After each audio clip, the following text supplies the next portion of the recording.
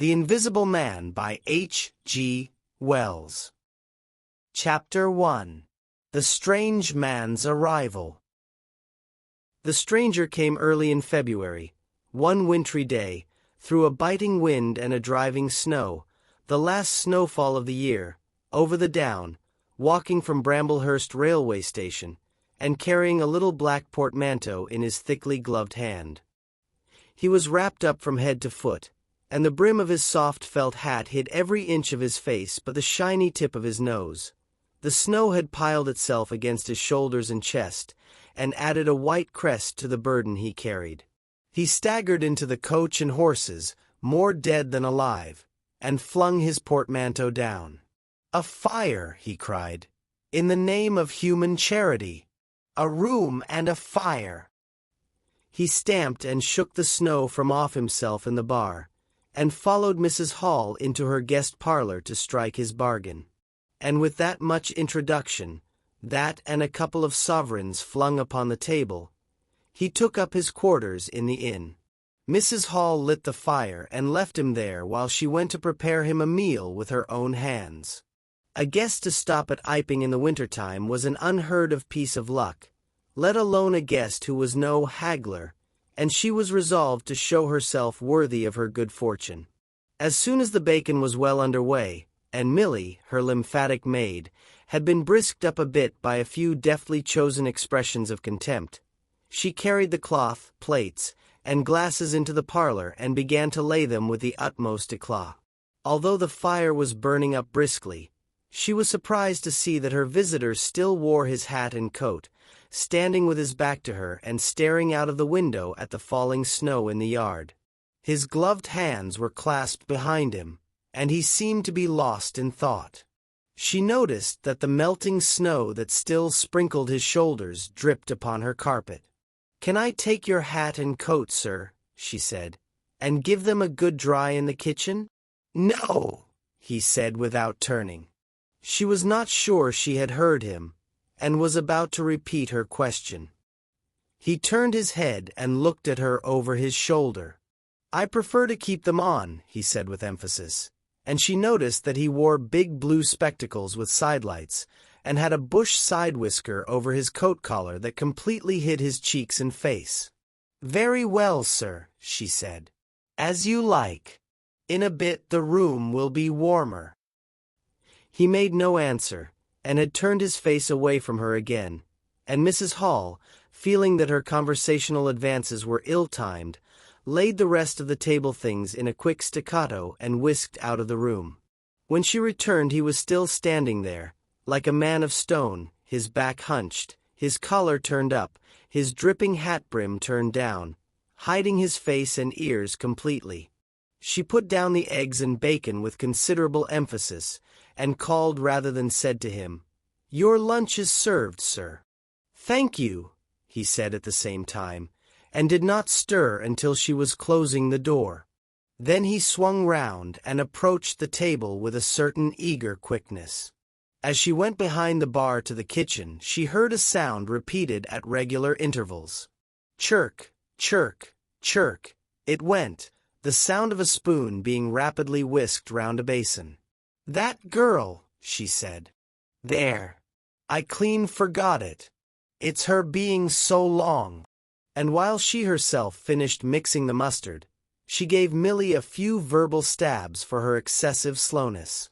She had cooked the ham and eggs, laid the table, and done everything, while Milly, help indeed, had only succeeded in delaying the mustard. And him a new guest and wanting to stay.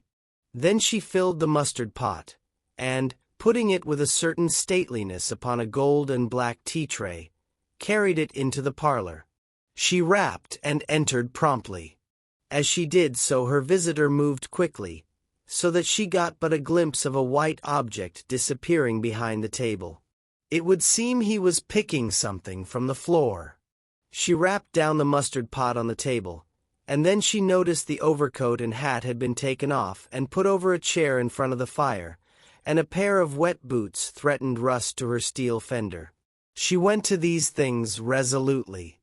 "I suppose I may have them to dry now," she said in a voice that brooked no denial. "Leave the hat," said her visitor, in a muffled voice, and turning she saw he had raised his head and was sitting and looking at her. For a moment she stood gaping at him, too surprised to speak. He held a white cloth, it was a serviette he had brought with him, over the lower part of his face, so that his mouth and jaws were completely hidden, and that was the reason of his muffled voice. But it was not that which startled Mrs. Hall. It was the fact that all his forehead above his blue glasses was covered by a white bandage, and that another covered his ears, leaving not a scrap of his face exposed excepting only his pink, peaked nose. It was bright, pink, and shiny just as it had been at first. He wore a dark brown velvet jacket with a high, black, linen-lined collar turned up about his neck. The thick black hair, escaping as it could below and between the crossed bandages, projected in curious tails and horns, giving him the strangest appearance conceivable. This muffled and bandaged head was so unlike what she had anticipated, that for a moment she was rigid. He did not remove the serviette, but remained holding it, as she saw now, with a brown gloved hand, and regarding her with his inscrutable blue glasses. "Leave the hat," he said, speaking very distinctly through the white cloth. Her nerves began to recover from the shock they had received. She placed the hat on the chair again by the fire. "I didn't know, sir," she began. "That," and she stopped embarrassed. "Thank you," he said drily, glancing from her to the door and then at her again. "I'll have them nicely dried, sir, at once," she said, and carried his clothes out of the room. She glanced at his white swathed head and blue goggles again as she was going out of the door, but his napkin was still in front of his face. She shivered a little as she closed the door behind her, and her face was eloquent of her surprise and perplexity. "I never," she whispered. "There!" She went quite softly to the kitchen, and was too preoccupied to ask Milly what she was messing about with now, when she got there. The visitor sat and listened to her retreating feet. He glanced inquiringly at the window before he removed his serviette, and resumed his meal. He took a mouthful, glanced suspiciously at the window, took another mouthful, then rose and, taking the serviette in his hand, walked across the room and pulled the blind down to the top of the white muslin that obscured the lower panes. This left the room in a twilight. This done, he returned with an easier air to the table and his meal. "The poor souls had an accident or an operation or something," said Mrs. Hall. "What a turn them bandages did give me, to be sure." She put on some more coal, unfolded the clothes horse, and extended the traveler's coat upon this. "And they goggles! Why, he looked more like a divin helmet than a human man." She hung his muffler on a corner of the horse, and holding that handkerchief over his mouth all the time, talkin' through it. Perhaps his mouth was hurt too. Maybe. She turned round, as one who suddenly remembers. "Bless my soul alive," she said, going off at a tangent. "Ain't you done them taters yet, Milly?" When Mrs. Hall went to clear away the stranger's lunch, her idea that his mouth must also have been cut or disfigured in the accident she supposed him to have suffered was confirmed, for he was smoking a pipe, and all the time that she was in the room he never loosened the silk muffler he had wrapped round the lower part of his face to put the mouthpiece to his lips. Yet it was not forgetfulness, for she saw he glanced at it as it smoldered out. He sat in the corner with his back to the window blind and spoke now, having eaten and drunk and being comfortably warmed through, with less aggressive brevity than before. The reflection of the fire lent a kind of red animation to his big spectacles they had lacked hitherto. "I have some luggage," he said, "at Bramblehurst Station," and he asked her how he could have it sent.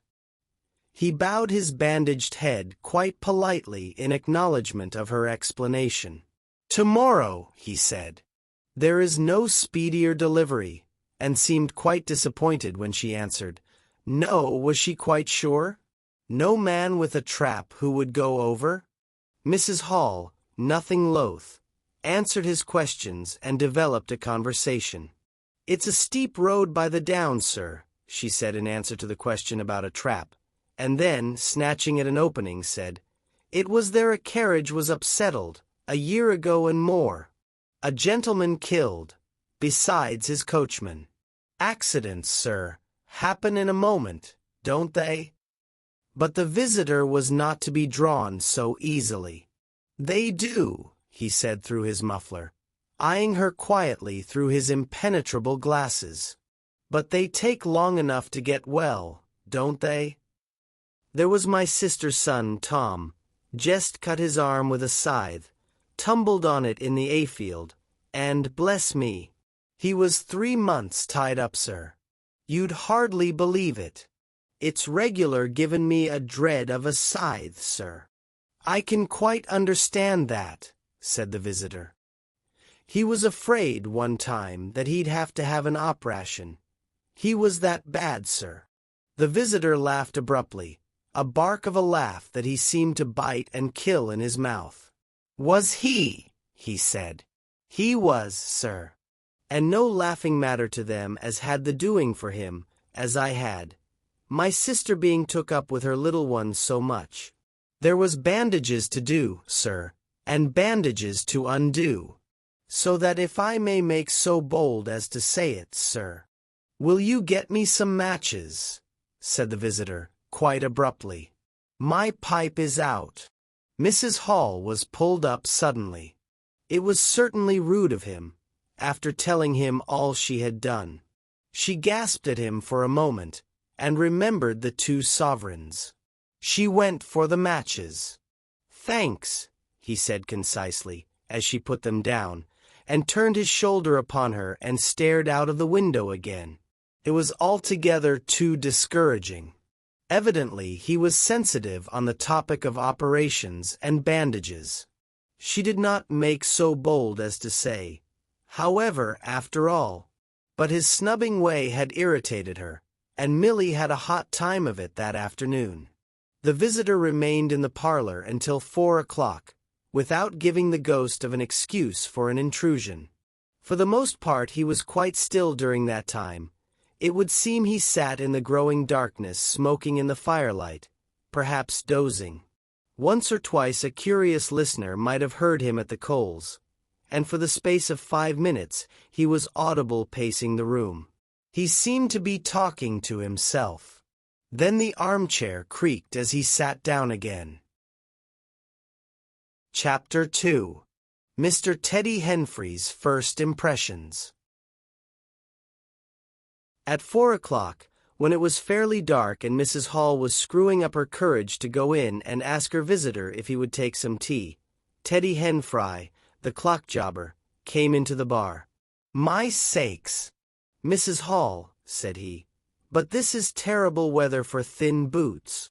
The snow outside was falling faster.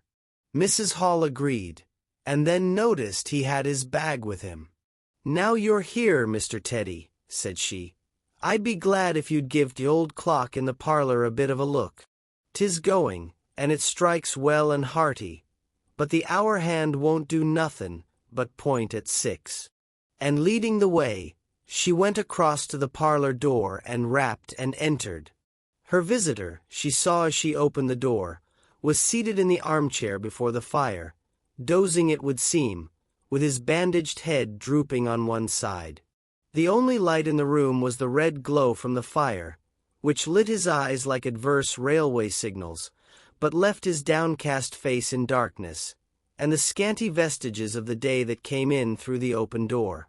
Everything was ruddy, shadowy, and indistinct to her, the more so since she had just been lighting the bar lamp, and her eyes were dazzled.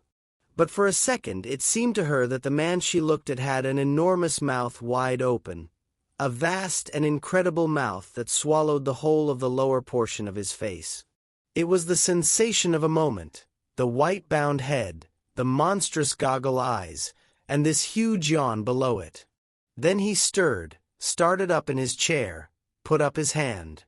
She opened the door wide, so that the room was lighter, and she saw him more clearly, with a muffler held up to his face just as she had seen him hold the serviette before.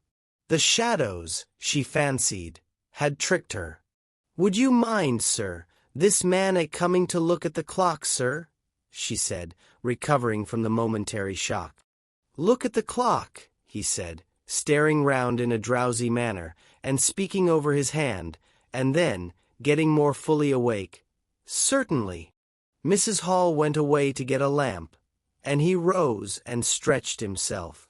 Then came the light, and Mr. Teddy Henfry, entering, was confronted by this bandaged person. He was, he says, taken aback. "Good afternoon," said the stranger, regarding him, as Mr. Henfry says, with a vivid sense of the dark spectacles. "Like a lobster." "I hope," said Mr. Henfry, "that it's no intrusion." "None whatever," said the stranger. "Though I understand," he said, turning to Mrs. Hall, "that this room is really to be mine for my own private use." "I thought, sir," said Mrs. Hall, "you'd prefer the clock." "Certainly," said the stranger. "Certainly, but, as a rule, I like to be alone and undisturbed. But I'm really glad to have the clock seen to," he said, seeing a certain hesitation in Mr. Henfry's manner. "Very glad." Mr. Henfry had intended to apologize and withdraw, but this anticipation reassured him. The stranger turned round with his back to the fireplace and put his hands behind his back. "And presently," he said, "when the clock mending is over, I think I should like to have some tea. But not till the clock mending is over." Mrs. Hall was about to leave the room. She made no conversational advances this time, because she did not want to be snubbed in front of Mr. Henfry, when her visitor asked her if she had made any arrangements about his boxes at Bramblehurst. She told him she had mentioned the matter to the postman, and that the carrier could bring them over on the morrow. "You are certain that is the earliest?" he said. She was certain, with a marked coldness. "I should explain," he added, "what I was really too cold and fatigued to do before, that I am an experimental investigator." "Indeed, sir," said Mrs. Hall, much impressed. "And my baggage contains apparatus and appliances." "Very useful things indeed they are, sir," said Mrs. Hall. "And I'm very naturally anxious to get on with my inquiries." "Of course, sir. My reason for coming to Iping," he proceeded with a certain deliberation of manner, "was a desire for solitude. I do not wish to be disturbed in my work. In addition to my work, an accident." "I thought as much," said Mrs. Hall to herself, "necessitates a certain retirement. My eyes are sometimes so weak and painful that I have to shut myself up in the dark for hours together. Lock myself up. Sometimes, now and then. Not at present, certainly. At such times the slightest disturbance, the entry of a stranger into the room, is a source of excruciating annoyance to me. It is well these things should be understood." "Certainly, sir," said Mrs. Hall. "And if I might make so bold as to ask—" "That, I think, is all," said the stranger, with that quietly irresistible air of finality he could assume at will. Mrs. Hall reserved her question and sympathy for a better occasion. After Mrs. Hall had left the room, he remained standing in front of the fire, glaring, so Mr. Henfry puts it, at the clock mending. Mr. Henfry not only took off the hands of the clock and the face, but extracted the works, and he tried to work in as slow and quiet and unassuming a manner as possible. He worked with the lamp close to him, and the green shade threw a brilliant light upon his hands and upon the frame and wheels, and left the rest of the room shadowy. When he looked up, colored patches swam in his eyes. Being constitutionally of a curious nature, he had removed the works, a quite unnecessary proceeding, with the idea of delaying his departure and perhaps falling into conversation with the stranger. But the stranger stood there, perfectly silent and still. So still, it got on Henfrey's nerves. He felt alone in the room and looked up, and there, gray and dim, was the bandaged head and huge blue lenses staring fixedly, with a mist of green spots drifting in front of them. It was so uncanny to Henfrey that for a minute they remained staring blankly at one another. Then Henfrey looked down again. Very uncomfortable position. One would like to say something. Should he remark that the weather was very cold for the time of year? He looked up as if to take aim with that introductory shot. "The weather," he began. "Why don't you finish and go?" said the rigid figure, evidently in a state of painfully suppressed rage. "All you've got to do is to fix the hour hand on its axle. You're simply humbugging." "Certainly, sir. 1 minute more." I overlooked, and Mr. Henfrey finished and went. But he went feeling excessively annoyed. "Damn it," said Mr. Henfrey to himself, trudging down the village through the thawing snow. "A man must do a clock at times, surely." And again, "Can't a man look at you? Ugly." And yet again, "Seemingly not. If the police was wanting you, you couldn't be more wropped and bandaged." At Gleason's Corner he saw Hall, who had recently married the stranger's hostess at the Coach and Horses, and who now drove the Iping conveyance, when occasional people required it, to Sidderbridge Junction, coming towards him on his return from that place. Hall had evidently been stopping a bit at Sidderbridge, to judge by his driving. "'Ow do, Teddy," he said, passing. "You got a rum on up home," said Teddy. Hall very sociably pulled up. "What's that?" he asked. "Rum-looking customer stopping at the Coach and Horses," said Teddy. "My sakes!" And he proceeded to give Hall a vivid description of his grotesque guest. "Looks a bit like a disguise, don't it?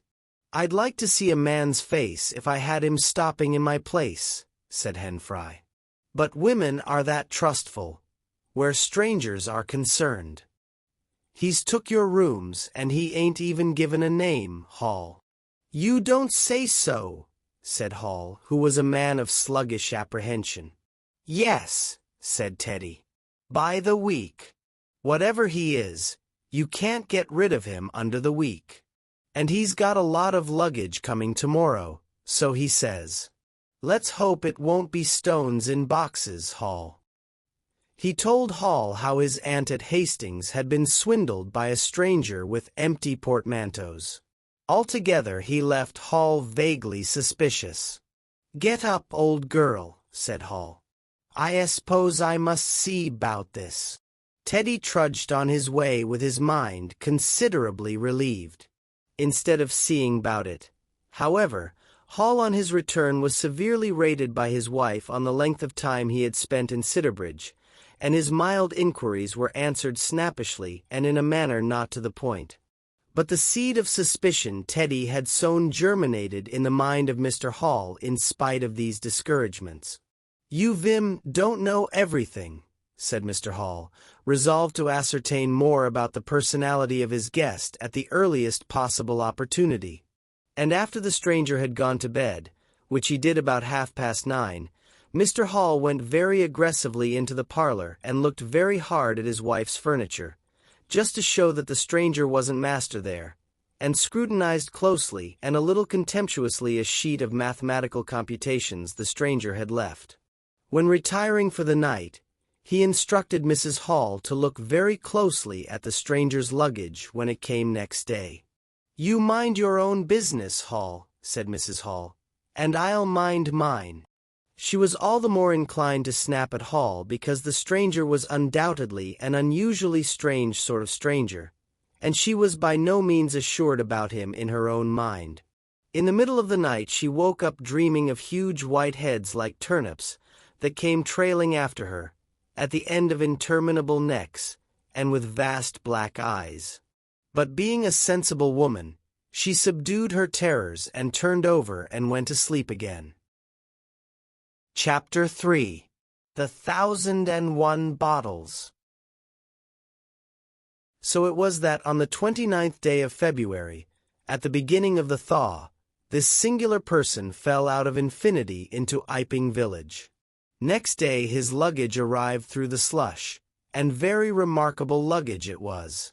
There were a couple of trunks indeed, such as a rational man might need, but in addition there were a box of books, big, fat books, of which some were just in an incomprehensible handwriting, and a dozen or more crates, boxes, and cases containing objects packed in straw, as it seemed to Hall, tugging with a casual curiosity at the straw, glass bottles. The stranger, muffled in hat, coat, gloves, and wrapper, came out impatiently to meet Fearenside's cart, while Hall was having a word or so of gossip preparatory to helping bring them in. Out he came, not noticing Fearenside's dog, who was sniffing in a dilettante spirit at Hall's legs. "Come along with those boxes," he said. "I've been waiting long enough."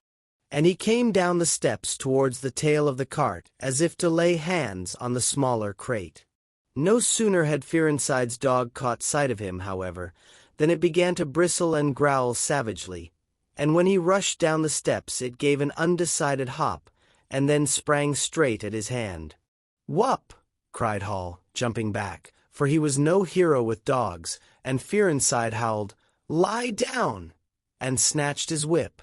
They saw the dog's teeth had slipped the hand, heard a kick, saw the dog execute a flanking jump and get home on the stranger's leg, and heard the rip of his trousering.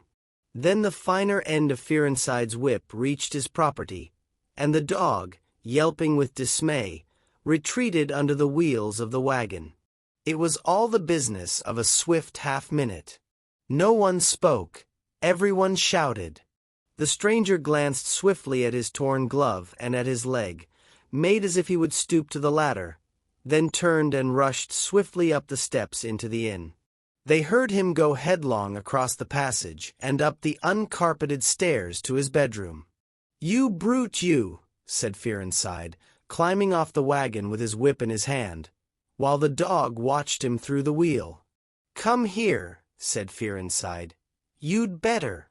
Hall had stood gaping. "He was bit," said Hall. "I'd better go and see to en," and he trotted after the stranger. He met Mrs. Hall in the passage. "Carrier's darg," he said, "bit en." He went straight upstairs, and the stranger's door being ajar, he pushed it open and was entering without any ceremony, being of a naturally sympathetic turn of mind. The blind was down and the room dim. He caught a glimpse of a most singular thing, what seemed a handless arm waving towards him, and a face of three huge indeterminate spots on white, very like the face of a pale pansy. Then he was struck violently in the chest, hurled back, and the door slammed in his face and locked. It was so rapid that it gave him no time to observe. A waving of indecipherable shapes, a blow, and a concussion. There he stood on the dark little landing, wondering what it might be that he had seen. A couple of minutes after, he rejoined the little group that had formed outside the coach and horses. There was Fearenside telling about it all over again for the second time. There was Mrs. Hall saying his dog didn't have no business to bite her guests. There was Huckster, the general dealer from over the road, interrogative, and Sandy Wodgers from the Forge, judicial, besides women and children, all of them saying fatuities. "Wouldn't let en bite me, I knows. Tasn't right have such dargs. What a bine for, then?" And so forth. Mr. Hall, staring at them from the steps and listening, found it incredible that he had seen anything so very remarkable happen upstairs. Besides, his vocabulary was altogether too limited to express his impressions. "He don't want no help, he says," he said in answer to his wife's inquiry. "We'd better be a takin of his luggage in." "He ought to have it cauterized at once," said Mr. Huckster, "especially if it's at all inflamed." "I'd shoot en, that's what I'd do," said a lady in the group. Suddenly the dog began growling again. "Come along," cried an angry voice in the doorway, and there stood the muffled stranger with his collar turned up, and his hat brim bent down. "The sooner you get those things in the better, I'll be pleased." It is stated by an anonymous bystander that his trousers and gloves had been changed. "Was you hurt, sir?" said Fearinside. "I'm rare sorry the darg." "Not a bit," said the stranger. "Never broke the skin. Hurry up with those things." He then swore to himself, so Mr. Hall asserts. Directly the first crate was, in accordance with his directions, carried into the parlor, the stranger flung himself upon it with extraordinary eagerness, and began to unpack it, scattering the straw with an utter disregard of Mrs. Hall's carpet. And from it he began to produce bottles, little fat bottles containing powders, small and slender bottles containing colored and white fluids, fluted blue bottles labeled poison, bottles with round bodies and slender necks, large green glass bottles, large white glass bottles, bottles with glass stoppers and frosted labels, bottles with fine corks, bottles with bungs, bottles with wooden caps, wine bottles, salad oil bottles, putting them in rows on the chiffonier, on the mantel, on the table, under the window, round the floor, on the bookshelf, everywhere. The chemist's shop in Bramblehurst could not boast half so many. Quite a sight it was. Crate after crate yielded bottles, until all 6 were empty and the table high with straw. The only things that came out of these crates besides the bottles were a number of test tubes and a carefully packed balance. And directly the crates were unpacked, the stranger went to the window and set to work, not troubling in the least about the litter of straw, the fire which had gone out, the box of books outside, nor for the trunks and other luggage that had gone upstairs.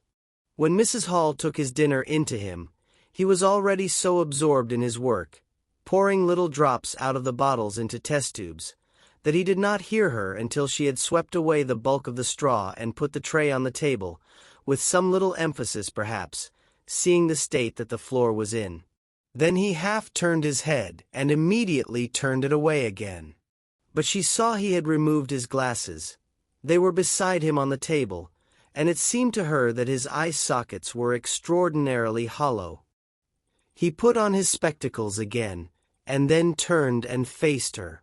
She was about to complain of the straw on the floor when he anticipated her. "I wish you wouldn't come in without knocking," he said in the tone of abnormal exasperation that seemed so characteristic of him. "I knocked, but seemingly. Perhaps you did. But in my investigations, my really very urgent and necessary investigations, the slightest disturbance, the jar of a door, I must ask you." "Certainly, sir. You can turn the lock if you're like that, you know, any time." "A very good idea," said the stranger. "This strayer, sir, if I might make so bold as to remark." "Don't. If the straw makes trouble, put it down in the bill." And he mumbled at her, words suspiciously like curses. He was so odd, standing there, so aggressive and explosive, bottle in one hand and test tube in the other, that Mrs. Hall was quite alarmed. But she was a resolute woman. "In which case, I should like to know, sir, what you consider." "A shilling. Put down a shilling." "Surely a shilling's enough." "So be it," said Mrs. Hall, taking up the tablecloth and beginning to spread it over the table. "If you're satisfied, of course." He turned and sat down, with his coat collar toward her. All the afternoon he worked with the door locked and, as Mrs. Hall testifies, for the most part in silence. But once there was a concussion and a sound of bottles ringing together as though the table had been hit, and the smash of a bottle flung violently down, and then a rapid pacing athwart the room. Fearing something was the matter, she went to the door and listened, not caring to knock. "I can't go on," he was raving. "I can't go on. 300,000. 400,000. The huge multitude. Cheated. All my life it may take me. Patience. Patience indeed. Fool! Fool! There was a noise of hobnails on the bricks in the bar, and Mrs. Hall had very reluctantly to leave the rest of his soliloquy. When she returned, the room was silent again, save for the faint crepitation of his chair and the occasional clink of a bottle. It was all over. The stranger had resumed work. When she took in his tea, she saw broken glass in the corner of the room under the concave mirror, and a golden stain that had been carelessly wiped. She called attention to it. "Put it down in the bill," snapped her visitor. "For God's sake, don't worry me. If there's damage done, put it down in the bill," and he went on ticking a list in the exercise book before him. "I'll tell you something," said Fearenside mysteriously. It was late in the afternoon, and they were in the little beer shop of Iping Hanger. "Well," said Teddy Henfry, "this chap you're speaking of, what my dog bit. Well, he's black. Leastways, his legs are. I seed through the tear of his trousers and the tear of his glove. You'd have expected a sort of pinky to show, wouldn't you? Well, there wasn't none. Just blackness. I tell you, he's as black as my hat." "My sakes," said Henfry. "It's a rummy case altogether. Why, his nose is as pink as paint." "That's true," said Fearenside. "I knows that. And I tell 'ee what I'm thinking. That marn's a piebald, Teddy. Black here and white there, in patches. And he's ashamed of it. He's a kind of half-breed, and the colors come off patchy instead of mixing. I've heard of such things before. And it's the common way with horses, as anyone can see." Chapter 4. Mr. Cuss Interviews the Stranger. I have told the circumstances of the stranger's arrival in Iping with a certain fullness of detail, in order that the curious impression he created may be understood by the reader. But excepting two odd incidents, the circumstances of his stay until the extraordinary day of the club festival may be passed over very cursorily. There were a number of skirmishes with Mrs. Hall on matters of domestic discipline, but in every case until late April, when the first signs of penury began, he overrode her by the easy expedient of an extra payment. Hall did not like him, and whenever he dared he talked of the advisability of getting rid of him, but he showed his dislike chiefly by concealing it ostentatiously and avoiding his visitor as much as possible. "Wait till the summer," said Mrs. Hall sagely, "when the artistes are beginning to come. Then we'll see. He may be a bit overbearing, but bills settled punctual is bills settled punctual, whatever you'd like to say." The stranger did not go to church, and indeed made no difference between Sunday and the irreligious days, even in costume. He worked, as Mrs. Hall thought, very fitfully. Some days he would come down early and be continuously busy. On others he would rise late, pace his room, fretting audibly for hours together, smoke, sleep in the armchair by the fire. Communication with the world beyond the village he had none. His temper continued very uncertain. For the most part his manner was that of a man suffering under almost unendurable provocation, and once or twice things were snapped, torn, crushed, or broken in spasmodic gusts of violence. He seemed under a chronic irritation of the greatest intensity. His habit of talking to himself in a low voice grew steadily upon him, but though Mrs. Hall listened conscientiously, she could make neither head nor tail of what she heard. He rarely went abroad by daylight, but at twilight he would go out muffled up invisibly, whether the weather were cold or not, and he chose the loneliest paths and those most overshadowed by trees and banks. His goggling spectacles and ghastly bandaged face under the penthouse of his hat came with a disagreeable suddenness out of the darkness upon one or two home-going laborers, and Teddy Henfry, tumbling out of the scarlet coat, one night at 9:30, was scared shamefully by the stranger's skull-like head. He was walking hat in hand, lit by the sudden light of the opened-in door. Such children as saw him at nightfall dreamt of bogies, and it seemed doubtful whether he disliked boys more than they disliked him, or the reverse, but there was certainly a vivid enough dislike on either side. It was inevitable that a person of so remarkable an appearance and bearing should form a frequent topic in such a village as Iping. Opinion was greatly divided about his occupation. Mrs. Hall was sensitive on the point. When questioned, she explained very carefully that he was an experimental investigator, going gingerly over the syllables as one who dreads pitfalls. When asked what an experimental investigator was, she would say with a touch of superiority that most educated people knew such things as that, and would thus explain that he discovered things. Her visitor had had an accident, she said, which temporarily discolored his face and hands, and being of a sensitive disposition, he was averse to any public notice of the fact. Out of her hearing there was a view largely entertained that he was a criminal trying to escape from justice by wrapping himself up so as to conceal himself altogether from the eye of the police. This idea sprang from the brain of Mr. Teddy Henfry. No crime of any magnitude dating from the middle or end of February was known to have occurred. Elaborated in the imagination of Mr. Gould, the probationary assistant in the National School, this theory took the form that the stranger was an anarchist in disguise, preparing explosives, and he resolved to undertake such detective operations as his time permitted. These consisted for the most part in looking very hard at the stranger whenever they met, or in asking people who had never seen the stranger leading questions about him. But he detected nothing.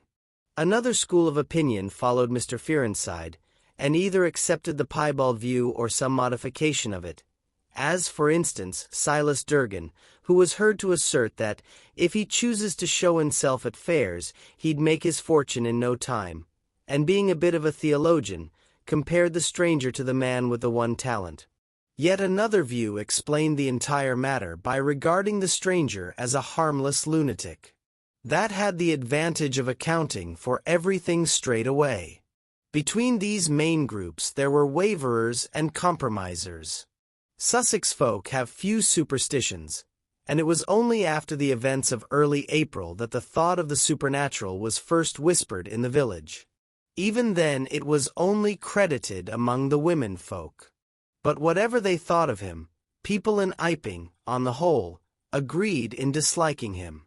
His irritability, though it might have been comprehensible to an urban brainworker, was an amazing thing to these quiet Sussex villagers. The frantic gesticulations they surprised now and then, the headlong pace after nightfall that swept him upon them round quiet corners, the inhuman bludgeoning of all tentative advances of curiosity, the taste for twilight that led to the closing of doors, the pulling down of blinds, the extinction of candles and lamps. Who could agree with such goings-on?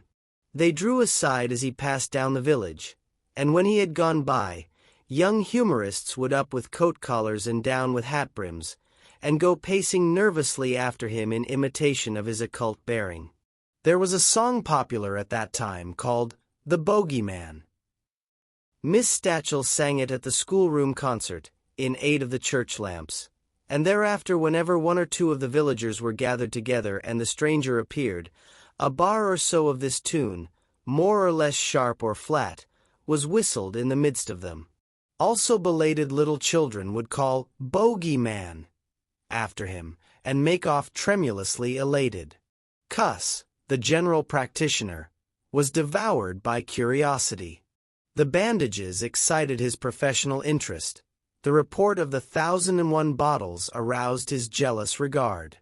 All through April and May he coveted an opportunity of talking to the stranger, and at last, towards Whitsuntide, he could stand it no longer, but hit upon the subscription list for a village nurse as an excuse. He was surprised to find that Mr. Hall did not know his guest's name. "He give a name," said Mrs. Hall, an assertion which was quite unfounded, "but I didn't rightly hear it." She thought it seemed so silly not to know the man's name.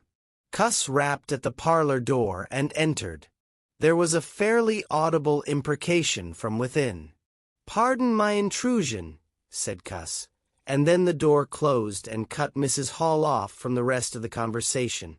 She could hear the murmur of voices for the next 10 minutes, then a cry of surprise, a stirring of feet, a chair flung aside, a bark of laughter, quick steps to the door, and Cuss appeared, his face white, his eyes staring over his shoulder. He left the door open behind him, and without looking at her strode across the hall and went down the steps, and she heard his feet hurrying along the road. He carried his hat in his hand. She stood behind the door, looking at the open door of the parlor. Then she heard the stranger laughing quietly, and then his footsteps came across the room. She could not see his face where she stood. The parlor door slammed, and the place was silent again. Cuss went straight up the village to Bunting the vicar. "Am I mad?" Cuss began abruptly, as he entered the shabby little study. "Do I look like an insane person?" "What's happened?" said the vicar, putting the ammonite on the loose sheets of his forthcoming sermon. "That chap at the inn." "Well, give me something to drink," said Cuss, and he sat down. When his nerves had been steadied by a glass of cheap sherry, the only drink the good vicar had available, he told him of the interview he had just had. "Went in," he gasped, "and began to demand a subscription for that nurse fund. He'd stuck his hands in his pockets as I came in, and he sat down lumpily in his chair. Sniffed. I told him I'd heard he took an interest in scientific things. He said yes. Sniffed again. Kept on sniffing all the time. Evidently recently caught an infernal cold. No wonder, wrapped up like that. I developed the nurse idea, and all the while kept my eyes open. Bottles. Chemicals. Everywhere. Balance, test tubes and stands, and a smell of evening primrose. Would he subscribe? Said he'd consider it. Asked him, point blank, was he researching? Said he was. A long research. Got quite cross. A damnable long research, said he, blowing the cork out, so to speak. Oh, said I. And out came the grievance. The man was just on the boil, and my question boiled him over. He had been given a prescription, most valuable prescription. What for he wouldn't say. Was it medical? Damn you! What are you fishing after? I apologized. Dignified sniff and cough. He resumed. He'd read it. 5 ingredients. Put it down, turned his head. Draft of air from window lifted the paper. Swish. Rustle. He was working in a room with an open fireplace, he said. Saw a flicker, and there was the prescription burning and lifting chimney-ward. Rushed towards it just as it whisked up the chimney. So, just at that point, to illustrate his story, out came his arm. Well, no hand, just an empty sleeve. Lord, I thought, that's a deformity. Got a cork arm, I suppose, and has taken it off. Then, I thought, there's something odd in that. What the devil keeps that sleeve up and open, if there's nothing in it? There was nothing in it, I tell you. Nothing down it, right down to the joint. I could see right down it to the elbow, and there was a glimmer of light shining through a tear of the cloth. Good God! I said. Then he stopped, stared at me with those black goggles of his, and then at his sleeve. Well, that's all. He never said a word, just glared, and put his sleeve back in his pocket quickly. I was saying, said he, that there was the prescription burning, wasn't I? Interrogative cough. How the devil, said I, can you move an empty sleeve like that? Empty sleeve. Yes, said I, an empty sleeve. It's an empty sleeve, is it? You saw it was an empty sleeve. He stood up right away. I stood up too. He came towards me in 3 very slow steps, and stood quite close. Sniffed venomously. I didn't flinch, though I'm hanged if that bandaged knob of his, and those blinkers, aren't enough to unnerve anyone, coming quietly up to you. You said it was an empty sleeve, he said. Certainly, I said. At staring and saying nothing, a bare-faced man, unspectacled, starts scratch. Then very quietly, he pulled his sleeve out of his pocket again, and raised his arm towards me as though he would show it to me again. He did it very, very slowly. I looked at it. Seemed an age. Well, said I, clearing my throat, there's nothing in it.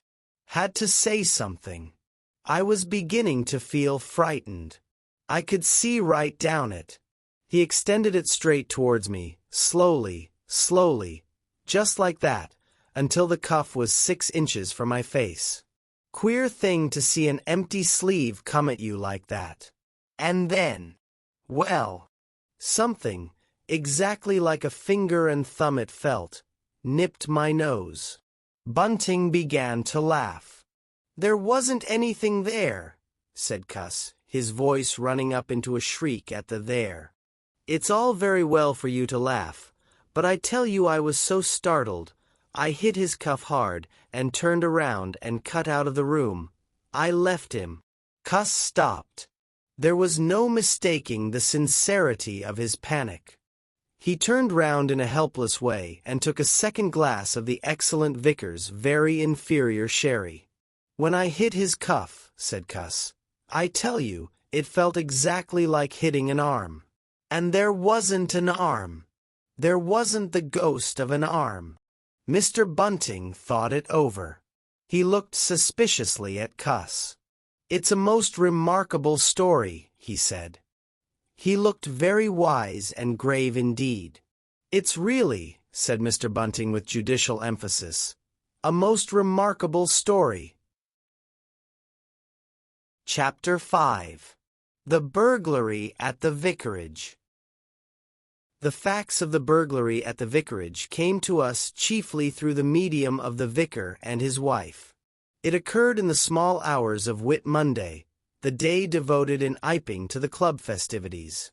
Mrs. Bunting, it seems, woke up suddenly in the stillness that comes before the dawn, with a strong impression that the door of their bedroom had opened and closed. She did not arouse her husband at first, but sat up in bed listening. She then distinctly heard the pad, pad, pad of bare feet coming out of the adjoining dressing room and walking along the passage towards the staircase. As soon as she felt assured of this, she aroused the Reverend Mr. Bunting as quietly as possible. He did not strike a light, but putting on his spectacles, her dressing gown and his bath slippers, he went out on the landing to listen. He heard quite distinctly a fumbling going on at his study desk downstairs, and then a violent sneeze.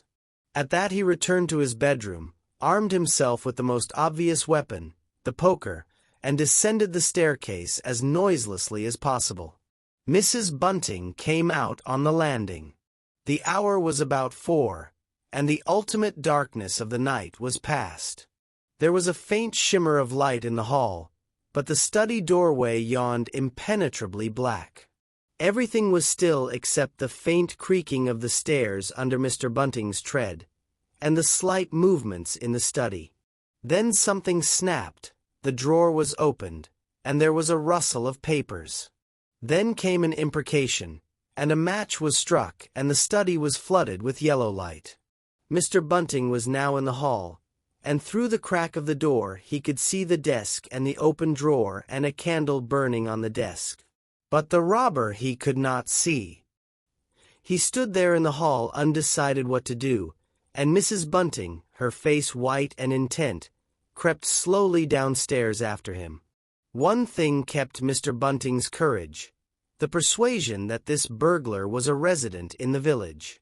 They heard the chink of money, and realized that the robber had found the housekeeping reserve of gold, £2.10 in half sovereigns altogether. At that sound Mr. Bunting was nerved to abrupt action.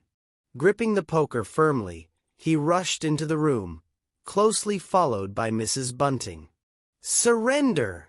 cried Mr. Bunting fiercely, and then stooped amazed. Apparently the room was perfectly empty. Yet their conviction that they had, that very moment, heard somebody moving in the room had amounted to a certainty. For half a minute, perhaps, they stood gaping. Then Mrs. Bunting went across the room and looked behind the screen, while Mr. Bunting, by a kindred impulse, peered under the desk. Then Mrs. Bunting turned back the window curtains, and Mr. Bunting looked up the chimney and probed it with the poker. Then Mrs. Bunting scrutinized the waste paper basket, and Mr. Bunting opened the lid of the coal scuttle. Then they came to a stop and stood with eyes interrogating each other. "I could have sworn," said Mr. Bunting. "The candle," said Mr. Bunting. "Who lit the candle?" "The drawer," said Mrs. Bunting. "And the money's gone." She went hastily to the doorway. Of all the strange occurrences! There was a violent sneeze in the passage. They rushed out, and as they did so the kitchen door slammed. "Bring the candle," said Mr. Bunting, and led the way. They both heard a sound of bolts being hastily shot back. As he opened the kitchen door, he saw through the scullery that the back door was just opening, and the faint light of early dawn displayed the dark masses of the garden beyond. He is certain that nothing went out of the door. It opened, stood open for a moment, and then closed with a slam. As it did so, the candle Mrs. Bunting was carrying from the study flickered and flared. It was a minute or more before they entered the kitchen. The place was empty. They refastened the back door, examined the kitchen, pantry, and scullery thoroughly, and at last went down into the cellar. There was not a soul to be found in the house, search as they would. Daylight found the vicar and his wife, a quaintly costumed little couple, still marveling about on their own ground floor by the unnecessary light of a guttering candle. Chapter 6. The Furniture That Went Mad. Now it happened that in the early hours of Whit Monday, before Milly was hunted out for the day, Mr. Hall and Mrs. Hall both rose and went noiselessly down into the cellar.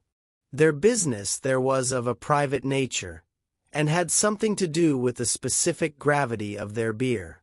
They had hardly entered the cellar when Mrs. Hall found she had forgotten to bring down a bottle of sarsaparilla from their joint room. As she was the expert and principal operator in this affair, Hall very properly went upstairs for it. On the landing, he was surprised to see that the stranger's door was ajar. He went on into his own room and found the bottle as he had been directed. But returning with the bottle, he noticed that the bolts of the front door had been shot back, that the door was in fact simply on the latch. And with a flash of inspiration, he connected this with the stranger's room upstairs and the suggestions of Mr. Teddy Henfry. He distinctly remembered holding the candle while Mrs. Hall shot these bolts overnight. At the sight he stopped, gaping, then with the bottle still in his hand went upstairs again. He rapped at the stranger's door. There was no answer. He rapped again, then pushed the door wide open and entered. It was as he expected. The bed, the room also, was empty. And what was stranger, even to his heavy intelligence, on the bedroom chair and along the rail of the bed were scattered the garments, the only garments so far as he knew, and the bandages of their guest. His big slouch hat even was cocked jauntily over the bedpost. As Hall stood there, he heard his wife's voice coming out of the depth of the cellar, with that rapid telescoping of the syllables and interrogative cocking up of the final words to a high note, by which the West Sussex villager is wont to indicate a brisk impatience. "George, you gart wad a wand." At that he turned and hurried down to her. "Janny," he said, over the rail of the cellar steps, "'tis the truth what Henfry says. "'E's not in UZ room, 'e ain't. And the front door's unbolted." At first Mrs. Hall did not understand, and as soon as she did, she resolved to see the empty room for herself. Hall, still holding the bottle, went first. "If 'e ain't there," he said, "is close are. And what's 'e doin' ithout is close, then? 'Tas a most curious business." As they came up the cellar steps they both, it was afterwards ascertained, fancied they heard the front door open and shut, but seeing it closed and nothing there, neither said a word to the other about it at the time. Mrs. Hall passed her husband in the passage and ran on first upstairs. Someone sneezed on the staircase. Hall, following 6 steps behind, thought that he heard her sneeze. She, going on first, was under the impression that Hall was sneezing. She flung open the door and stood regarding the room. "Of all the curious," she said. She heard a sniff close behind her head as it seemed, and turning, was surprised to see Hall a dozen feet off on the topmost stair. But in another moment he was beside her. She bent forward and put her hand on the pillow and then under the clothes. "Cold," she said. "He's been up this hour or more." As she did so, a most extraordinary thing happened. The bedclothes gathered themselves together, leapt up suddenly into a sort of peak, and then jumped headlong over the bottom rail. It was exactly as if a hand had clutched them in the center and flung them aside. Immediately after, the stranger's hat hopped off the bedpost, described a whirling flight in the air through the better part of a circle, and then dashed straight at Mrs. Hall's face. Then as swiftly came the sponge from the washstand, and then the chair, flinging the stranger's coat and trousers carelessly aside, and laughing drilly in a voice singularly like the stranger's, turned itself up with its 4 legs at Mrs. Hall, seemed to take aim at her for a moment, and charged at her. She screamed and turned, and then the chair legs came gently but firmly against her back and impelled her and Hall out of the room. The door slammed violently and was locked. The chair and bed seemed to be executing a dance of triumph for a moment, and then abruptly everything was still. Mrs. Hall was left almost in a fainting condition in Mr. Hall's arms on the landing. It was with the greatest difficulty that Mr. Hall and Milly, who had been roused by her scream of alarm, succeeded in getting her downstairs, and applying the restoratives customary in such cases. "'Tas sperrits," said Mrs. Hall. "I know 'tas sperrits. I've read in papers of tables and chairs leaping and dancing." "Take a drop more, Jenny," said Hall. "'Twill steady ye." "Lock him out," said Mrs. Hall. "Don't let him come in again. I half guessed. I might ha' known. With them goggling eyes and bandaged head, and never going to church of a Sunday. And all they bottles. More'n it's right for anyone to have. He's put the sperrits into the furniture. My good old furniture. 'Twas in that very chair my poor dear mother used to sit when I was a little girl. To think it should rise up against me now." "Just a drop more, Jenny," said Hall. "Your nerves is all upset." They sent Milly across the street through the golden 5 o'clock sunshine to rouse up Mr. Sandy Wodgers, the blacksmith. Mr. Hall's compliments, and the furniture upstairs was behaving most extraordinary. Would Mr. Wodgers come round? He was a knowing man, was Mr. Wodgers, and very resourceful. He took quite a grave view of the case. "Armed if that ain't witchcraft," was the view of Mr. Sandy Wodgers. "You warn't horseshoes for such gentry as he." He came round greatly concerned. They wanted him to lead the way upstairs to the room, but he didn't seem to be in any hurry. He preferred to talk in the passage. Over the way Huckster's apprentice came out and began taking down the shutters of the tobacco window. He was called over to join the discussion. Mr. Huckster naturally followed over in the course of a few minutes. The Anglo-Saxon genius for parliamentary government asserted itself. There was a great deal of talk and no decisive action. "Let's have the facts first," insisted Mr. Sandy Wodgers. "Let's be sure we be acting perfectly right in bustin', that there door open. A door on bust is always open to bustin', but ye can't on-bust a door once you've busted in." And suddenly and most wonderfully the door of the room upstairs opened of its own accord, and as they looked up in amazement, they saw descending the stairs the muffled figure of the stranger staring more blackly and blankly than ever with those unreasonably large blue glass eyes of his. He came down stiffly and slowly, staring all the time. He walked across the passage staring, then stopped. "Look there," he said, and their eyes followed the direction of his gloved finger, and saw a bottle of sarsaparilla hard by the cellar door. Then he entered the parlor, and suddenly, swiftly, viciously, slammed the door in their faces. Not a word was spoken until the last echoes of the slam had died away. They stared at one another. "Well, if that don't lick everything," said Mr. Wodgers, and left the alternative unsaid. "I'd go in and ask and 'bout it," said Wodgers to Mr. Hall. "I demand an explanation." It took some time to bring the landlady's husband up to that pitch. At last he rapped, opened the door, and got as far as, "Excuse me." "Go to the devil," said the stranger in a tremendous voice, "and shut that door after you." So that brief interview terminated. Chapter 7. The Unveiling of the Stranger. The stranger went into the little parlor of the Coach and Horses about 5:30 in the morning, and there he remained until near midday, the blinds down, the door shut, and none, after Hall's repulse, venturing near him. All that time he must have fasted. Thrice he rang his bell, the third time furiously and continuously, but no one answered him. "Him and his go to the devil indeed," said Mrs. Hall. Presently came an imperfect rumor of the burglary at the vicarage, and two were put together. Hall, assisted by Wodgers, went off to find Mr. Shuckleforth, the magistrate, and take his advice. No one ventured upstairs. How the stranger occupied himself is unknown.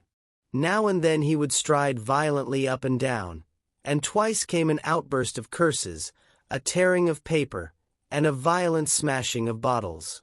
The little group of scared but curious people increased. Mrs. Huxter came over. Some gay young fellows resplendent in black ready-made jackets and peak paper ties, for it was Whit Monday, joined the group with confused interrogations. Young Archie Harker distinguished himself by going up the yard and trying to peep under the window blinds. He could see nothing, but gave reason for supposing that he did, and others of the Iping youth presently joined him. It was the finest of all possible Whit Mondays, and down the village street stood a row of nearly a dozen booths, a shooting gallery, and on the grass by the forge were 3 yellow and chocolate wagons and some picturesque strangers of both sexes putting up a coconut shy. The gentlemen wore blue jerseys, the ladies white aprons and quite fashionable hats with heavy plumes. Wodger, of the Purple Fawn, and Mr. Jaggers, the cobbler, who also sold old second-hand ordinary bicycles, were stretching a string of Union Jacks and Royal Ensigns, which had originally celebrated the first Victorian Jubilee, across the road. And inside, in the artificial darkness of the parlor, into which only one thin jet of sunlight penetrated, the stranger, hungry we must suppose, and fearful, hidden in his uncomfortable hot wrappings, poured through his dark glasses upon his paper or chinked his dirty little bottles, and occasionally swore savagely at the boys, audible if invisible, outside the windows. In the corner by the fireplace lay the fragments of half a dozen smashed bottles, and a pungent twang of chlorine tainted the air. So much we know from what was heard at the time and from what was subsequently seen in the room. About noon he suddenly opened his parlor door and stood glaring fixedly at the 3 or 4 people in the bar. "Mrs. Hall," he said. Somebody went sheepishly and called for Mrs. Hall. Mrs. Hall appeared after an interval, a little short of breath, but all the fiercer for that. Hall was still out. She had deliberated over this scene, and she came holding a little tray with an unsettled bill upon it. "Is it your bill you're wanting, sir?" she said. "Why wasn't my breakfast laid? Why haven't you prepared my meals and answered my bell? Do you think I live without eating? Why isn't my bill paid?" said Mrs. Hall. "That's what I want to know. I told you 3 days ago I was awaiting a remittance. I told you 2 days ago I wasn't going to await no remittances. You can't grumble if your breakfast waits a bit, if my bill's been waiting these 5 days, can you?" The stranger swore briefly but vividly. "NRR," from the bar. "And I'd thank you kindly, sir, if you'd keep your swearing to yourself, sir," said Mrs. Hall. The stranger stood looking more like an angry diving helmet than ever. It was universally felt in the bar that Mrs. Hall had the better of him. His next words showed as much. "Look here, my good woman," he began. "Don't good woman me," said Mrs. Hall. "I've told you my remittance hasn't come." "Remittance indeed," said Mrs. Hall. "Still, I dare say in my pocket. You told me 3 days ago that you hadn't anything but a sovereign's worth of silver upon you. Well, I've found some more. Ullo, from the bar." "I wonder where you found it," said Mrs. Hall. That seemed to annoy the stranger very much. He stamped his foot. "What do you mean?" he said. "That I wonder where you found it," said Mrs. Hall. "And before I take any bills or get any breakfasts, or do any such things whatsoever, you got to tell me 1 or 2 things I don't understand, and what nobody don't understand, and what everybody is very anxious to understand. I want to know what you been doing my chair upstairs, and I want to know how 'tis your room was empty, and how you got in again. Them as stops in this house comes in by the doors. That's the rule of the house, and that you didn't do. And what I want to know is how you did come in. And I want to know." Suddenly the stranger raised his gloved hands clenched, stamped his foot, and said, "Stop!" with such extraordinary violence that he silenced her instantly. "You don't understand," he said, "who I am or what I am. I'll show you. By heaven, I'll show you." Then he put his open palm over his face and withdrew it. The center of his face became a black cavity. "Here," he said. He stepped forward and handed Mrs. Hall something which she, staring at his metamorphosed face, accepted automatically. Then, when she saw what it was, she screamed loudly, dropped it, and staggered back. The nose. It was the stranger's nose. Pink and shining, rolled on the floor. Then he removed his spectacles, and everyone in the bar gasped. He took off his hat, and with a violent gesture tore at his whiskers and bandages. For a moment they resisted him. A flash of horrible anticipation passed through the bar. "Oh, my guard," said someone. Then off they came. It was worse than anything.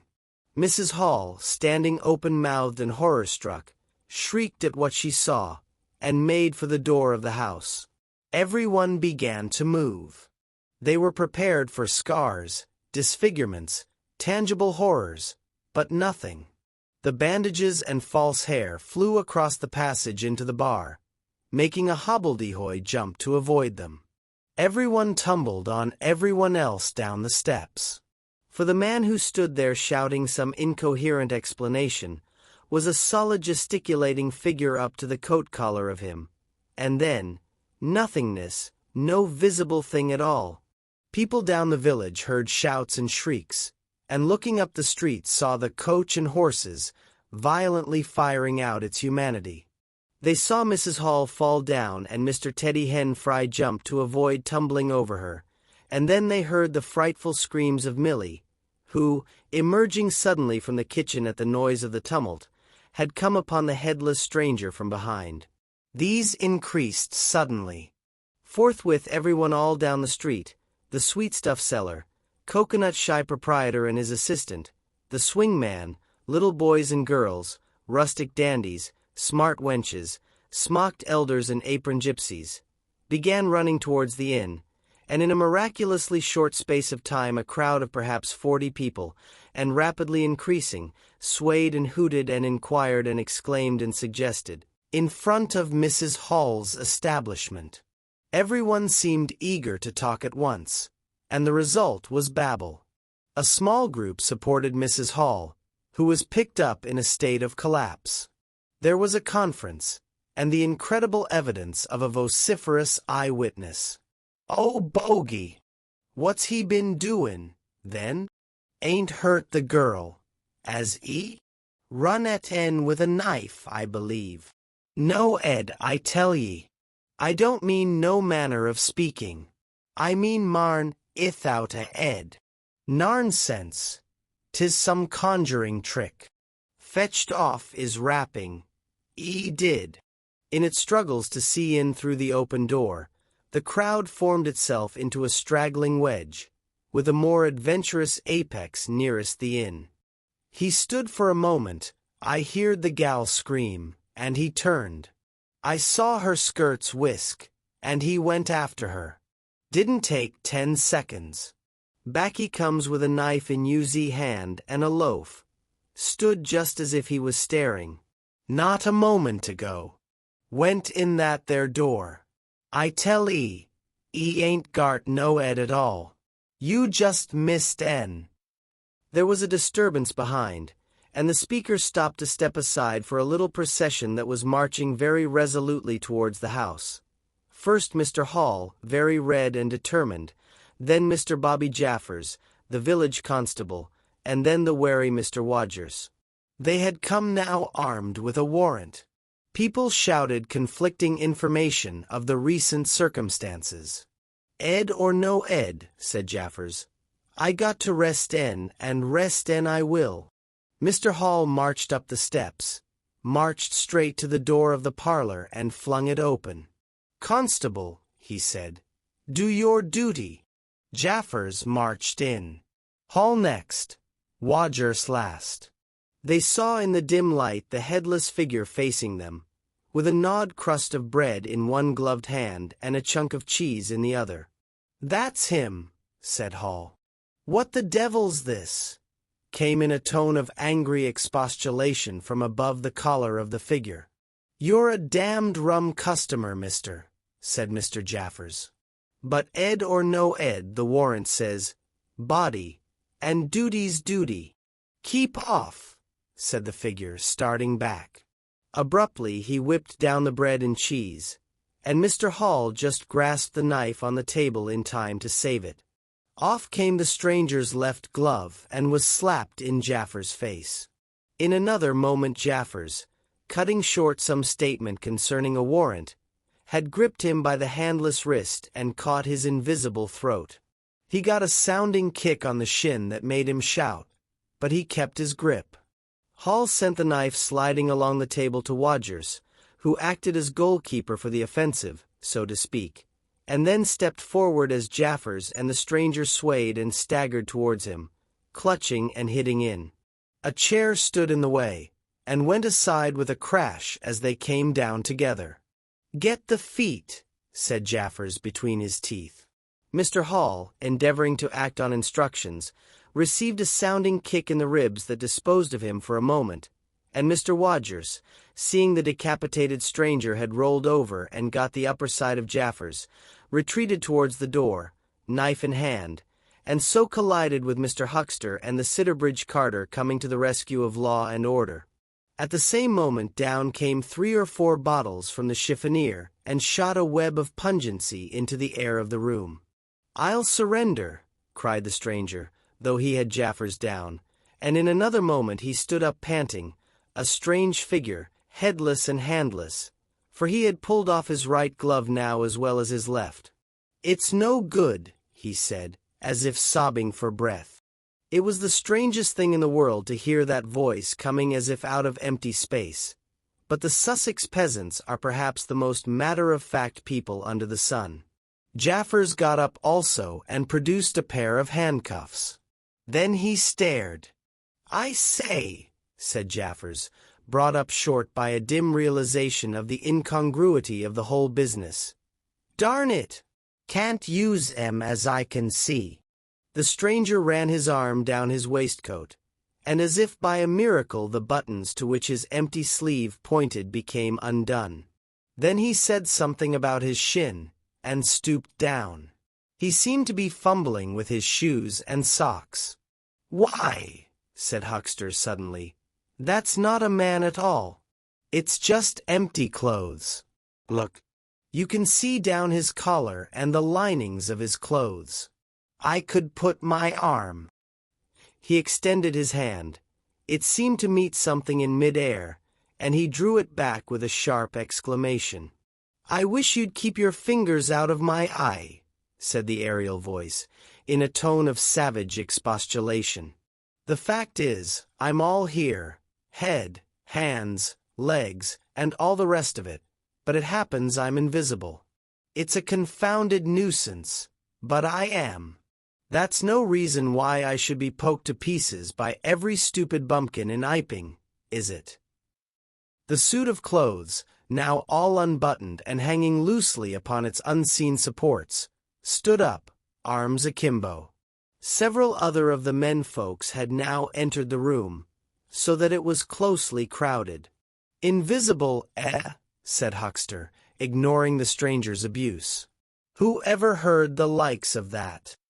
It's strange, perhaps, but it's not a crime. Why am I assaulted by a policeman in this fashion?" "Ah, that's a different matter," said Jaffers. "No doubt you are a bit difficult to see in this light, but I got a warrant and it's all correct. What I'm after ain't no invisibility, it's burglary. There's a house been broke into and money took. Well, and circumstances certainly point." "Stuff and nonsense," said the invisible man. "I hope so, sir, but I've got my instructions." "Well," said the stranger, I'll come, but no handcuffs." "It's the regular thing," said Jaffers. "No handcuffs," stipulated the stranger. "Pardon me," said Jaffers. Abruptly the figure sat down, and before anyone could realize what was being done, the slippers, socks, and trousers had been kicked off under the table. Then he sprang up again and flung off his coat. "Here, stop that," said Jaffers, suddenly realizing what was happening. He gripped at the waistcoat. It struggled, and the shirt slipped out of it and left it limp and empty in his hand. "Hold him," said Jaffers loudly. "Once he gets the things off." "Hold him," cried everyone, and there was a rush at the fluttering white shirt which was now all that was visible of the stranger. The shirt sleeve planted a shrewd blow in Hall's face that stopped his open-armed advance, and sent him backward into Old Toothsome the sexton, and in another moment the garment was lifted up and became convulsed and vacantly flapping about the arms, even as a shirt that is being thrust over a man's head. Jaffers clutched at it, and only helped to pull it off. He was struck in the mouth out of the air, and incontinently threw his truncheon and smote Teddy Hen Fry savagely upon the crown of his head. "Look out," said everybody, fencing at random and hitting at nothing. "Hold him. Shut the door. Don't let him loose. I got something. Here he is." A perfect babel of noises they made. Everybody, it seemed, was being hit all at once, and Sandy Wodgers, knowing as ever and his wits sharpened by a frightful blow in the nose, reopened the door and led the rout. The others, following incontinently, were jammed for a moment in the corner by the doorway. The hitting continued. Phipps, the Unitarian, had a front tooth broken, and Hen Fry was injured in the cartilage of his ear. Jaffers was struck under the jaw, and, turning, caught at something that intervened between him and Huckster in the melee, and prevented their coming together. He felt a muscular chest, and in another moment the whole mass of struggling, excited men shot out into the crowded hall. "I got him!" shouted Jaffers, choking and reeling through them all, and wrestling with purple face and swelling veins against his unseen enemy. Men staggered right and left as the extraordinary conflict swayed swiftly towards the house door, and went spinning down the half-dozen steps of the inn. Jaffers cried in a strangled voice, holding tight, nevertheless, and making play with his knee, spun around, and fell heavily undermost with his head on the gravel. Only then did his fingers relax. There were excited cries of, "Hold him!" "Invisible!" and so forth, and a young fellow, a stranger in the place whose name did not come to light, rushed in at once, caught something, missed his hold, and fell over the constable's prostrate body. Halfway across the road a woman screamed as something pushed by her. A dog, kicked apparently, yelped and ran howling into Huckster's yard, and with that the transit of the invisible man was accomplished. For a space people stood amazed and gesticulating, and then came panic, and scattered them abroad through the village as a gust scatters dead leaves. But Jaffers lay quite still, face upward and knees bent, at the foot of the steps of the inn. Chapter 8. In Transit. The 8th chapter is exceedingly brief, and relates that Gibbons, the amateur naturalist of the district, while lying out on the spacious open downs without a soul within a couple of miles of him, as he thought, and almost dozing, heard close to him the sound as of a man coughing, sneezing, and then swearing savagely to himself, and looking beheld nothing. Yet the voice was indisputable. It continued to swear with that breadth and variety that distinguishes the swearing of a cultivated man. It grew to a climax, diminished again, and died away in the distance, going as it seemed to him in the direction of Adderdean. It lifted to a spasmodic sneeze and ended. Gibbons had heard nothing of the morning's occurrences, but the phenomenon was so striking and disturbing that his philosophical tranquillity vanished. He got up hastily, and hurried down the steepness of the hill towards the village, as fast as he could go. Chapter 9. Mr. Thomas Marvel. You must picture Mr. Thomas Marvel as a person of copious, flexible visage, a nose of cylindrical protrusion, a liquorish, ample, fluctuating mouth, and a beard of bristling eccentricity. His figure inclined to embonpoint. His short limbs accentuated this inclination. He wore a furry silk hat, and the frequent substitution of twine and shoelaces for buttons, apparent at critical points of his costume, marked a man essentially bachelor. Mr. Thomas Marvel was sitting with his feet in a ditch by the roadside over the down towards Adderdean, about 1.5 miles out of Iping. His feet, save for socks of irregular openwork, were bare, his big toes were broad, and pricked like the ears of a watchful dog. In a leisurely manner, he did everything in a leisurely manner. He was contemplating trying on a pair of boots. They were the soundest boots he had come across for a long time, but too large for him, whereas the ones he had were, in dry weather, a very comfortable fit, but too thin-soled for damp. Mr. Thomas Marvel hated roomy shoes, but then he hated damp. He had never properly thought out which he hated most, and it was a pleasant day, and there was nothing better to do. So he put the 4 shoes in a graceful group on the turf and looked at them. And seeing them there among the grass and springing agrimony, it suddenly occurred to him that both pairs were exceedingly ugly to see. He was not at all startled by a voice behind him. "They're boots, anyhow," said the voice. "They are charity boots," said Mr. Thomas Marvel, with his head on one side regarding them distastefully. "And which is the ugliest pair in the whole blessed universe? I'm darned if I know." "Hem," said the voice. "I've worn worse. In fact, I've worn none." but none so audacious ugly, if you'll allow the expression. I've been cadging boots, in particular, for days, because I was sick of them. They're sound enough, of course. But a gentleman on tramp sees such a thundering lot of his boots. And if you'll believe me, I've raised nothing in the whole blessed country, try as I would, but them. Look at 'em. And a good country for boots, too, in a general way. But it's just my promiscuous luck. I've got my boots in this country 10 years or more. And then they treat you like this. It's a beast of a country, said the voice. And pigs for people. Ain't it? Said Mr. Thomas Marvel. Lord! But them boots! It beats it. He turned his head over his shoulder to the right, to look at the boots of his interlocutor with a view to comparisons, and lo! Where the boots of his interlocutor should have been were neither legs nor boots.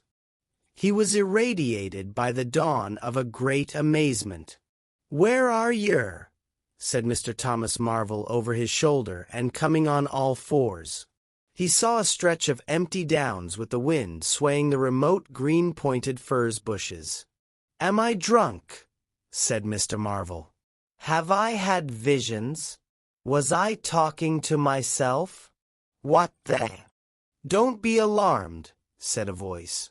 "None of your ventriloquizing me," said Mr. Thomas Marvel, rising sharply to his feet. "Where are ye? Alarmed, indeed." "Don't be alarmed," repeated the voice. "You'll be alarmed in a minute, you silly fool," said Mr. Thomas Marvel. "Where are ye? Lemme get my mark on yer. Are yer buried?" said Mr. Thomas Marvel, after an interval. There was no answer. Mr. Thomas Marvel stood bootless and amazed, his jacket nearly thrown off. "Pee-wit," said a pee-wit, very remote. "Pee-wit, indeed," said Mr. Thomas Marvel. "This ain't no time for foolery." The down was desolate, east and west, north and south. The road with its shallow ditches and white bordering stakes ran smooth and empty north and south, and, save for that pee-wit, the blue sky was empty too. "So help me," said Mr. Thomas Marvel, shuffling his coat onto his shoulders again. "It's the drink. I might ha' known." "It's not the drink," said the voice. "You keep your nerves steady." "Ow," said Mr. Marvel, and his face grew white amidst its patches. "It's the drink," his lips repeated noiselessly. He remained staring about him, rotating slowly backwards. "I could have swore I heard a voice," he whispered. "Of course you did." "It's there again," said Mr. Marvel, closing his eyes and clasping his hand on his brow with a tragic gesture. He was suddenly taken by the collar and shaken violently, and left more dazed than ever. "Don't be a fool," said the voice. "I'm off my blooming chump," said Mr. Marvel. "It's no good. It's fretting about them blarsted boots. I'm off my blessed blooming chump. Or it's spirits." "Neither one thing nor the other," said the voice. "Listen." "Chump," said Mr. Marvel. "1 minute," said the voice, penetratingly, tremulous with self-control. "Well," said Mr. Thomas Marvel, with a strange feeling of having been dug in the chest by a finger. "You think I'm just imagination? Just imagination. What else can you be?" said Mr. Thomas Marvel, rubbing the back of his neck. "Very well," said the voice, in a tone of relief. "Then I'm going to throw flints at you till you think differently." "But where are ye?" The voice made no answer. Whiz came a flint, apparently out of the air, and missed Mr. Marvel's shoulder by a hair's breadth. Mr. Marvel, turning, saw a flint jerk up into the air, trace a complicated path, hang for a moment, and then fling at his feet with almost invisible rapidity. He was too amazed to dodge. Whiz it came, and ricocheted from a bare toe into the ditch. Mr. Thomas Marvel jumped a foot and howled aloud. Then he started to run, tripped over an unseen obstacle, and came head over heels into a sitting position. "Now," said the voice, as a third stone curved upward and hung in the air above the tramp. "Am I imagination?" Mr. Marvel, by way of reply, struggled to his feet, and was immediately rolled over again. He lay quiet for a moment. "If you struggle any more," said the voice, "I shall throw the flint at your head." "It's a fair do," said Mr. Thomas Marvel, sitting up, taking his wounded toe in hand and fixing his eye on the third missile. "I don't understand it. Stones flinging themselves. Stones talking. Put yourself down. Rot away. I'm done." The third flint fell. "It's very simple," said the voice. "I'm an invisible man." "Tell us something I don't know," said Mr. Marvel, gasping with pain. "Where you've hid, how you do it, I don't know. I'm beat." "That's all," said the voice. "I'm invisible. That's what I want you to understand. Anyone could see that. There is no need for you to be so confounded impatient, mister. Now then, give us a notion. How are you hid?" "I'm invisible. That's the great point. And what I want you to understand is this." "But whereabouts?" interrupted Mr. Marvel. "Here. 6 yards in front of you." "Oh, come. I ain't blind. You'll be telling me next you're just thin air. I'm not one of your ignorant tramps. Yes, I am thin air. You're looking through me. What? Ain't there any stuff to you? Vox et, what is it? Jabber. Is it that? I am just a human being, solid, needing food and drink, needing covering too, but I'm invisible. You see. Invisible. Simple idea. Invisible. What, real like? Yes, real. Let's have a hand of you, said Marvel. If you are real. It won't be so darn out of the way like, then Lord, he said, how you made me jump, gripping me like that.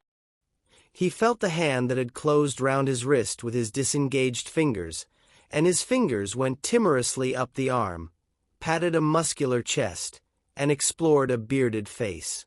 Marvel's face was astonishment. I'm dashed, he said. If this don't beat cockfighting. Most remarkable. And there I can see a rabbit clean through you, 'arf a mile away. Not a bit of you visible, except. He scrutinized the apparently empty space keenly. You ain't been eatin' bread and cheese? He asked, holding the invisible arm. You're quite right, and it's not quite assimilated into the system. Said Mr. Marvel. Sort of ghostly, though. Of course, all this isn't half so wonderful as you think. It's quite wonderful enough for my modest wants, said Mr. Thomas Marvel. How'd yer manage it? How the deuce is it done? It's too long a story. And besides, I tell you, the whole business fairly beats me, said Mr. Marvel. What I want to say at present is this. I need help. I have come to that. I came upon you suddenly. I was wandering, mad with rage, naked, impotent. I could have murdered. And I saw you. Lord, said Mr. Marvel. I came up behind you, hesitated, went on. Mr. Marvel's expression was eloquent, then stopped. Here, I said, is an outcast like myself. This is the man for me. So I turned back and came to you, and... Lord, said Mr. Marvel, but I'm all in a tizzy. May I ask, how is it? And what you may be requiring in the way of help? Invisible. I want you to help me get clothes and shelter, and then, with other things. I've left them long enough. If you won't, well, but you must. Look here, said Mr. Marvel. I'm too flabbergasted. Don't knock me about any more. And leave me go. I must get steady a bit. And you've pretty near broken my toe. It's all so unreasonable. Empty downs, empty sky. Nothing visible for miles except the bosom of nature. And then comes a voice out of heaven, and stones, and a fist. Lord, pull yourself together, said the voice, for you have to do the job I've chosen for you. Mr. Marvel blew out his cheeks, and his eyes were round. I've chosen you, said the voice. You are the only man except some of those fools down there, who knows there is such a thing as an invisible man. You have to be my helper. Help me, and I will do great things for you. An invisible man is a man of power. He stopped for a moment to sneeze violently. But if you betray me, he said, if you fail to do as I direct you, he paused and tapped Mr. Marvel's shoulder smartly. Mr. Marvel gave a yelp of terror at the touch. I don't want to betray you, said Mr. Marvel, edging away from the direction of the fingers. Don't you go thinking that, whatever you do. All I want to do is to help you. Just tell me what I got to do. Lord, whatever you want done, that I'm most willing to do. Chapter 10. Mr. Marvel's Visit to Iping. After the first gusty panic had spent itself, Iping became argumentative. Skepticism suddenly reared its head, rather nervous skepticism, not at all assured of its back, but skepticism nevertheless. It is so much easier not to believe in an invisible man, and those who had actually seen him dissolve into air, or felt the strength of his arm, could be counted on the fingers of two hands. And of these witnesses Mr. Wodgers was presently missing, having retired impregnably behind the bolts and bars of his own house, and Jaffers was lying stunned in the parlor of the Coach and Horses. Great and strange ideas transcending experience often have less effect upon men and women than smaller, more tangible considerations. Iping was gay with bunting, and everybody was in gala dress. Whit Monday had been looked forward to for a month or more. By the afternoon, even those who believed in the unseen were beginning to resume their little amusements in a tentative fashion, on the supposition that he had quite gone away, and with the skeptics he was already a jest. But people, skeptics and believers alike, were remarkably sociable all that day. Haseman's Meadow was gay with a tent, in which Mrs. Bunting and other ladies were preparing tea, while without, the Sunday school children ran races and played games under the noisy guidance of the curate and the Misses Cuss and Sackbut. No doubt there was a slight uneasiness in the air, but people for the most part had the sense to conceal whatever imaginative qualms they experienced.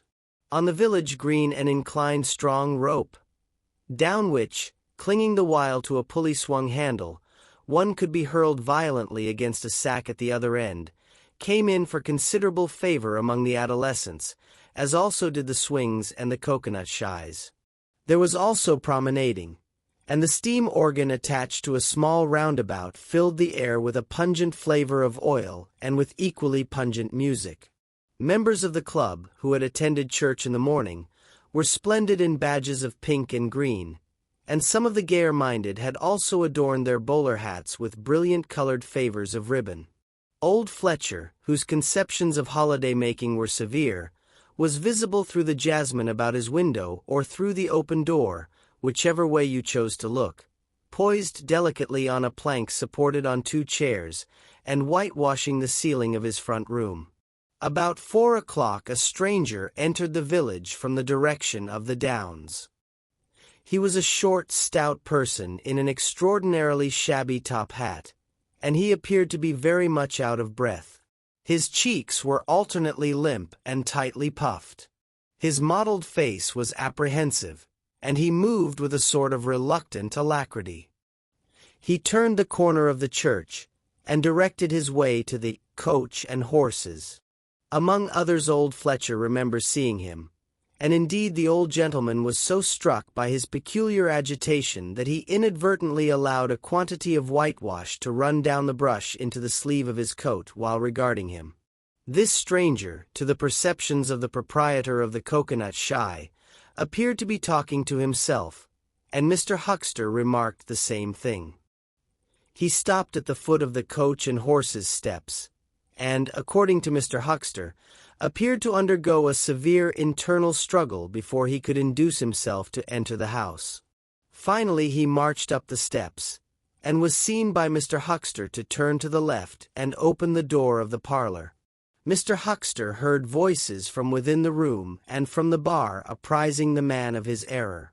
"That room's private," said Hall, and the stranger shut the door clumsily and went into the bar. In the course of a few minutes he reappeared, wiping his lips with the back of his hand with an air of quiet satisfaction that somehow impressed Mr. Huckster as assumed. He stood looking about him for some moments, and then Mr. Huckster saw him walk in an oddly furtive manner towards the gates of the yard, upon which the parlor window opened. The stranger, after some hesitation, leant against one of the gate-posts, produced a short clay pipe, and prepared to fill it. His fingers trembled while doing so. He lit it clumsily, and folding his arms began to smoke in a languid attitude, an attitude which his occasional glances up the yard altogether belied. All this Mr. Huckster saw over the canisters of the tobacco window, and the singularity of the man's behavior prompted him to maintain his observation. Presently the stranger stood up abruptly and put his pipe in his pocket. Then he vanished into the yard. Forthwith Mr. Huckster, conceiving he was witness of some petty larceny, leapt round his counter and ran out into the road to intercept the thief. As he did so, Mr. Marvel reappeared, his hat askew, a big bundle in a blue tablecloth in one hand, and 3 books tied together, as it proved afterwards with the vicar's braces, in the other. Directly he saw Huckster he gave a sort of gasp, and turning sharply to the left, began to run. "Stop, thief!" cried Huckster, and set off after him. Mr. Huckster's sensations were vivid but brief. He saw the man just before him and spurting briskly for the church corner and the hill road. He saw the village flags and festivities beyond, and a face or so turned towards him. He bawled, "Stop!" again. He had hardly gone 10 strides before his shin was caught in some mysterious fashion, and he was no longer running, but flying with inconceivable rapidity through the air. He saw the ground suddenly close to his face. The world seemed to splash into a million whirling specks of light, and subsequent proceedings interested him no more. Chapter 11. In the Coach and Horses. Now, in order clearly to understand what had happened in the inn, it is necessary to go back to the moment when Mr. Marvel first came into view of Mr. Huckster's window. At that precise moment Mr. Cuss and Mr. Bunting were in the parlor. They were seriously investigating the strange occurrences of the morning, and were, with Mr. Hall's permission, making a thorough examination of the invisible man's belongings. Jaffers had partially recovered from his fall, and had gone home in the charge of his sympathetic friends. The stranger's scattered garments had been removed by Mrs. Hall and the room tidied up. And on the table under the window where the stranger had been wont to work, Cuss had hit almost at once on 3 big books in manuscript labeled "Diary." "Diary," said Cuss, putting the 3 books on the table. "Now, at any rate, we shall learn something." The vicar stood with his hands on the table. "Diary," repeated Cuss, sitting down, putting 2 volumes to support the 3rd, and opening it. No name on the flyleaf. Bother. Cipher. And figures. The vicar came round to look over his shoulder. Cuss turned the pages over with a face suddenly disappointed. Dear me. It's all cipher, Bunting. There are no diagrams, asked Mr. Bunting. No illustrations throwing light. See for yourself, said Mr. Cuss. Some of it's mathematical and some of it's Russian or some such language, to judge by the letters, and some of it's Greek. Now the Greek I thought you. Of course, said Mr. Bunting, taking out and wiping his spectacles and feeling suddenly very uncomfortable, for he had no Greek left in his mind worth talking about. Yes, the Greek, of course, may furnish a clue. I'll find you a place. I'd rather glance through the volumes first, said Mr. Bunting, still wiping. A general impression first, Cuss, and then, we can go looking for clues. He coughed, put on his glasses, arranged them fastidiously, coughed again, and wished something would happen to avert the seemingly inevitable exposure. Then he took the volume Cuss handed him in a leisurely manner. And then something did happen. The door opened suddenly. Both gentlemen started violently, looked round, and were relieved to see a sporadically rosy face beneath a furry silk hat. "Tap?" asked the face, and stood staring. "No," said both gentlemen at once. "Over the other side, my man," said Mr. Bunting. "And please shut that door," said Mr. Cuss irritably. "All right," said the intruder, as it seemed in a low voice curiously different from the huskiness of its first inquiry. "Right you are," said the intruder in the former voice. "Stand clear," and he vanished and closed the door. "A sailor, I should judge," said Mr. Bunting. "Amusing fellows, they are. Stand clear. Indeed. A nautical term, referring to his getting back out of the room, I suppose." "I dare say so," said Cuss. "My nerves are all loose today. It quite made me jump, the door opening like that." Mr. Bunting smiled as if he had not jumped. "And now," he said with a sigh, "these books." Someone sniffed as he did so. "One thing is indisputable," said Bunting, drawing up a chair next to that of Cuss. "There certainly have been very strange things happen in Iping during the last few days. Very strange. I cannot of course believe in this absurd invisibility story." "It's incredible," said Cuss. "Incredible. But the fact remains that I certainly saw right down his sleeve." "But did you? Are you sure? Suppose a mirror, for instance. Hallucinations are so easily produced. I don't know if you have ever seen a really good conjurer." "I won't argue again," said Cuss. "We've thrashed that out, Bunting. And just now there's these books. Here's some of what I take to be Greek. Greek letters, certainly." He pointed to the middle of the page. Mr. Bunting flushed slightly and brought his face nearer, apparently finding some difficulty with his glasses. Suddenly he became aware of a strange feeling at the nape of his neck. He tried to raise his head, and encountered an immovable resistance. The feeling was a curious pressure, the grip of a heavy, firm hand, and it bore his chin irresistibly to the table. "Don't move, little men," whispered a voice, "or I'll brain you both." He looked into the face of Cuss, close to his own, and each saw a horrified reflection of his own sickly astonishment.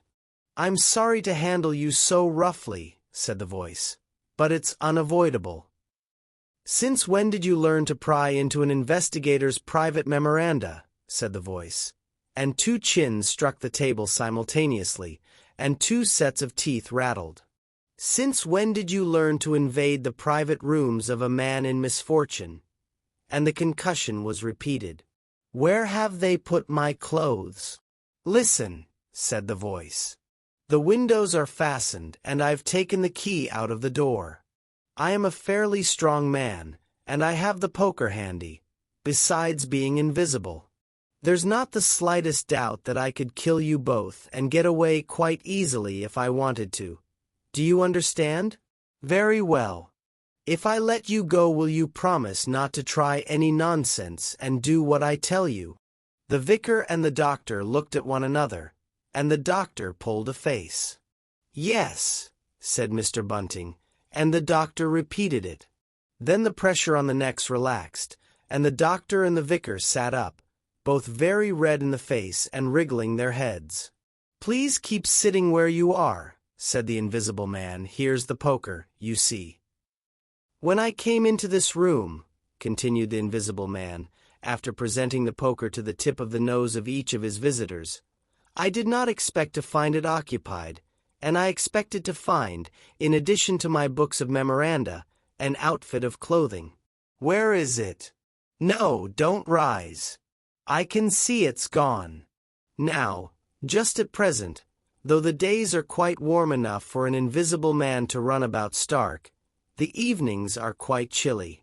I want clothing and other accommodation, and I must also have those 3 books. Chapter 12. The Invisible Man Loses His Temper. It is unavoidable that at this point the narrative should break off again, for a certain very painful reason that will presently be apparent. While these things were going on in the parlor, and while Mr. Huckster was watching Mr. Marvel smoking his pipe against the gate, not a dozen yards away were Mr. Hall and Teddy Henfry discussing in a state of cloudy puzzlement the one iping topic. Suddenly there came a violent thud against the door of the parlor, a sharp cry, and then silence. "Hullo!" said Teddy Henfry. "Hullo!" from the tap. Mr. Hall took things in slowly but surely.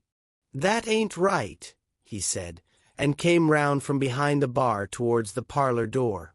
He and Teddy approached the door together, with intent faces. Their eyes considered. "Summat wrong," said Hall, and Henfry nodded agreement. Whiffs of an unpleasant chemical odor met them, and there was a muffled sound of conversation, very rapid and subdued. "You all right Thursday?" asked Hall, rapping. The muttered conversation ceased abruptly, for a moment's silence, then the conversation was resumed, in hissing whispers, then a sharp cry of "No! No, you don't!" There came a sudden motion and the oversetting of a chair, a brief struggle. Silence again. "What the deuce!" exclaimed Henfry sotto voce. "You all right Thursday?" asked Mr. Hall sharply again. The vicar's voice answered with a curious jerking intonation. "Quite re-right. Please don't interrupt." "Odd," said Mr. Henfry. "Odd," said Mr. Hall. "Says, don't interrupt," said Henfry. "I heard en," said Hall. "And a sniff," said Henfry. They remained listening. The conversation was rapid and subdued. "I can't," said Mr. Bunting, his voice rising. "I tell you, sir, I will not." "What was that?" asked Henfry. "Says he why nart," said Hall. "Warn't speaking to us, was he?" "Disgraceful," said Mr. Bunting within. "Disgraceful," said Mr. Henfry. "I heard it, distinct."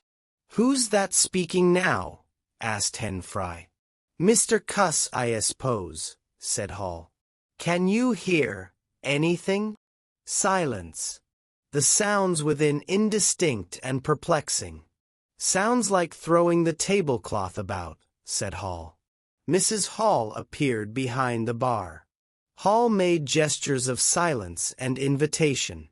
This aroused Mrs. Hall's wifely opposition. "What you're listenin' there for, Hall?" she asked. "Ain't you nothin' better to do? Busy day like this?" Hall tried to convey everything by grimaces and dumb show, but Mrs. Hall was obdurate. She raised her voice. So Hall and Henfry, rather crestfallen, tiptoed back to the bar, gesticulating to explain to her. At first she refused to see anything in what they had heard at all. Then she insisted on Hall keeping silence, while Henfry told her his story. She was inclined to think the whole business nonsense. Perhaps they were just moving the furniture about. "I hear'd say disgraceful, that I did," said Hall. "I hear'd that, Mrs. Hall," said Henfry. "Like as not," began Mrs. Hall. "H-H," said Mr. Teddy Henfry. "Didn't I hear the window?" "What window?" asked Mrs. Hall. "Parlor window," said Henfry. Everyone stood listening intently. Mrs. Hall's eyes, directed straight before her, saw without seeing the brilliant oblong of the inn door, the road white and vivid, and Huckster's shop front blistering in the June sun. Abruptly Huckster's door opened and Huckster appeared, eyes staring with excitement, arms gesticulating. "Yap!" cried Huckster. "Stop thief!" And he ran obliquely across the oblong towards the yard gates, and vanished. Simultaneously came a tumult from the parlor, and a sound of windows being closed. Hall, Henfry, and the human contents of the tap rushed out at once pell-mell into the street. They saw someone whisk round the corner towards the road, and Mr. Huckster executing a complicated leap in the air that ended on his face and shoulder. Down the street people were standing astonished or running towards them. Mr. Huckster was stunned. Henfry stopped to discover this, but Hall and the two laborers from the tap rushed at once to the corner, shouting incoherent things, and saw Mr. Marvel vanishing by the corner of the church wall. They appear to have jumped to the impossible conclusion that this was the invisible man suddenly become visible, and set off at once along the lane in pursuit. But Hall had hardly run a dozen yards before he gave a loud shout of astonishment and went flying headlong sideways, clutching one of the laborers and bringing him to the ground. He had been charged just as one charges a man at football. The second laborer came round in a circle, stared, and conceiving that Hall had tumbled over of his own accord, turned to resume the pursuit, only to be tripped by the ankle just as Huckster had been. Then, as the first laborer struggled to his feet, he was kicked sideways by a blow that might have felled an ox. As he went down, the rush from the direction of the village green came round the corner. The first to appear was the proprietor of the Coconut Shy, a burly man in a blue jersey. He was astonished to see the lane empty save for 3 men sprawling absurdly on the ground. And then something happened to his rearmost foot, and he went headlong and rolled sideways just in time to graze the feet of his brother and partner, following headlong. The two were then kicked, knelt on, fallen over, and cursed by quite a number of over-hasty people. Now when Hall and Henfry and the laborers ran out of the house, Mrs. Hall, who had been disciplined by years of experience, remained in the bar next the till. And suddenly the parlor door was opened, and Mr. Cuss appeared, and without glancing at her rushed at once down the steps toward the corner. "Hold him!" he cried. "Don't let him drop that parcel." He knew nothing of the existence of Marvel, for the invisible man had handed over the books and bundle in the yard. The face of Mr. Cuss was angry and resolute, but his costume was defective, a sort of limp white kilt that could only have passed muster in Greece. "Hold him!" he bawled. "He's got my trousers, and every stitch of the vicar's clothes. Tend to him in a minute," he cried to Henfry as he passed the prostrate Huckster, and, coming round the corner to join the tumult, was promptly knocked off his feet into an indecorous sprawl. Somebody in full flight trod heavily on his finger. He yelled, struggled to regain his feet, was knocked against and thrown on all fours again, and became aware that he was involved not in a capture, but a rout. Everyone was running back to the village. He rose again and was hit severely behind the ear. He staggered and set off back to the coach and horses forthwith, leaping over the deserted Huckster, who was now sitting up on his way. Behind him as he was halfway up the inn steps, He heard a sudden yell of rage, rising sharply out of the confusion of cries, and a sounding smack in someone's face. He recognized the voice as that of the Invisible Man, and the note was that of a man suddenly infuriated by a painful blow. In another moment Mr. Cuss was back in the parlor. "He's coming back, Bunting," he said, rushing in. "Save yourself." Mr. Bunting was standing in the window, engaged in an attempt to clothe himself in the hearthrug and a West Surrey Gazette. "Who's coming?" he said, so startled that his costume narrowly escaped disintegration. "Invisible Man," said Cuss, and rushed on to the window. "We'd better clear out from here. He's fighting mad. Mad." In another moment he was out in the yard. "Good heavens," said Mr. Bunting, hesitating between two horrible alternatives. He heard a frightful struggle in the passage of the inn, and his decision was made. He clambered out of the window, adjusted his costume hastily, and fled up the village as fast as his fat little legs would carry him. From the moment when the Invisible Man screamed with rage and Mr. Bunting made his memorable flight up the village, it became impossible to give a consecutive account of affairs in Iping. Possibly the Invisible Man's original intention was simply to cover Marvel's retreat with the clothes and books. But his temper, at no time very good, seems to have gone completely at some chance blow, and forthwith he set to smiting and overthrowing, for the mere satisfaction of hurting. You must figure the street full of running figures, of doors slamming and fights for hiding places. You must figure the tumult suddenly striking on the unstable equilibrium of old Fletcher's planks and 2 chairs, with cataclysmic results. You must figure an appalled couple caught dismally in a swing. And then the whole tumultuous rush has passed, and the Iping Street with its gauds and flags is deserted save for the still raging unseen, and littered with coconuts, overthrown canvas screens, and the scattered stock in trade of a sweetstuff stall. Everywhere there is a sound of closing shutters and shoving bolts, and the only visible humanity is an occasional flitting eye under a raised eyebrow in the corner of a window pane. The Invisible Man amused himself for a little while by breaking all the windows in the Coach and Horses, and then he thrust a street lamp through the parlor window of Mrs. Gribble. He it must have been who cut the telegraph wire to Adderdean, just beyond Higgins' cottage on the Adderdean road. And after that, as his peculiar qualities allowed, he passed out of human perceptions altogether, and he was neither heard, seen, nor felt in Iping any more. He vanished absolutely. But it was the best part of 2 hours before any human being ventured out again into the desolation of Iping Street. Chapter 13. Mr. Marvel discusses his resignation.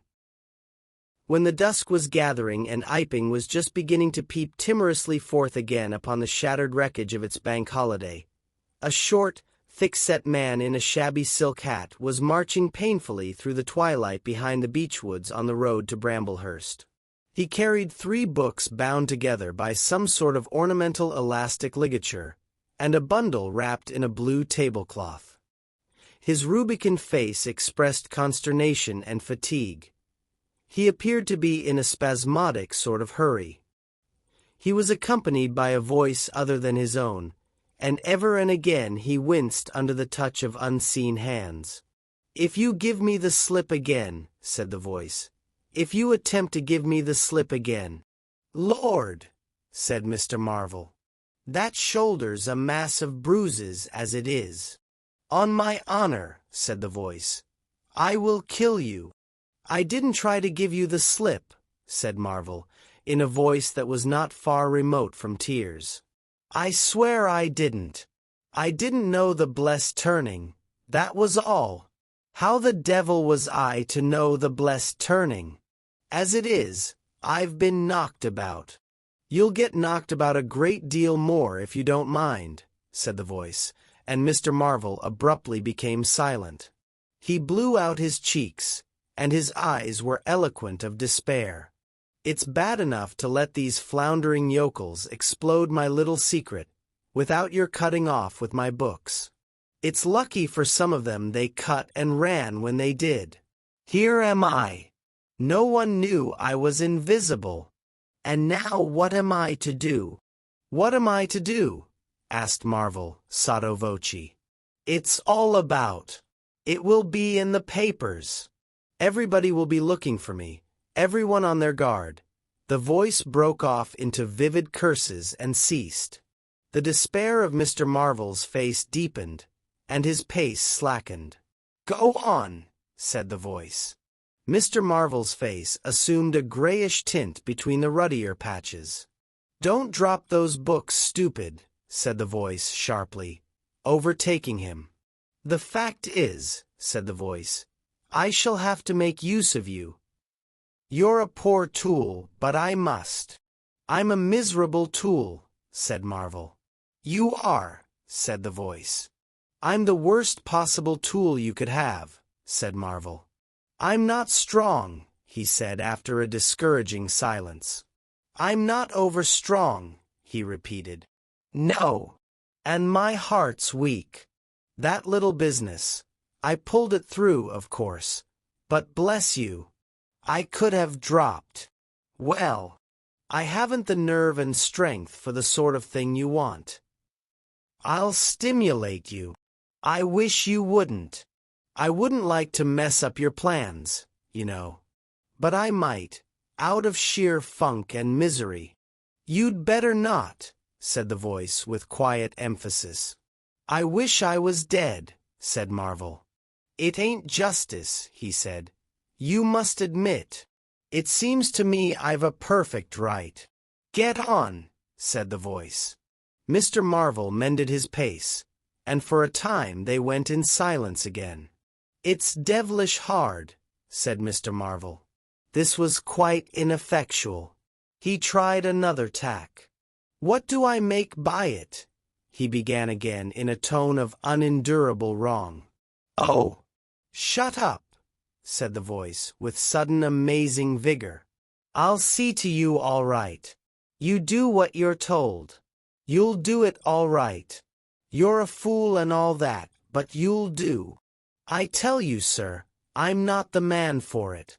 Respectfully, but it is so. If you don't shut up, I shall twist your wrist again, said the invisible man. I want to think. Presently 2 oblongs of yellow light appeared through the trees, and the square tower of a church loomed through the gloaming. I shall keep my hand on your shoulder, said the voice. All through the village.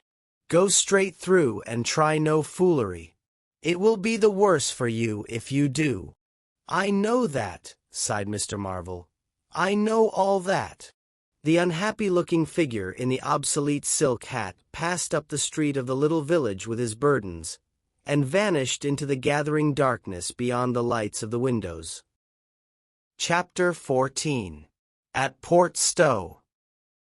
10 o'clock the next morning found Mr. Marvel, unshaven, dirty, and travel-stained, sitting with the books beside him and his hands deep in his pockets, looking very weary, nervous, and uncomfortable, and inflating his cheeks at infrequent intervals, on the bench outside a little inn on the outskirts of Port Stowe. Beside him were the books, but now they were tied with string. The bundle had been abandoned in the pine woods beyond Bramblehurst. In accordance with a change in the plans of the invisible man, Mr. Marvel sat on the bench, and although no one took the slightest notice of him, his agitation remained at fever heat. His hands would go ever and again to his various pockets with a curious, nervous fumbling. When he had been sitting for the best part of an hour, however, an elderly mariner, carrying a newspaper, came out of the inn and sat down beside him. "Pleasant day," said the mariner. Mr. Marvel glanced about him with something very like terror. "Very," he said. "Just seasonable weather for the time of year," said the mariner, taking no denial. "Quite," said Mr. Marvel. The mariner produced a toothpick, and, saving his regard, was engrossed thereby for some minutes. His eyes meanwhile were at liberty to examine Mr. Marvel's dusty figure, and the books beside him. As he had approached Mr. Marvel, he had heard a sound like the dropping of coins into a pocket. He was struck by the contrast of Mr. Marvel's appearance with this suggestion of opulence.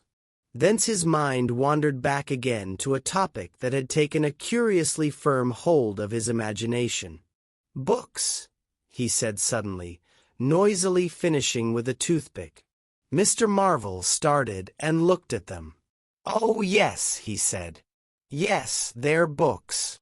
"There's some extraordinary things in books," said the mariner. "I believe you," said Mr. Marvel. "And some extraordinary things out of 'em," said the mariner. "True likewise," said Mr. Marvel. He eyed his interlocutor, and then glanced about him. "There's some extraordinary things in newspapers, for example," said the mariner. "There are." "In this newspaper," said the mariner. said Mr. Marvel. "There's a story," said the mariner, fixing Mr. Marvel with an eye that was firm and deliberate. "There's a story about an invisible man, for instance." Mr. Marvel pulled his mouth askew and scratched his cheek and felt his ears glowing. "What will they be writing next?" he asked faintly. "Austria or America?" "Neither," said the mariner. "Here." "Lord," said Mr. Marvel, starting. "When I say here," said the mariner, to Mr. Marvel's intense relief, "I don't of course mean here in this place, I mean hereabouts." "An invisible man," said Mr. Marvel. "And what's he been up to?" "Everything," said the mariner, controlling Marvel with his eye, and then amplifying, "every blessed thing." "I ain't seen a paper these 4 days," said Marvel. "Iping's the place he started at," said the mariner. "Indeed," said Mr. Marvel. "He started there. And where he came from, nobody don't seem to know. Here it is, peculiar story from Iping. And it says in this paper that the evidence is extraordinary strong, extraordinary." "Lord," said Mr. Marvel. "But then, it's an extraordinary story. There is a clergyman and a medical gent witnesses. Saw 'im all right and proper, or leastways didn't see him. He was staying, it says, at the Coach and Horses, and no one don't seem to have been aware of his misfortune, it says, aware of his misfortune, until in an altercation in the inn, it says, his bandages on his head was torn off. It was then observed that his head was invisible. Attempts were at once made to secure him, but casting off his garments, it says, he succeeded in escaping, but not until after a desperate struggle, in which he had inflicted serious injuries, it says, on our worthy and able constable, Mr. J. A. Jaffers. Pretty straight story, eh? Names and everything." "Lord," said Mr. Marvel, looking nervously about him, trying to count the money in his pockets by his unaided sense of touch, and full of a strange and novel idea. "It sounds most astonishing, don't it? Extraordinary, I call it. Never heard tell of invisible men before, I haven't, but nowadays one hears such a lot of extraordinary things. That all he did?" asked Marvel, trying to seem at his ease. "It's enough, ain't it?" said the mariner. "Didn't go back by any chance?" asked Marvel. "Just escaped, and that's all, eh?" "All," said the mariner. "Why? Ain't it enough?" "Quite enough," said Marvel. "I should think it was enough," said the mariner. "I should think it was enough. He didn't have any pals. It don't say he had any pals, does it?" asked Mr. Marvel, anxious. "Ain't one of a sort enough for you?" asked the mariner. "No, thank heaven, as one might say, he didn't." He nodded his head slowly. "It makes me regular uncomfortable, the bare thought of that chap running about the country. He is at present at large, and from certain evidence it is supposed that he has took, I suppose they mean the road to Port Stowe. You see we're right in it. None of your American wonders, this time. And just think of the things he might do. Where'd you be, if he took a drop over and above, and had a fancy to go for you? Suppose he wants to rob. Who can prevent him? He can trespass, he can burgle, he could walk through a cordon of policemen as easy as me, or you could give the slip to a blind man. Easier. For these here blind chaps here uncommon sharp, I'm told. And wherever there was liquor he fancied. He's got a tremendous advantage, certainly, said Mr. Marvel. And well. You're right, said the mariner. He has. All this time Mr. Marvel had been glancing about him intently, listening for faint footfalls, trying to detect imperceptible movements. He seemed on the point of some great resolution. He coughed behind his hand. He looked about him again, listened, bent towards the mariner, and lowered his voice. The fact of it is, I happen to know just a thing or two about this invisible man. From private sources. Oh, said the mariner, interested. You? Yes, said Mr. Marvel. Me? Indeed, said the mariner. And may I ask? You'll be astonished, said Mr. Marvel behind his hand. It's tremendous. Indeed, said the mariner. The fact is, began Mr. Marvel eagerly in a confidential undertone. Suddenly his expression changed marvelously. Ow, he said. He rose stiffly in his seat. His face was eloquent of physical suffering. Wow, he said. What's up? Said the mariner, concerned. Toothache, said Mr. Marvel, and put his hand to his ear. He caught hold of his books. I must be getting on, I think, he said. He edged in a curious way along the seat away from his interlocutor. But you was just a-going to tell me about this here invisible man, protested the mariner. Mr. Marvel seemed to consult with himself. Hoax, said a voice. It's a hoax, said Mr. Marvel. But it's in the paper, said the mariner. Hoax all the same, said Marvel. I know the chap that started the lie. There ain't no invisible man whatsoever, blimey. But how about this paper? D'you mean to say? Not a word of it, said Marvel stoutly. The mariner stared, paper in hand. Mr. Marvel jerkily faced about. Wait a bit, said the mariner, rising and speaking slowly. D'you mean to say? I do, said Mr. Marvel. Then why did you let me go on and tell you all this blarsted stuff, then? What do yer mean by letting a man make a fool of himself like that for? Mr. Marvel blew out his cheeks. The mariner was suddenly very red indeed. He clenched his hands. I been talking here this 10 minutes, he said. And you little pot-bellied, leathery-faced son of an old boot, couldn't have the elementary manners. Don't you come bandying words with me, said Mr. Marvel. Bandying words. I'm a jolly good mind. Come up, said a voice, and Mr. Marvel was suddenly whirled about and started marching off in a curious spasmodic manner.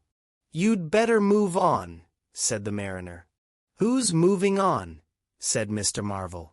He was receding obliquely with a curious hurrying gait, with occasional violent jerks forward. Some way along the road he began a muttered monologue, protests and recriminations. Silly devil, said the mariner, legs wide apart, elbows akimbo, watching the receding figure. I'll show you, you silly ass. Hoaxing me.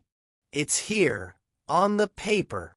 Mr. Marvel retorted incoherently and, receding, was hidden by a bend in the road. But the mariner still stood magnificent in the midst of the way, until the approach of a butcher's cart dislodged him. Then he turned himself towards Port Stowe. Full of extraordinary asses, he said softly to himself. Just to take me down a bit.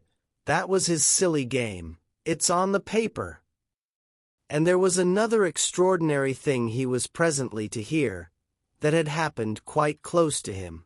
And that was a vision of a fistful of money, no less, traveling without visible agency, along by the wall at the corner of St. Michael's Lane. A brother mariner had seen this wonderful sight that very morning. He had snatched at the money forthwith and had been knocked headlong, and when he had got to his feet the butterfly money had vanished. Our mariner was in the mood to believe anything, he declared, but that was a bit too stiff. Afterwards, however, he began to think things over.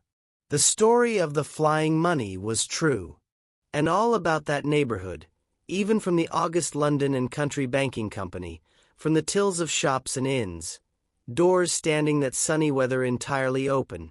Money had been quietly and dexterously making off that day in handfuls and rouleaus, floating quietly along by walls and shady places, dodging quickly from the approaching eyes of men.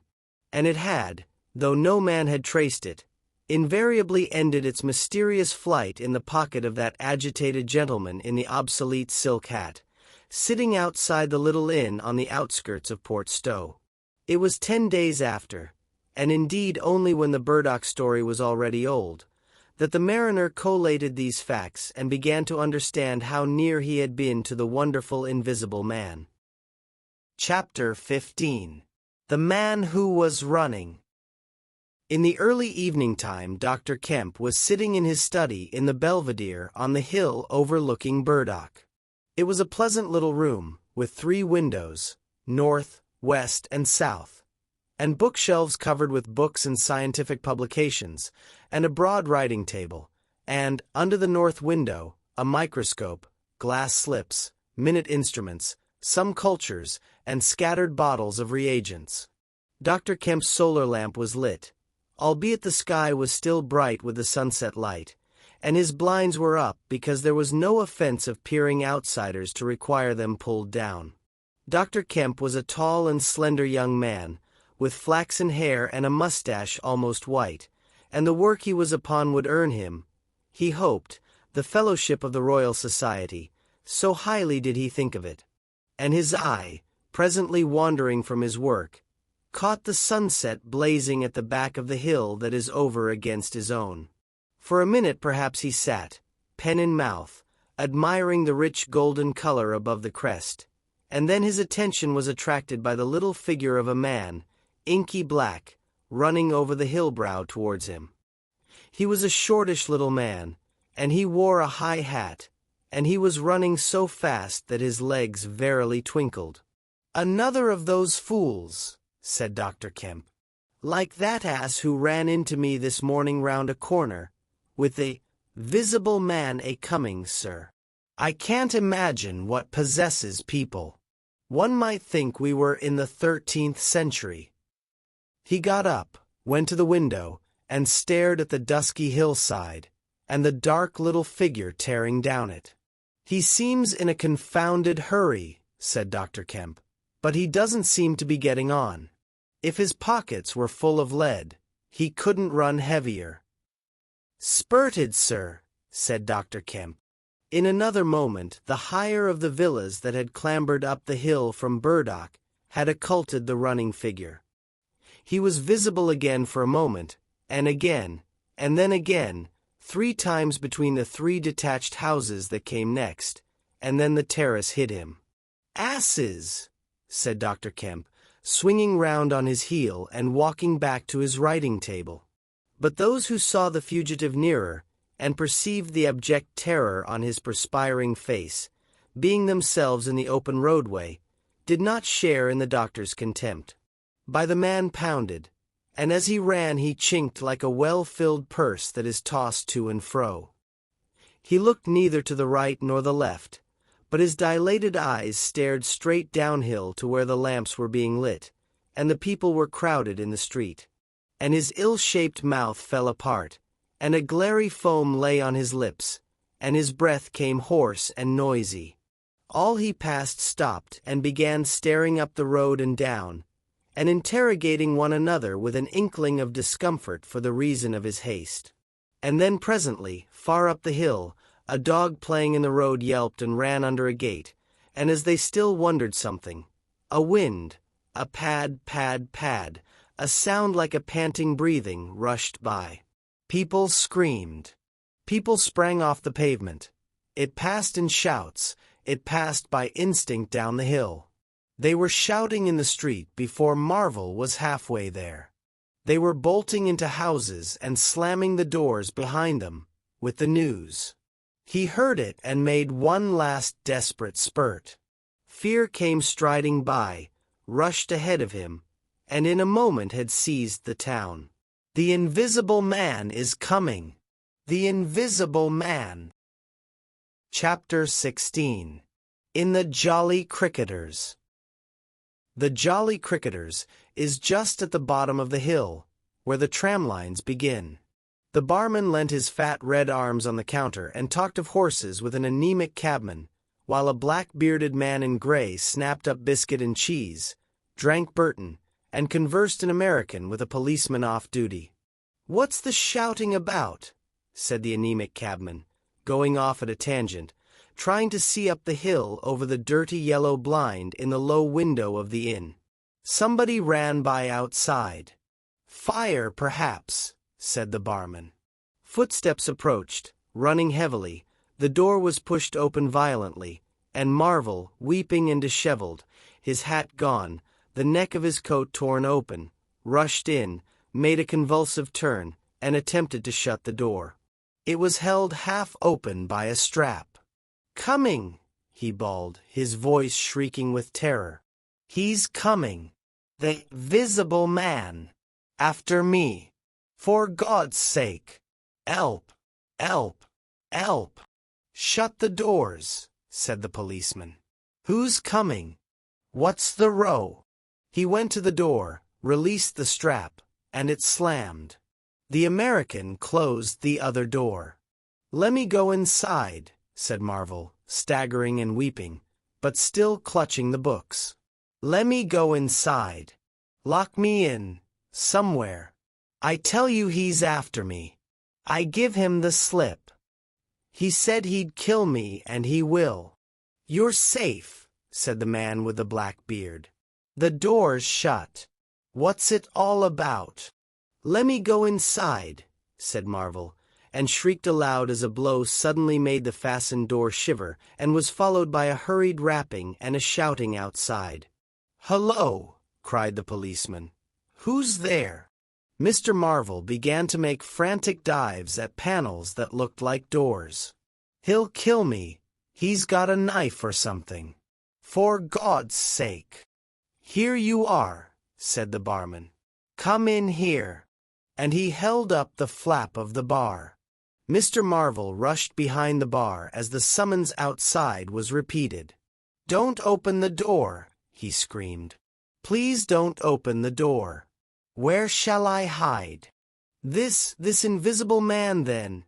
asked the man with the black beard, with one hand behind him. "I guess it's about time we saw him." The window of the inn was suddenly smashed in, and there was a screaming and running to and fro in the street. The policeman had been standing on the settee staring out, craning to see who was at the door. He got down with raised eyebrows. "It's that," he said. The barman stood in front of the bar parlor door, which was now locked on Mr. Marvel, stared at the smashed window, and came round to the two other men. Everything was suddenly quiet.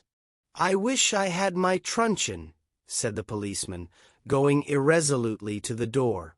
"Once we open, in he comes. There's no stopping him." "Don't you be in too much hurry about that door," said the anemic cabman anxiously. "Draw the bolts," said the man with the black beard, "and if he comes—" He showed a revolver in his hand. "That won't do," said the policeman. "That's murder." "I know what country I'm in," said the man with the beard. "I'm going to let off at his legs. Draw the bolts." "Not with that blinking thing going off behind me," said the barman, craning over the blind. "Very well," said the man with the black beard, and stooping down, revolver ready, drew them himself. Barman, cabman, and policeman faced about. "Come in," said the bearded man in an undertone, standing back and facing the unbolted doors with his pistol behind him. No one came in, the door remained closed. 5 minutes afterwards, when a second cabman pushed his head in cautiously, they were still waiting, and an anxious face peered out of the bar parlor and supplied information. "Are all the doors of the house shut?" asked Marvel. "He's going round, prowling round. He's as artful as the devil." "Good Lord," said the burly barman. "There's the back.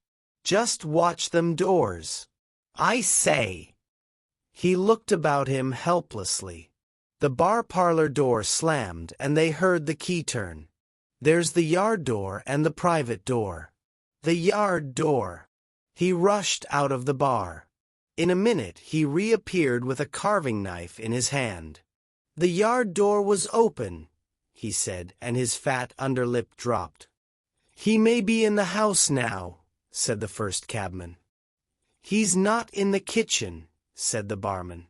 "There's 2 women there, and I've stabbed every inch of it with this little beef slicer. And they don't think he's come in. They haven't noticed." "Have you fastened it?" asked the first cabman. "I'm out of frocks," said the barman. The man with the beard replaced his revolver. And even as he did so, the flap of the bar was shut down and the bolt clicked. And then with a tremendous thud the catch of the door snapped and the bar parlor door burst open. They heard Marvel squeal like a caught leveret, and forthwith they were clambering over the bar to his rescue. The bearded man's revolver cracked, and the looking-glass at the back of the parlor starred and came smashing and tinkling down. As the barman entered the room he saw Marvel, curiously crumpled up and struggling against the door that led to the yard and kitchen. The door flew open while the barman hesitated, and Marvel was dragged into the kitchen. There was a scream and a clatter of pans. Marvel, head down and lugging back obstinately, was forced to the kitchen door, and the bolts were drawn. Then the policeman, who had been trying to pass the barman, rushed in, followed by one of the cabmen, gripped the wrist of the invisible hand that collared Marvel, was hit in the face and went reeling back. The door opened, and Marvel made a frantic effort to obtain a lodgment behind it. Then the cabman collared something. "I got him," said the cabman. The barman's red hands came clawing at the unseen. "Here he is," said the barman. Mr. Marvel, released, suddenly dropped to the ground and made an attempt to crawl behind the legs of the fighting men. The struggle blundered round the edge of the door. The voice of the invisible man was heard for the first time, yelling out sharply, as the policeman trod on his foot. Then he cried out passionately and his fists flew round like flails. The cabman suddenly hooped and doubled up, kicked under the diaphragm. The door into the bar parlor from the kitchen slammed and covered Mr. Marvel's retreat. The men in the kitchen found themselves clutching at and struggling with empty air. "Where's he gone?" cried the man with the beard. "Out! This way," said the policeman, stepping into the yard and stopping. A piece of tile whizzed by his head and smashed among the crockery on the kitchen table. "I'll show him," shouted the man with the black beard, and suddenly a steel barrel shone over the policeman's shoulder, and 5 bullets had followed one another into the twilight whence the missile had come.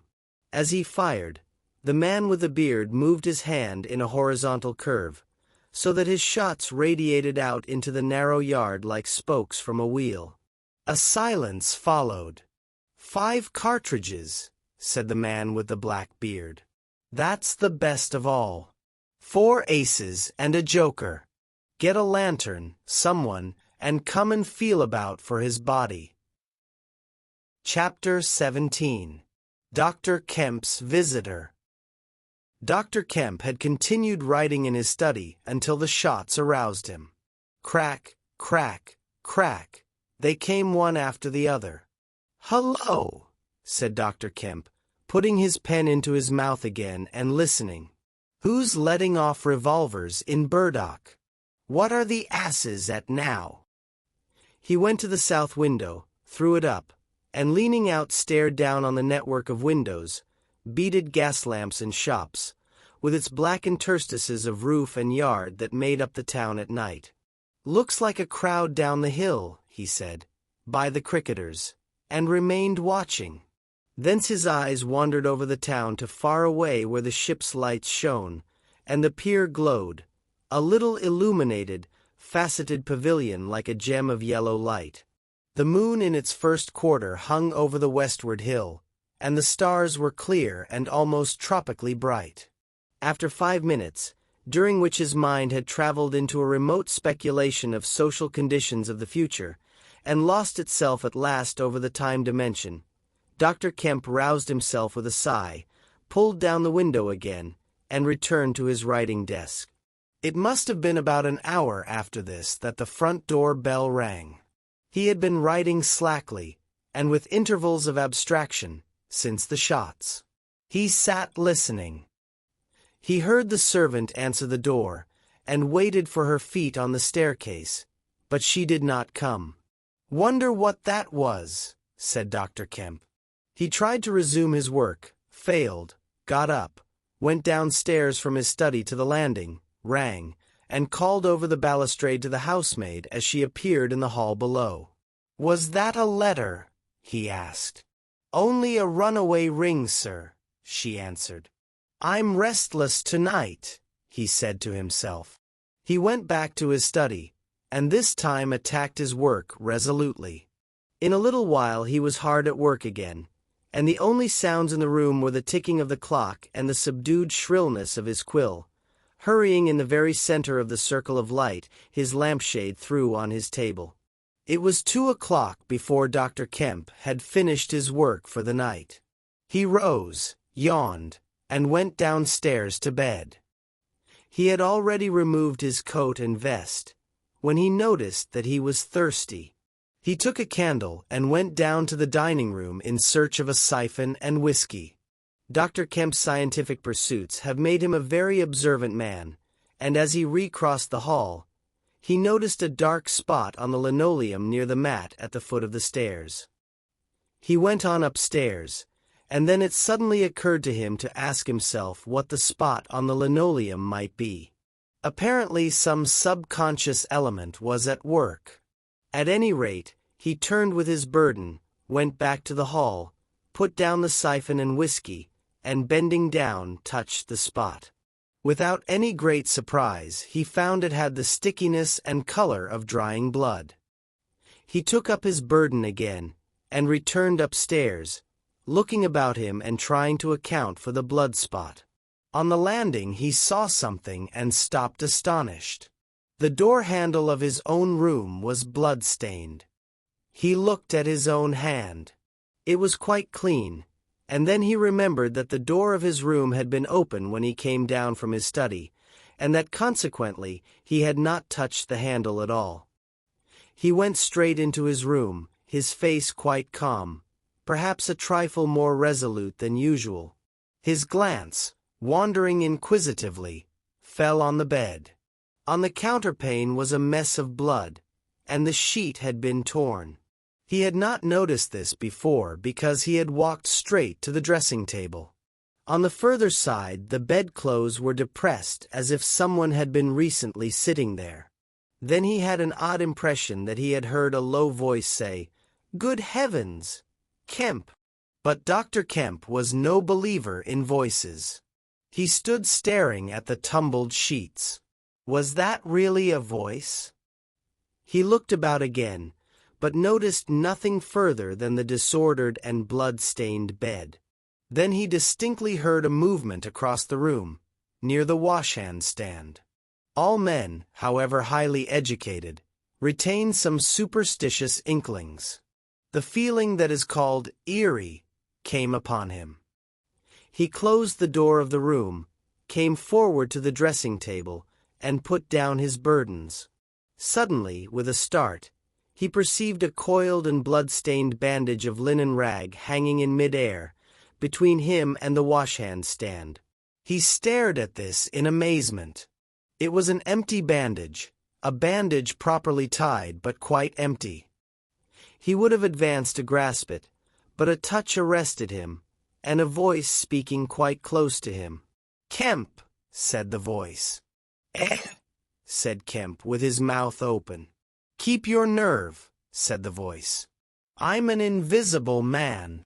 Kemp made no answer for a space, simply stared at the bandage. "Invisible man," he said. "I am an invisible man," repeated the voice. The story he had been active to ridicule only that morning rushed through Kemp's brain. He does not appear to have been either very much frightened or very greatly surprised at the moment. Realization came later. "I thought it was all a lie," he said. The thought uppermost in his mind was the reiterated arguments of the morning. "Have you a bandage on?" he asked. "Yes," said the invisible man. "Oh," said Kemp, and then roused himself. "I say," he said. "But this is nonsense. It's some trick."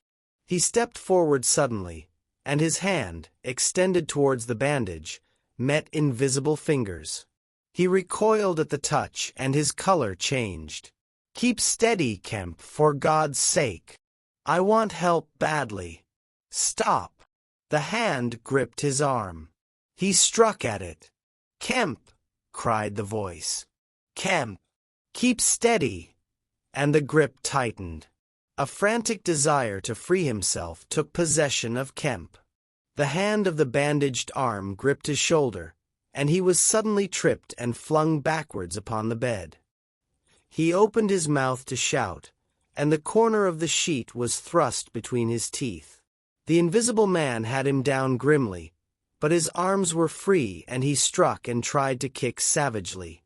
"Listen to reason, will you?" said the invisible man, sticking to him in spite of a pounding in the ribs. "By heaven! You'll madden me in a minute." "Lie still, you fool!" bawled the invisible man in Kemp's ear. Kemp struggled for another moment and then lay still. "If you shout, I'll smash your face," said the invisible man, relieving his mouth. "I'm an invisible man. It's no foolishness, and no magic. I really am an invisible man. And I want your help. I don't want to hurt you, but if you behave like a frantic rustic, I must. Don't you remember me, Kemp? Griffin, of University College." "Let me get up," said Kemp. "I'll stop where I am. And let me sit quiet for a minute." He sat up and felt his neck. "I am Griffin, of University College, and I have made myself invisible. I am just an ordinary man, a man you have known, made invisible." "Griffin," said Kemp. "Griffin," answered the voice. "A younger student than you were, almost an albino, 6 feet high, and broad, with a pink and white face and red eyes, who won the medal for chemistry." "I am confused," said Kemp. "My brain is rioting. What has this to do with Griffin?" "I am Griffin," Kemp thought. "It's horrible," he said. "But what devilry must happen to make a man invisible?" "It's no devilry.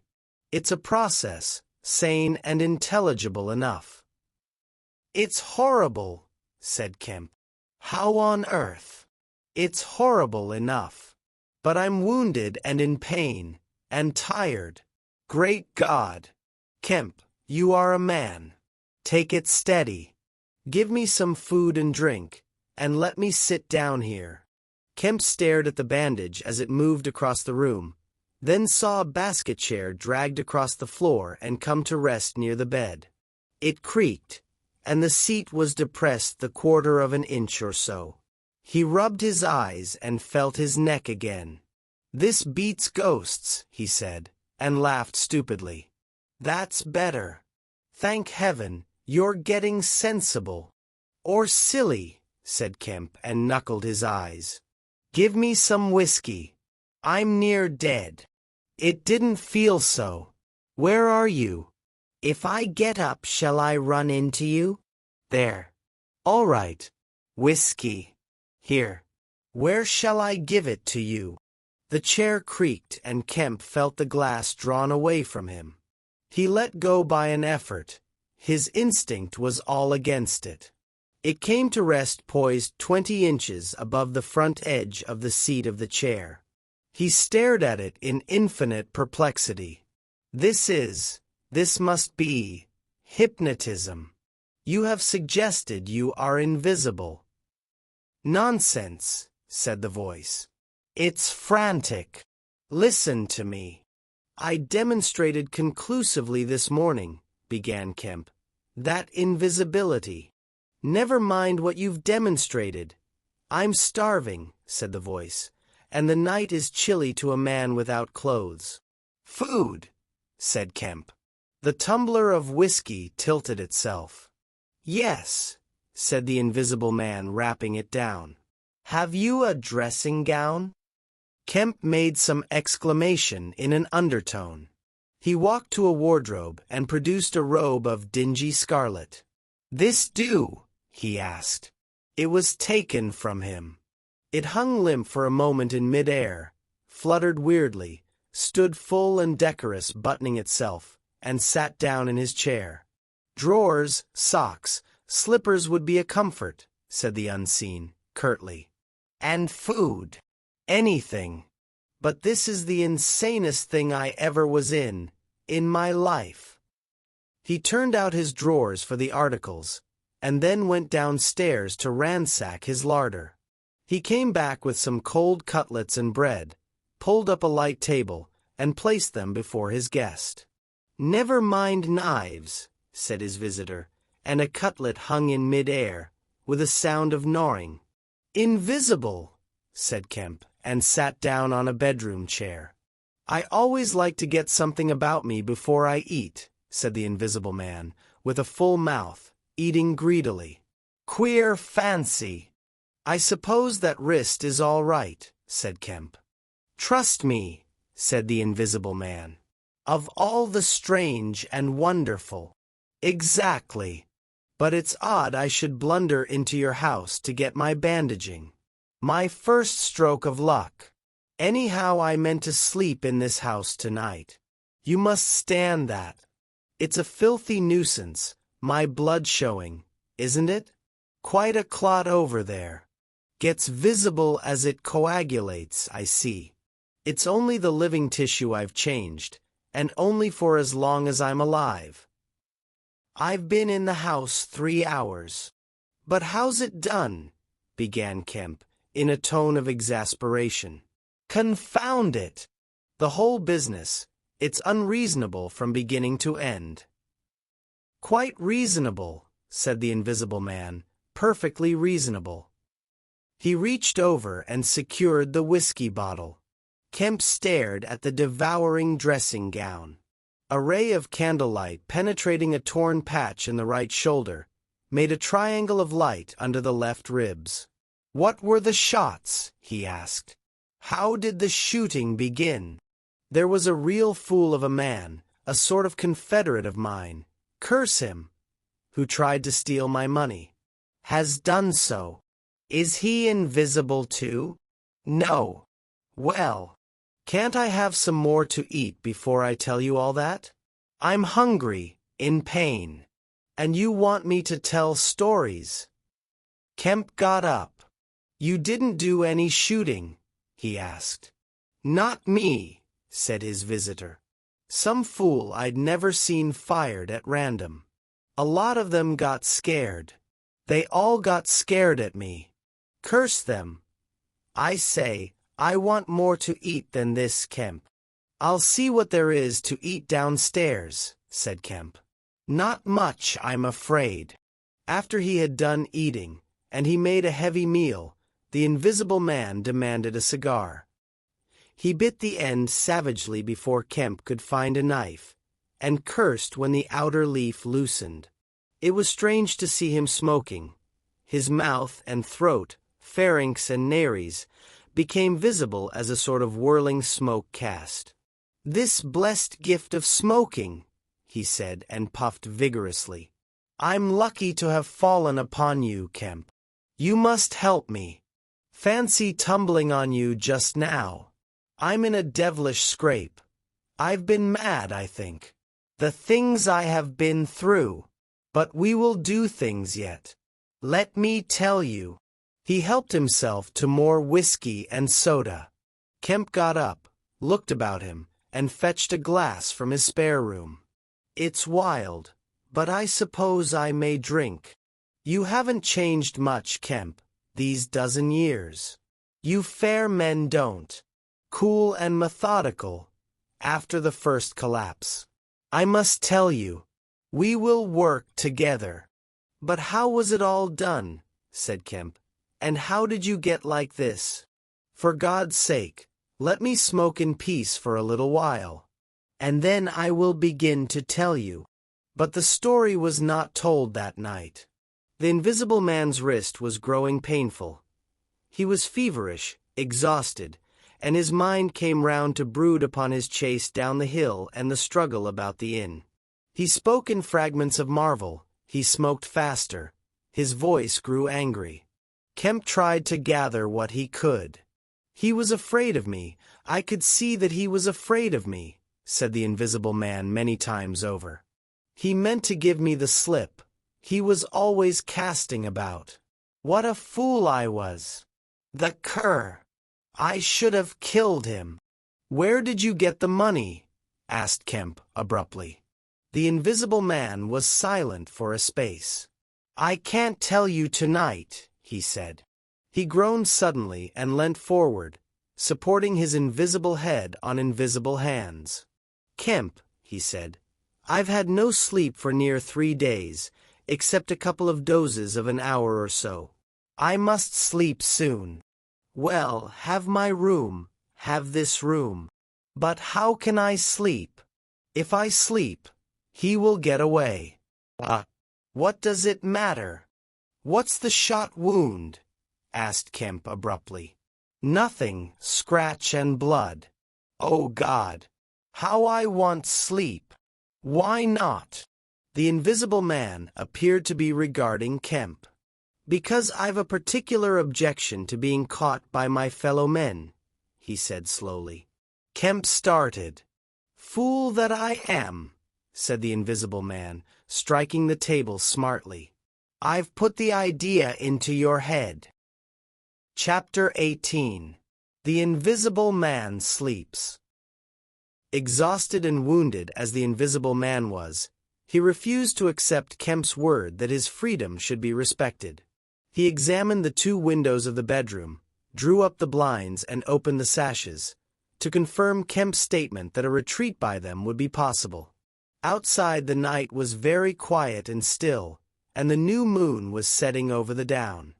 Then he examined the keys of the bedroom and the 2 dressing-room doors, to satisfy himself that these also could be made an assurance of freedom. Finally he expressed himself satisfied. He stood on the hearthrug and Kemp heard the sound of a yawn.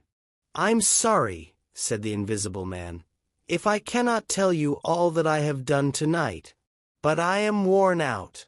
It's grotesque, no doubt. It's horrible. But believe me, Kemp, in spite of your arguments of this morning, it is quite a possible thing. I have made a discovery. I meant to keep it to myself. I can't. I must have a partner. And you. We can do such things. But tomorrow. Now, Kemp, I feel as though I must sleep or perish." Kemp stood in the middle of the room staring at the headless garment. "I suppose I must leave you," he said. "It's incredible. 3 things happening like this, overturning all my preconceptions, would make me insane. But it's real. Is there anything more that I can get you?" "Only bid me good night," said Griffin. "Good night," said Kemp, and shook an invisible hand. He walked sideways to the door. Suddenly the dressing gown walked quickly towards him. "Understand me," said the dressing gown. "No attempts to hamper me, or capture me, or—" Kemp's face changed a little. "I thought I gave you my word," he said. Kemp closed the door softly behind him, and the key was turned upon him forthwith. Then, as he stood with an expression of passive amazement on his face, the rapid feet came to the door of the dressing room, and that too was locked. Kemp slapped his brow with his hand. "Am I dreaming? Has the world gone mad, or have I?" He laughed, and put his hand to the locked door. "Barred out of my own bedroom by a flagrant absurdity," he said. He walked to the head of the staircase, turned, and stared at the locked doors. "It's fact," he said. He put his fingers to his slightly bruised neck. "Undeniable fact. But—" He shook his head hopelessly, turned, and went downstairs. He lit the dining room lamp, got out a cigar, and began pacing the room, ejaculating. Now and then he would argue with himself. "Invisible," he said. "Is there such a thing as an invisible animal? In the sea, yes. Thousands. Millions. All the larvae, all the little nauplii and tornarius, all the microscopic things, the jellyfish. In the sea there are more things invisible than visible. I never thought of that before. And in the ponds too. All those little pond-life things, specks of colorless translucent jelly. But in air. No, it can't be. But after all, why not? If a man was made of glass, he would still be visible." His meditation became profound. The bulk of 3 cigars had passed into the invisible or diffused as a white ash over the carpet before he spoke again. Then it was merely an exclamation. He turned aside, walked out of the room, and went into his little consulting room and lit the gas there. It was a little room, because Dr. Kemp did not live by practice, and in it were the day's newspapers. The morning's paper lay carelessly opened and thrown aside. He caught it up, turned it over, and read the account of a strange story from Iping that the mariner at Port Stowe had spelt over so painfully to Mr. Marvel. Kemp read it swiftly. "Wrapped up," said Kemp. "Disguised. Hiding it. No one seems to have been aware of his misfortune. What the devil is his game?" He dropped the paper, and his eye went seeking. "Ah," he said, and caught up the St. James Gazette, lying folded up as it arrived. "Now we shall get at the truth," said Dr. Kemp. He rent the paper open. A couple of columns confronted him. "An entire village in Sussex goes mad," was the heading. "Good heavens," said Kemp, reading eagerly an incredulous account of the events in Iping of the previous afternoon that have already been described.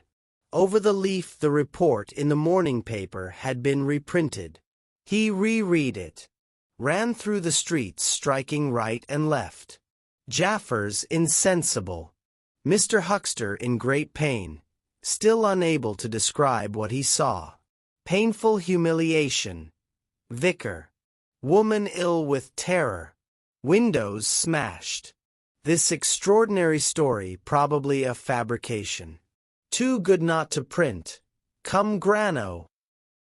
He dropped the paper and stared blankly in front of him. Probably a fabrication. He caught up the paper again, and reread the whole business. But when does the tramp come in? Why the deuce was he chasing a tramp?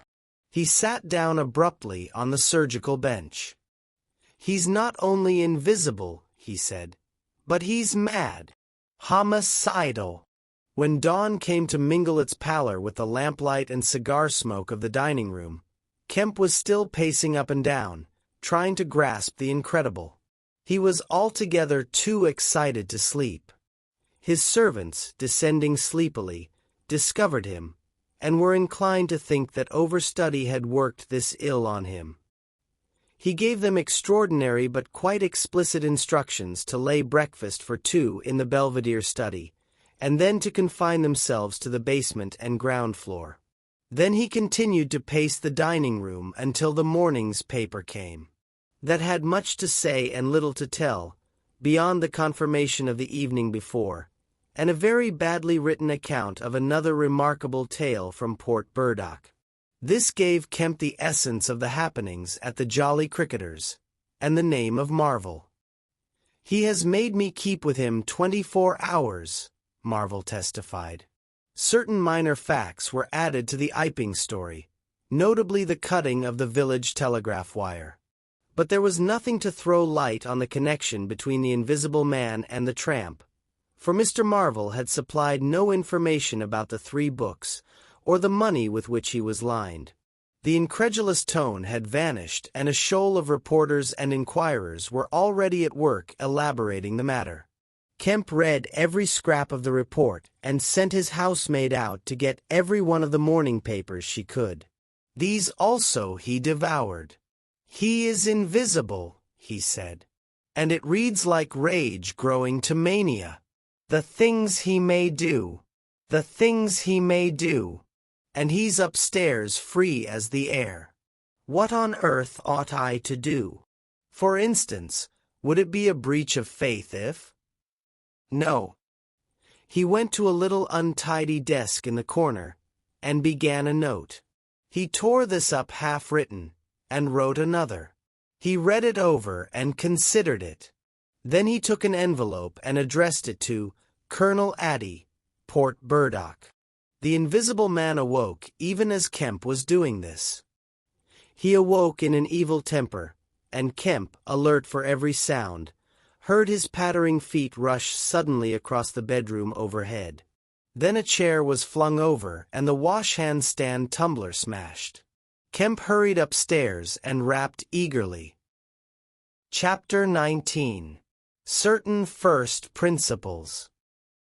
"What's the matter?" asked Kemp, when the Invisible Man admitted him. "Nothing," was the answer. "But, confound it! The smash!" "Fit of temper," said the Invisible Man, "forgot this arm. And it's sore. You're rather liable to that sort of thing." "I am." Kemp walked across the room and picked up the fragments of broken glass. "All the facts are out about you," said Kemp, standing up with the glass in his hand. "All that happened in Iping and down the hill. The world has become aware of its invisible citizen. But no one knows you are here." The Invisible Man swore. "The secret's out. I gather it was a secret. I don't know what your plans are, but of course I'm anxious to help you." The Invisible Man sat down on the bed. "There's breakfast upstairs," said Kemp, speaking as easily as possible, and he was delighted to find his strange guest rose willingly. Kemp led the way up the narrow staircase to the Belvedere. "Before we can do anything else," said Kemp, "I must understand a little more about this invisibility of yours." He had sat down, after one nervous glance out of the window, with the air of a man who is talking to do. His doubts of the sanity of the entire business flashed and vanished again as he looked across to where Griffin sat at the breakfast table, a headless, handless dressing gown, wiping unseen lips on a miraculously held serviette. "It's simple enough, and credible enough," said Griffin, putting the serviette aside and leaning the invisible head on an invisible hand. "No doubt to you, but—" Kemp laughed. "Well, yes. To me it seemed wonderful at first, no doubt. But now, great God! But we will do great things yet. I came on the stuff first at Chesilstowe. Chesilstowe! I went there after I left London. You know I dropped medicine and took up physics? No, well I did. Light fascinated me. Ah! Optical density. The whole subject is a network of riddles, a network with solutions glimmering elusively through. And being but 22 and full of enthusiasm, I said, "I will devote my life to this. This is worthwhile." You know what fools we are at 22. "Fools then or fools now," said Kemp. "As though knowing could be any satisfaction to a man." But I went to work, like a slave. And I had hardly worked and thought about the matter 6 months before light came through one of the meshes suddenly, blindingly. I found a general principle of pigments and refraction, a formula, a geometrical expression involving 4 dimensions. Fools, common men, even common mathematicians, do not know anything of what some general expression may mean to the student of molecular physics. In the books that Tramp has hidden, there are marvels, miracles. But this was not a method, it was an idea that might lead to a method by which it would be possible, without changing any other property of matter, except, in some instances colors, to lower the refractive index of a substance, solid or liquid, to that of air, so far as all practical purposes are concerned. "Phew," said Kemp. "That's odd. But still I don't see quite. I can understand that thereby you could spoil a valuable stone, but personal invisibility is a far cry." "Precisely," said Griffin. "But consider, visibility depends on the action of the visible bodies on light. Either a body absorbs light, or it reflects or refracts it, or does all these things. If it neither reflects nor refracts nor absorbs light, it cannot of itself be visible. You see an opaque red box, for instance, because the color absorbs some of the light and reflects the rest, all the red part of the light, to you. If it did not absorb any particular part of the light, but reflected it all, then it would be a shining white box. Silver. A diamond box would neither absorb much of the light nor reflect much from the general surface, but just here and there where the surfaces were favorable the light would be reflected and refracted, so that you would get a brilliant appearance of flashing reflections and translucencies, a sort of skeleton of light. A glass box would not be so brilliant, nor so clearly visible, as a diamond box, because there would be less refraction and reflection. See that. From certain points of view you would see quite clearly through it. Some kinds of glass would be more visible than others. A box of flint glass would be brighter than a box of ordinary window glass. A box of very thin common glass would be hard to see in a bad light, because it would absorb hardly any light and refract and reflect very little. And if you put a sheet of common white glass in water, still more if you put it in some denser liquid than water, it would vanish almost altogether, because light passing from water to glass is only slightly refracted or reflected or indeed affected in any way. It is almost as invisible as a jet of coal gas or hydrogen is in air. And for precisely the same reason. "Yes," said Kemp, "that is pretty plain sailing. And here is another fact you will know to be true. If a sheet of glass is smashed, Kemp, and beaten into a powder, it becomes much more visible while it is in the air. It becomes at last an opaque white powder. This is because the powdering multiplies the surfaces of the glass at which refraction and reflection occur. In the sheet of glass there are only 2 surfaces. In the powder the light is reflected or refracted by each grain it passes through, and very little gets right through the powder. But if the white powdered glass is put into water, it forthwith vanishes. The powdered glass and water have much the same refractive index. That is, the light undergoes very little refraction or reflection in passing from one to the other. You make the glass invisible by putting it into a liquid of nearly the same refractive index. A transparent thing becomes invisible if it is put in any medium of almost the same refractive index. And if you will consider only a second, you will see also that the powder of glass might be made to vanish in air, if its refractive index could be made the same as that of air, for then there would be no refraction or reflection as the light passed from glass to air. "Yes, yes," said Kemp. "But a man's not powdered glass." "No," said Griffin. He's more transparent. Nonsense. That from a doctor. How one forgets. Have you already forgotten your physics in 10 years? Just think of all the things that are transparent and seem not to be so. Paper, for instance, is made up of transparent fibers, and it is white and opaque only for the same reason that a powder of glass is white and opaque. Oil white paper.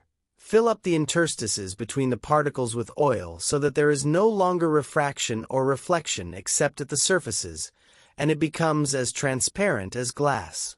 And not only paper, but cotton fiber, linen fiber, wool fiber, woody fiber, and bone, kemp, flesh, kemp, hair, kemp, nails and nerves, kemp. In fact, the whole fabric of a man, except the red of his blood and the black pigment of hair, are all made up of transparent, colorless tissue. So little suffices to make us visible one to the other. For the most part, the fibers of a living creature are no more opaque than water. Great heavens! Cried Kemp. Of course, of course. I was thinking only last night of the sea larvae and all jellyfish. Now you have me. And all that I knew and had in mind a year after I left London, 6 years ago. But I kept it to myself. I had to do my work under frightful disadvantages. Oliver, my professor, was a scientific bounder, a journalist by instinct, a thief of ideas. He was always prying. And you know the knavish system of the scientific world. I simply would not publish, and let him share my credit. I went on working. I got nearer and nearer making my formula into an experiment, a reality. I told no living soul, because I meant to flash my work upon the world with crushing effect and become famous at a blow. I took up the question of pigments to fill up certain gaps. And suddenly, not by design but by accident, I made a discovery in physiology. Yes. You know the red coloring matter of blood.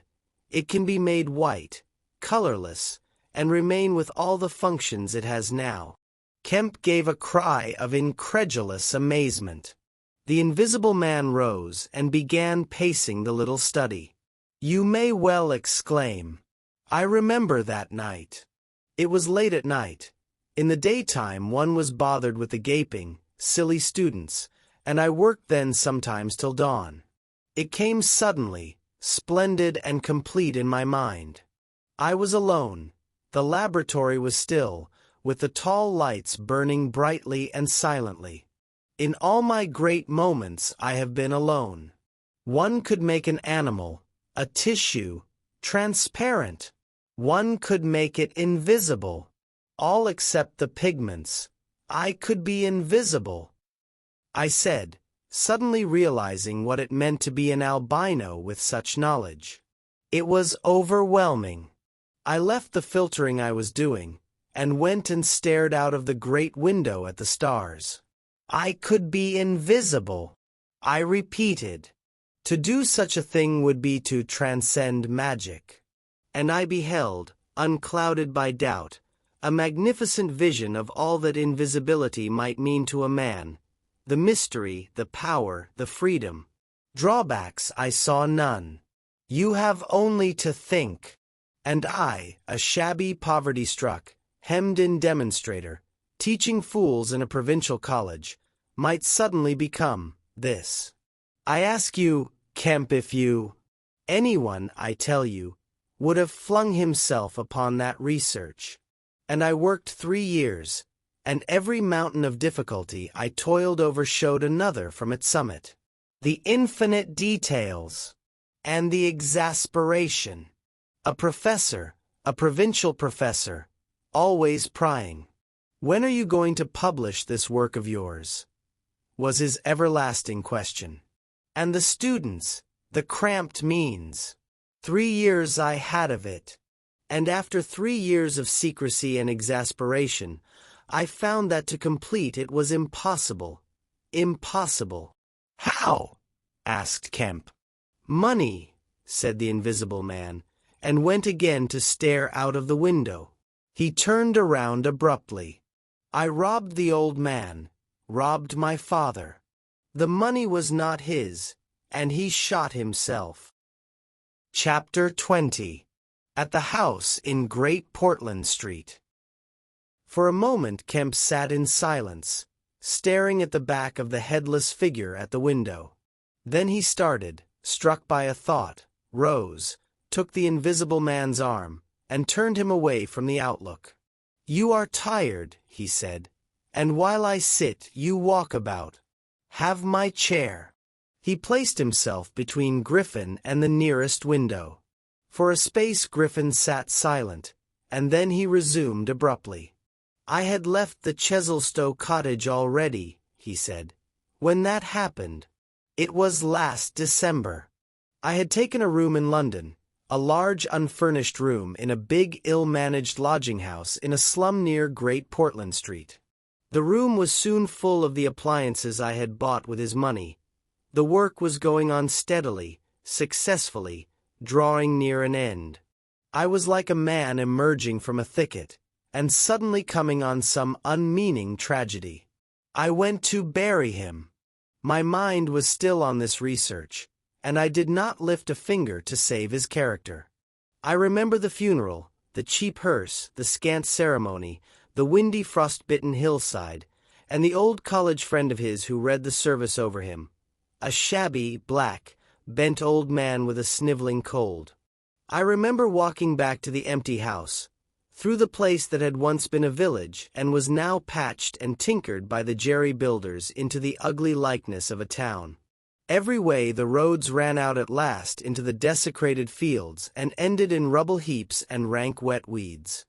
I remember myself as a gaunt black figure, going along the slippery, shiny pavement, and the strange sense of detachment I felt from the squalid respectability, the sordid commercialism of the place.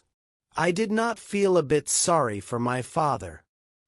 He seemed to me to be the victim of his own foolish sentimentality. The current cant required my attendance at his funeral, but it was really not my affair. But going along the high street, my old life came back to me for a space, for I met the girl I had known 10 years since. Our eyes met. Something moved me to turn back and talk to her. She was a very ordinary person. It was all like a dream, that visit to the old places. I did not feel then that I was lonely, that I had come out from the world into a desolate place. I appreciated my loss of sympathy, but I put it down to the general inanity of things. Re-entering my room seemed like the recovery of reality. There were the things I knew and loved. There stood the apparatus, the experiments arranged and waiting. And now there was scarcely a difficulty left, beyond the planning of details. I will tell you, Kemp, sooner or later, all the complicated processes. We need not go into that now. For the most part, saving certain gaps I chose to remember, they are written in cipher in those books that Tramp has hidden. We must hunt him down. We must get those books again. But the essential phase was to place the transparent object whose refractive index was to be lowered between two radiating centers of a sort of ethereal vibration, of which I will tell you more fully later. No, not those Röntgen vibrations.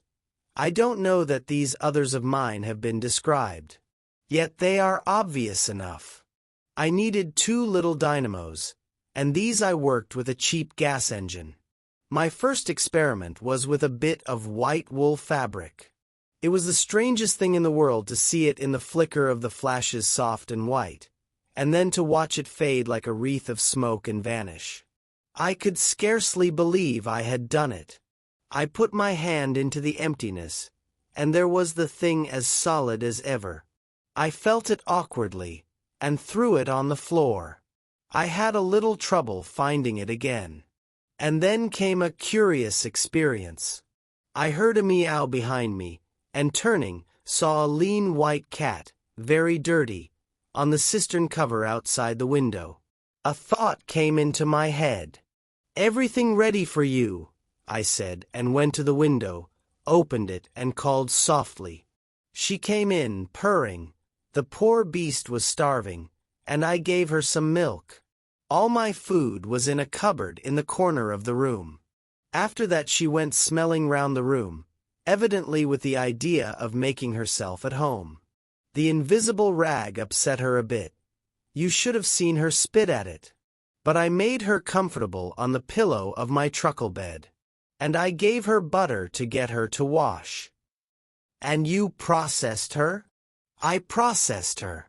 But giving drugs to a cat is no joke, Kemp. And the process failed. Failed.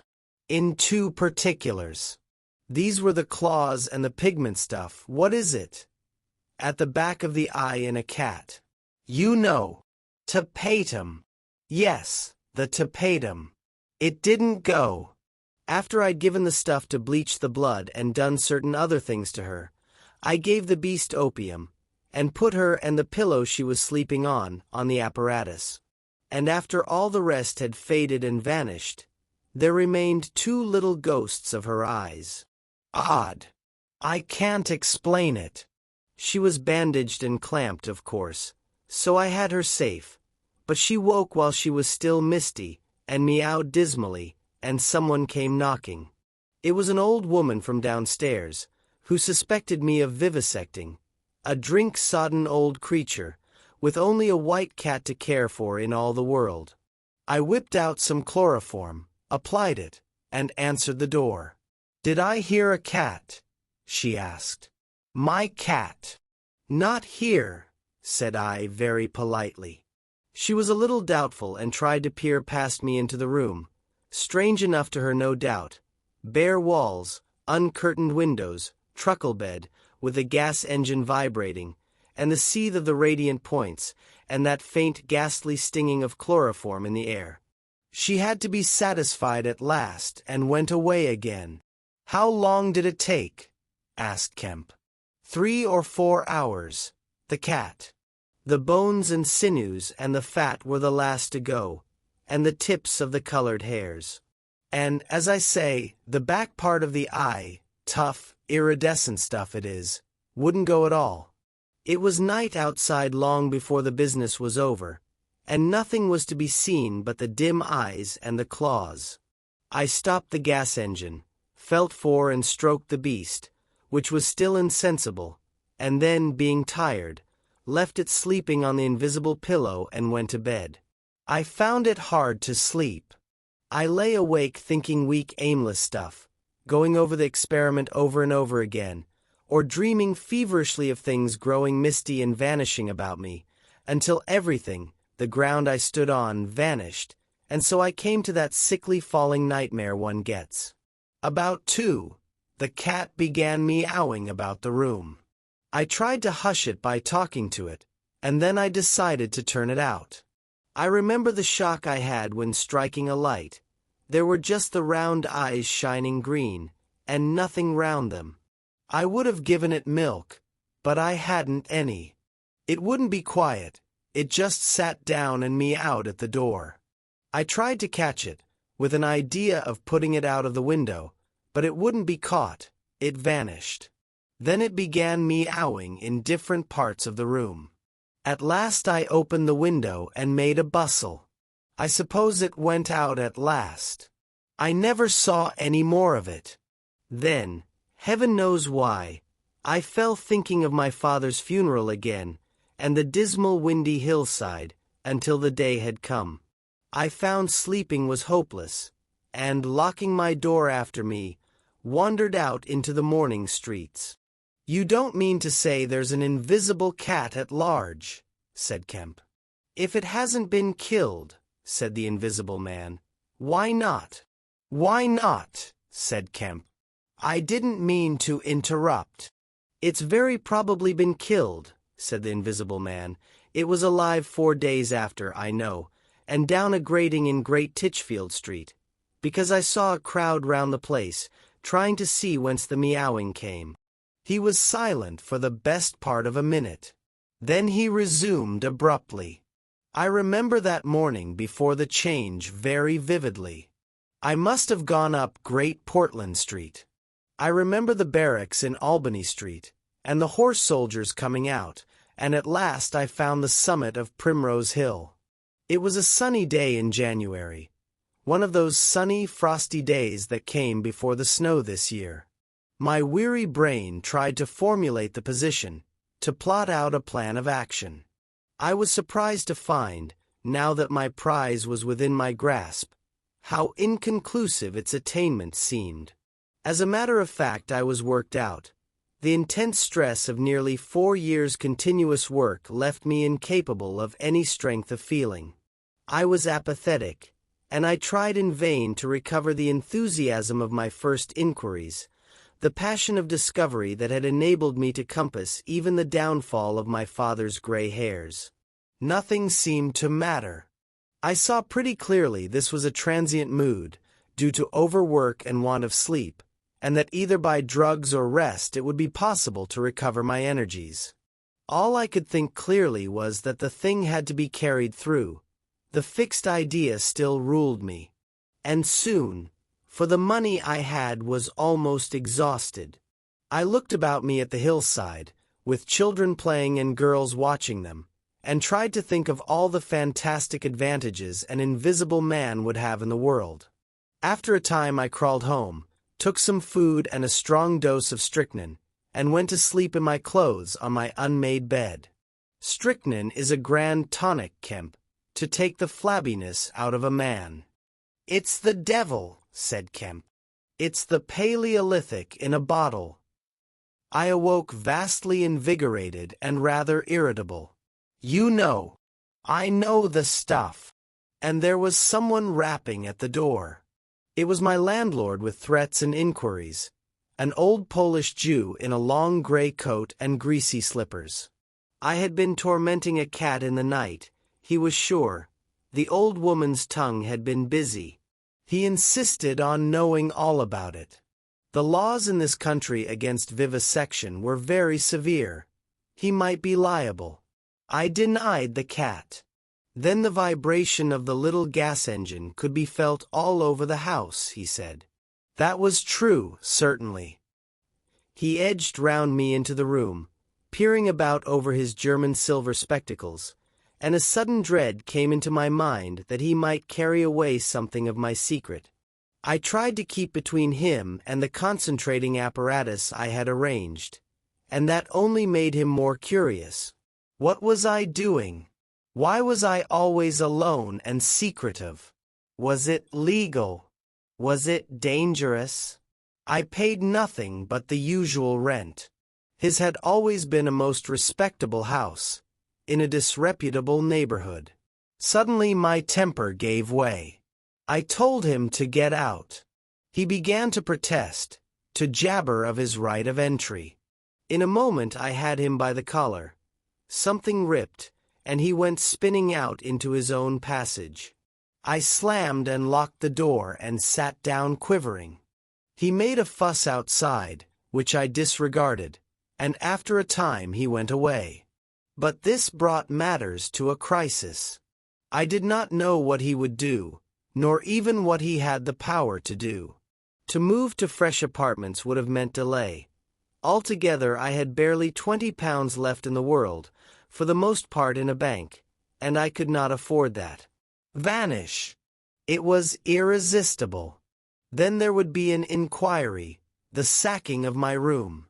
At the thought of the possibility of my work being exposed or interrupted at its very climax, I became very angry and active.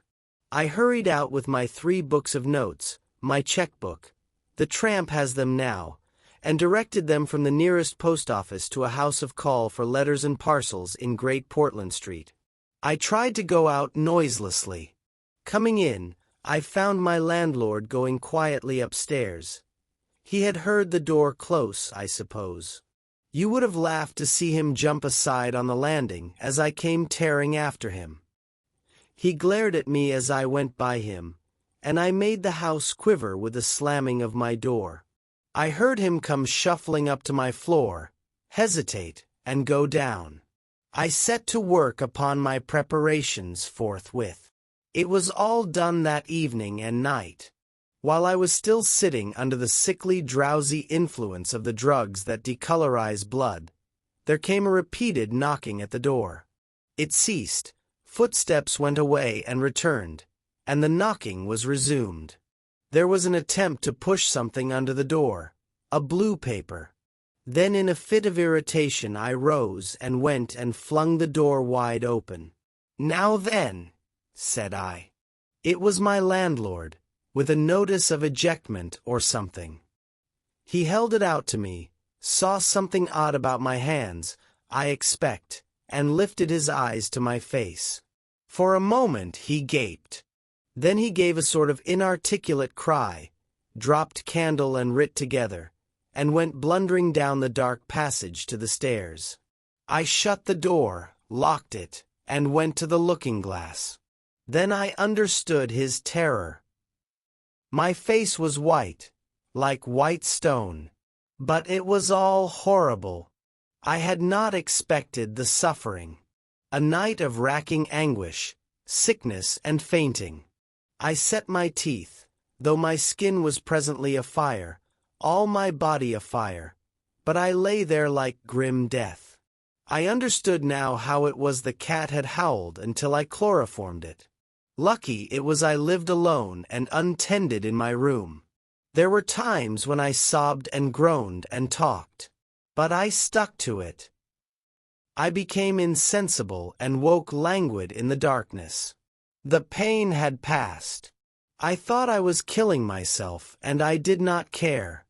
I shall never forget that dawn, and the strange horror of seeing that my hands had become as clouded glass, and watching them grow clearer and thinner as the day went by, until at last I could see the sickly disorder of my room through them, though I closed my transparent eyelids. My limbs became glassy, the bones and arteries faded, vanished, and the little white nerves went last. I gritted my teeth and stayed there to the end. At last only the dead tips of the fingernails remained, pallid and white, and the brown stain of some acid upon my fingers. I struggled up. At first I was as incapable as a swathed infant, stepping with limbs I could not see. I was weak and very hungry. I went and stared at nothing in my shaving glass, at nothing save where an attenuated pigment still remained behind the retina of my eyes, fainter than mist. I had to hang on to the table and press my forehead against the glass. It was only by a frantic effort of will that I dragged myself back to the apparatus and completed the process. I slept during the forenoon, pulling the sheet over my eyes to shut out the light, and about midday I was awakened again by a knocking. My strength had returned. I sat up and listened and heard a whispering. I sprang to my feet and as noiselessly as possible began to detach the connections of my apparatus and to distribute it about the room, so as to destroy the suggestions of its arrangement. Presently the knocking was renewed and voices called, first my landlord's, and then two others. To gain time I answered them. The invisible rag and pillow came to hand, and I opened the window and pitched them out on to the cistern cover. As the window opened, a heavy crash came at the door. Someone had charged it with the idea of smashing the lock. But the stout bolts I had screwed up some days before stopped him. That startled me, made me angry. I began to tremble and do things hurriedly. I tossed together some loose paper, straw, packing paper and so forth, in the middle of the room, and turned on the gas. Heavy blows began to rain upon the door. I could not find the matches. I beat my hands on the wall with rage. I turned down the gas again, stepped out of the window on the cistern cover, very softly lowered the sash, and sat down, secure and invisible, but quivering with anger to watch events. They split a panel, I saw, and in another moment they had broken away the staples of the bolts and stood in the open doorway. It was the landlord and his two stepsons, sturdy young men of 3 or 4 and 20. Behind them fluttered the old hag of a woman from downstairs. You may imagine their astonishment to find the room empty. One of the younger men rushed to the window at once, flung it up and stared out. His staring eyes and thick-lipped bearded face came a foot from my face. I was half-minded to hit his silly countenance, but I arrested my doubled fist. He stared right through me. So did the others as they joined him. The old man went and peered under the bed, and then they all made a rush for the cupboard. They had to argue about it at length in Yiddish and Cockney English. They concluded I had not answered them, that their imagination had deceived them. A feeling of extraordinary elation took the place of my anger as I sat outside the window and watched these four people. For the old lady came in, glancing suspiciously about her like a cat, trying to understand the riddle of my behavior. The old man, so far as I could understand his patois, agreed with the old lady that I was a vivisectionist. The sons protested in garbled English that I was an electrician, and appealed to the dynamos and radiators. They were all nervous about my arrival, although I found subsequently that they had bolted the front door. The old lady peered into the cupboard and under the bed, and one of the young men pushed up the register and stared up the chimney. One of my fellow lodgers, a costermonger who shared the opposite room with a butcher, appeared on the landing, and he was called in and told incoherent things. It occurred to me that the radiators, if they fell into the hands of some acute, well-educated person, would give me away too much, and watching my opportunity, I came into the room and tilted one of the little dynamos off its fellow on which it was standing, and smashed both apparatus. Then, while they were trying to explain the smash, I dodged out of the room and went softly downstairs. I went into one of the sitting rooms and waited until they came down, still speculating and argumentative, all a little disappointed at finding no horrors, and all a little puzzled how they stood legally towards me. Then I slipped up again with a box of matches, fired my heap of paper and rubbish, put the chairs and bedding thereby, led the gas to the affair, by means of an india-rubber tube, and waving a farewell to the room left it for the last time. "You fired the house!" exclaimed Kemp. Fired the house. It was the only way to cover my trail, and no doubt it was insured. I slipped the bolts of the front door quietly and went out into the street.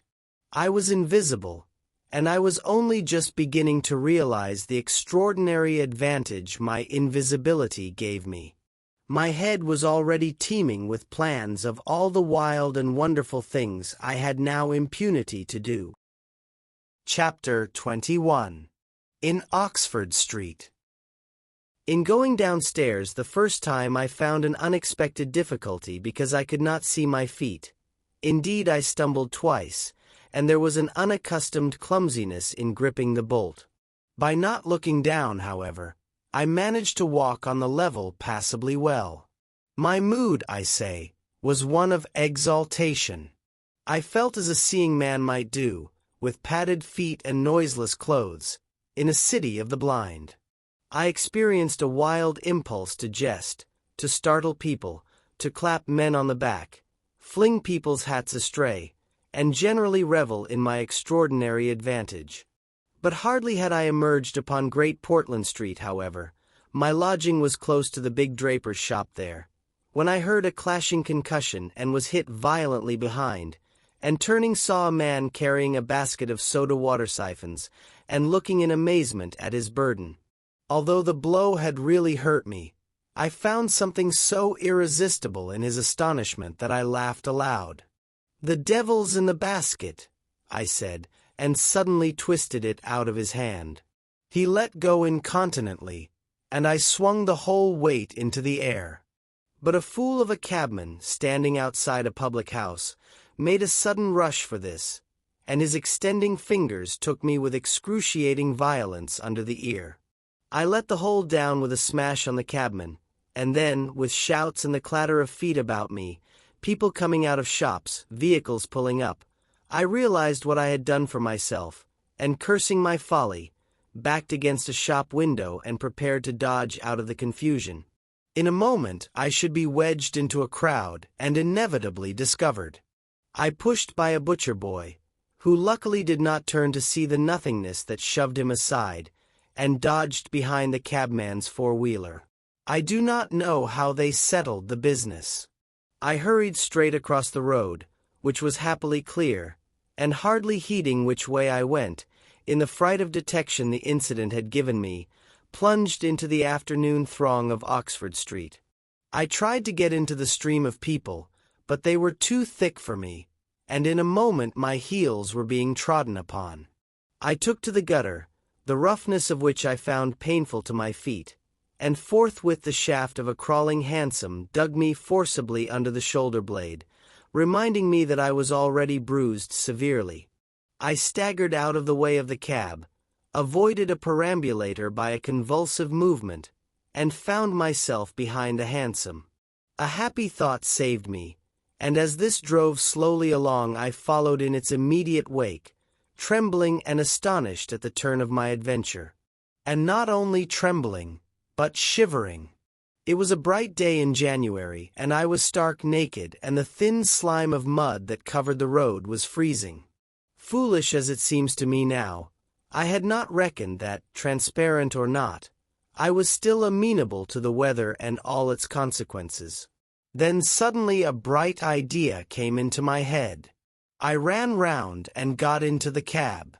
And so, shivering, scared, and sniffing with the first intimations of a cold, and with the bruises in the small of my back growing upon my attention, I drove slowly along Oxford Street and past Tottenham Court Road. My mood was as different from that in which I had sallied forth 10 minutes ago as it is possible to imagine. This invisibility, indeed! The one thought that possessed me was, how was I to get out of the scrape I was in? We crawled past Moody's, and there a tall woman with 5 or 6 yellow-labeled books hailed my cab, and I sprang out just in time to escape her, shaving a railway van narrowly in my flight. I made off up the roadway to Bloomsbury Square, intending to strike north past the museum and so get into the quiet district. I was now cruelly chilled, and the strangeness of my situation so unnerved me that I whimpered as I ran. At the northward corner of the square, a little white dog ran out of the Pharmaceutical Society's offices, and incontinently made for me, nose down. I had never realized it before, but the nose is to the mind of a dog what the eye is to the mind of a seeing man. Dogs perceive the scent of a man moving as men perceive his vision. This brute began barking and leaping, showing, as it seemed to me, only too plainly that he was aware of me. I crossed Great Russell Street, glancing over my shoulder as I did so, and went some way along Montague Street before I realized what I was running towards. Then I became aware of a blare of music, and looking along the street saw a number of people advancing out of Russell Square, red shirts, and the banner of the Salvation Army to the fore. Such a crowd, chanting in the roadway and scoffing on the pavement, I could not hope to penetrate, and dreading to go back and farther from home again, and deciding on the spur of the moment, I ran up the white steps of a house facing the museum railings, and stood there until the crowd should have passed. Happily the dog stopped at the noise of the band too, hesitated, and turned tail, running back to Bloomsbury Square again. On came the band, bawling with unconscious irony some hymn about, "When shall we see his face?" And it seemed an interminable time to me before the tide of the crowd washed along the pavement by me. Thud, thud, thud, came the drum with a vibrating resonance, and for the moment I did not notice 2 urchins stopping at the railings by me. "See 'em," said one. "See what?" said the other. "Why, them footmarks, bear, like what you makes in mud." I looked down and saw the youngsters had stopped and were gaping at the muddy footmarks I had left behind me up the newly whitened steps. The passing people elbowed and jostled them, but their confounded intelligence was arrested. Thud, thud, thud, when thud shall we see thud his face, thud, thud. "There's a barefoot man gone up them steps, or I don't know nothing," said one. "And he ain't never come down again." and his foot was a-bleeding. The thick of the crowd had already passed. "Looky there, Ted," quoth the younger of the detectives, with the sharpness of surprise in his voice, and pointed straight to my feet. I looked down and saw at once the dim suggestion of their outline sketched in splashes of mud. For a moment I was paralyzed. "Why, that's rum," said the elder. "Dashed rum. It's just like the ghost of a foot, ain't it?" He hesitated and advanced with outstretched hand. A man pulled up short to see what he was catching, and then a girl. In another moment he would have touched me. Then I saw what to do. I made a step. The boy started back with an exclamation, and with a rapid movement I swung myself over into the portico of the next house. But the smaller boy was sharp-eyed enough to follow the movement, and before I was well down the steps and upon the pavement, he had recovered from his momentary astonishment and was shouting out that the feet had gone over the wall. They rushed round and saw my new footmarks flash into being on the lower step and upon the pavement. "What's up?" asked someone. "Feet. Look. Feet running." Everybody in the road, except my 3 pursuers, was pouring along after the Salvation Army, and this blow not only impeded me but them. There was an eddy of surprise and interrogation. At the cost of bowling over one young fellow I got through, and in another moment I was rushing headlong round the circuit of Russell Square, with 6 or 7 astonished people following my footmarks. There was no time for explanation, or else the whole host would have been after me. Twice I doubled round corners, thrice I crossed the road and came back upon my tracks, and then, as my feet grew hot and dry, the damp impressions began to fade. At last I had a breathing space and rubbed my feet clean with my hands, and so got away altogether. The last I saw of the chase was a little group of a dozen people perhaps, studying with infinite perplexity a slowly drying footprint that had resulted from a puddle in Tavistock Square, a footprint as isolated and incomprehensible to them as Crusoe's solitary discovery. This running warmed me to a certain extent, and I went on with a better courage through the maze of less frequented roads that runs hereabouts. My back had now become very stiff and sore, my tonsils were painful from the cabman's fingers, and the skin of my neck had been scratched by his nails. My feet hurt exceedingly, and I was lame from a little cut on one foot. I saw in time a blind man approaching me, and fled limping, for I feared his subtle intuitions. Once or twice accidental collisions occurred, and I left people amazed, with unaccountable curses ringing in their ears. Then came something silent and quiet against my face, and across the square fell a thin veil of slowly falling flakes of snow. I had caught a cold, and do as I would I could not avoid an occasional sneeze. And every dog that came in sight, with its pointing nose and curious sniffing, was a terror to me. Then came men and boys running, first one and then others, and shouting as they ran. It was a fire. They ran in the direction of my lodging, and looking back down a street I saw a mass of black smoke streaming up above the roofs and telephone wires. It was my lodging burning. My clothes, my apparatus, all my resources indeed, except my checkbook and the 3 volumes of memoranda that awaited me in Great Portland Street, were there. Burning! I had burnt my boats, if ever a man did. The place was blazing. The invisible man paused and thought. Kemp glanced nervously out of the window. "Yes," he said. "Go on." Chapter 22. In the Emporium. So last January, with the beginning of a snowstorm in the air about me, and if it settled on me it would betray me. Weary, cold, painful, inexpressibly wretched, and still but half convinced of my invisible quality, I began this new life to which I am committed. I had no refuge, no appliances, no human being in the world in whom I could confide. To have told my secret would have given me away, made a mere show and rarity of me. Nevertheless, I was half-minded to accost some passer-by and throw myself upon his mercy. But I knew too clearly the terror and brutal cruelty my advances would evoke. I made no plans in the street.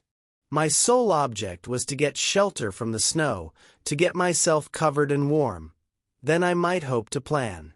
But even to me, an invisible man, the rows of London houses stood latched, barred, and bolted impregnably. Only one thing could I see clearly before me: the cold exposure and misery of the snowstorm and the night. And then I had a brilliant idea. I turned down one of the roads leading from Gower Street to Tottenham Court Road, and found myself outside Omnium's, the big establishment where everything is to be bought. You know the place. Meat, grocery, linen, furniture, clothing, oil paintings even, a huge meandering collection of shops rather than a shop. I had thought I should find the doors open, but they were closed, and as I stood in the wide entrance a carriage stopped outside, and a man in uniform, you know the kind of personage with Omnium on his cap, flung open the door. I contrived to enter, and walking down the shop, it was a department where they were selling ribbons and gloves and stockings and that kind of thing, came to a more spacious region devoted to picnic baskets and wicker furniture. I did not feel safe there, however. People were going to and fro, and I prowled restlessly about until I came upon a huge section in an upper floor containing multitudes of bedsteads, and over these I clambered, and found a resting place at last among a huge pile of folded flock mattresses. The place was already lit up and agreeably warm, and I decided to remain where I was, keeping a cautious eye on the 2 or 3 sets of shopmen and customers who were meandering through the place, until closing time came. Then I should be able, I thought, to rob the place for food and clothing, and disguised, prowl through it and examine its resources, perhaps sleep on some of the bedding. That seemed an acceptable plan. My idea was to procure clothing to make myself a muffled but acceptable figure, to get money, and then to recover my books and parcels where they awaited me, take a lodging somewhere, and elaborate plans for the complete realization of the advantages my invisibility gave me, as I still imagined, over my fellow men. Closing time arrived quickly enough. It could not have been more than an hour after I took up my position on the mattresses before I noticed the blinds of the windows being drawn, and customers being marched doorward. And then a number of brisk young men began with remarkable alacrity to tidy up the goods that remained disturbed. I left my lair as the crowds diminished, and prowled cautiously out into the less desolate parts of the shop. I was really surprised to observe how rapidly the young men and women whipped away the goods displayed for sale during the day. All the boxes of goods, the hanging fabrics, the festoons of lace, the boxes of sweets in the grocery section, the displays of this and that, were being whipped down, folded up, slapped into tidy receptacles, and everything that could not be taken down and put away had sheets of some coarse stuff like sacking flung over them. Finally, all the chairs were turned up onto the counters, leaving the floor clear. Directly each of these young people had done, he or she made promptly for the door with such an expression of animation as I have rarely observed in a shop assistant before. Then came a lot of youngsters scattering sawdust and carrying pails and brooms. I had to dodge to get out of the way, and as it was, my ankle got stung with the sawdust. For some time, wandering through the swathed and darkened apartments, I could hear the brooms at work. And at last, a good hour or more after the shop had been closed, came a noise of locking doors. Silence came upon the place, and I found myself wandering through the vast and intricate shops, galleries, showrooms of the place, alone. It was very still. In one place I remember passing near one of the Tottenham Court Road entrances and listening to the tapping of boot heels of the passers-by. My first visit was to the place where I had seen stockings and gloves for sale. It was dark, and I had the devil of a hunt after matches, which I found at last in the drawer of the little cash desk. Then I had to get a candle. I had to tear down wrappings and ransack a number of boxes and drawers, but at last I managed to turn out what I sought. The box label called them lambswool pants and lambswool vests. Then socks, a thick comforter, and then I went to the clothing place and got trousers, a lounge jacket, an overcoat and a slouch hat, a clerical sort of hat with the brim turned down. I began to feel a human being again, and my next thought was food. Upstairs was a refreshment department, and there I got cold meat. There was coffee still in the urn, and I lit the gas and warmed it up again, and altogether I did not do badly. Afterwards, prowling through the place in search of blankets, I had to put up at last with a heap of down quilts. I came upon a grocery section with a lot of chocolate and candied fruits, more than was good for me indeed, and some white burgundy. And near that was a toy department, and I had a brilliant idea. I found some artificial noses, dummy noses, and I thought of dark spectacles. But Omniums had no optical department. My nose had been a difficulty indeed. I had thought of paint. But the discovery set my mind running on wigs and masks and the like. Finally I went to sleep in a heap of down quilts, very warm and comfortable. My last thoughts before sleeping were the most agreeable I had had since the change. I was in a state of physical serenity, and that was reflected in my mind. I thought that I should be able to slip out unobserved in the morning with my clothes upon me, muffling my face with a white wrapper I had taken, purchase, with the money I had taken, spectacles and so forth, and so complete my disguise. I lapsed into disorderly dreams of all the fantastic things that had happened during the last few days. I saw the ugly little Jew of a landlord vociferating in his rooms. I saw his two sons marveling, and the wrinkled old woman's gnarled face as she asked for her cat. I experienced again the strange sensation of seeing the cloth disappear, and so I came round to the windy hillside and the sniffing old clergyman mumbling earth to earth, ashes to ashes, dust to dust, at my father's open grave. "You also," said a voice, and suddenly I was being forced towards the grave. I struggled, shouted, appealed to the mourners, but they continued stonily following the service. The old clergyman, too, never faltered droning and sniffing through the ritual. I realized I was invisible and inaudible, that overwhelming forces had their grip on me. I struggled in vain. I was forced over the brink. The coffin rang hollow as I fell upon it, and the gravel came flying after me in spadefuls. Nobody heeded me. Nobody was aware of me. I made convulsive struggles and awoke. The pale London dawn had come. The place was full of a chilly gray light that filtered round the edges of the window blinds. I sat up, and for a time I could not think where this ample apartment, with its counters, its piles of rolled stuff, its heap of quilts and cushions, its iron pillars, might be. Then, as recollection came back to me, I heard voices in conversation. Then far down the place, in the brighter light of some department which had already raised its blinds, I saw two men approaching. I scrambled to my feet, looking about me for some way of escape, and even as I did so the sound of my movement made them aware of me. I suppose they saw merely a figure moving quietly and quickly away. "Who's that?" cried one, and "Stop there!" shouted the other. I dashed around a corner and came full tilt, a faceless figure, mind you, on a lanky lad of 15. He yelled, and I bowled him over, rushed past him, turned another corner, and by a happy inspiration threw myself behind a counter. In another moment feet went running past, and I heard voices shouting, "All hands to the doors!" asking what was up, and giving one another advice how to catch me. Lying on the ground, I felt scared out of my wits.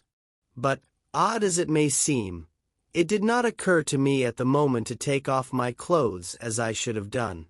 I had made up my mind, I suppose, to get away in them, and that ruled me. And then down the vista of the counters came a bawling of, "Here he is." I sprang to my feet, whipped a chair off the counter, and sent it whirling at the fool who had shouted, turned, came into another round a corner, sent him spinning, and rushed up the stairs. He kept his footing, gave a view hello, and came up the staircase hot after me. Up the staircase were piled a multitude of those bright-colored pot things. What are they? Art pots, suggested Kemp. That's it. Art pots.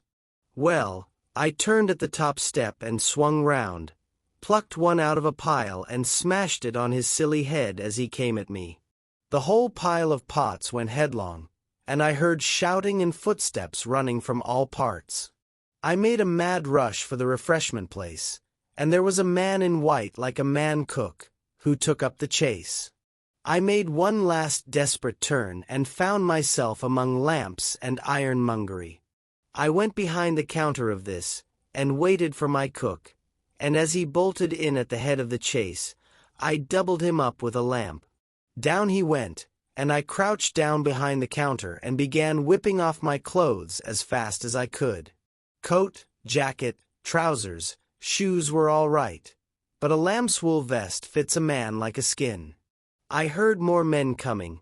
My cook was lying quiet on the other side of the counter, stunned or scared speechless, and I had to make another dash for it, like a rabbit hunted out of a woodpile. "This way, policeman!" I heard someone shouting. I found myself in my bedstead storeroom again, and at the end of a wilderness of wardrobes.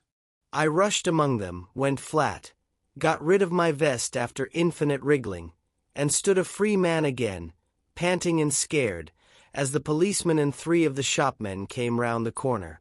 They made a rush for the vest and pants, and collared the trousers.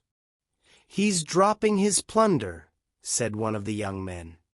"He must be somewhere here." But they did not find me all the same.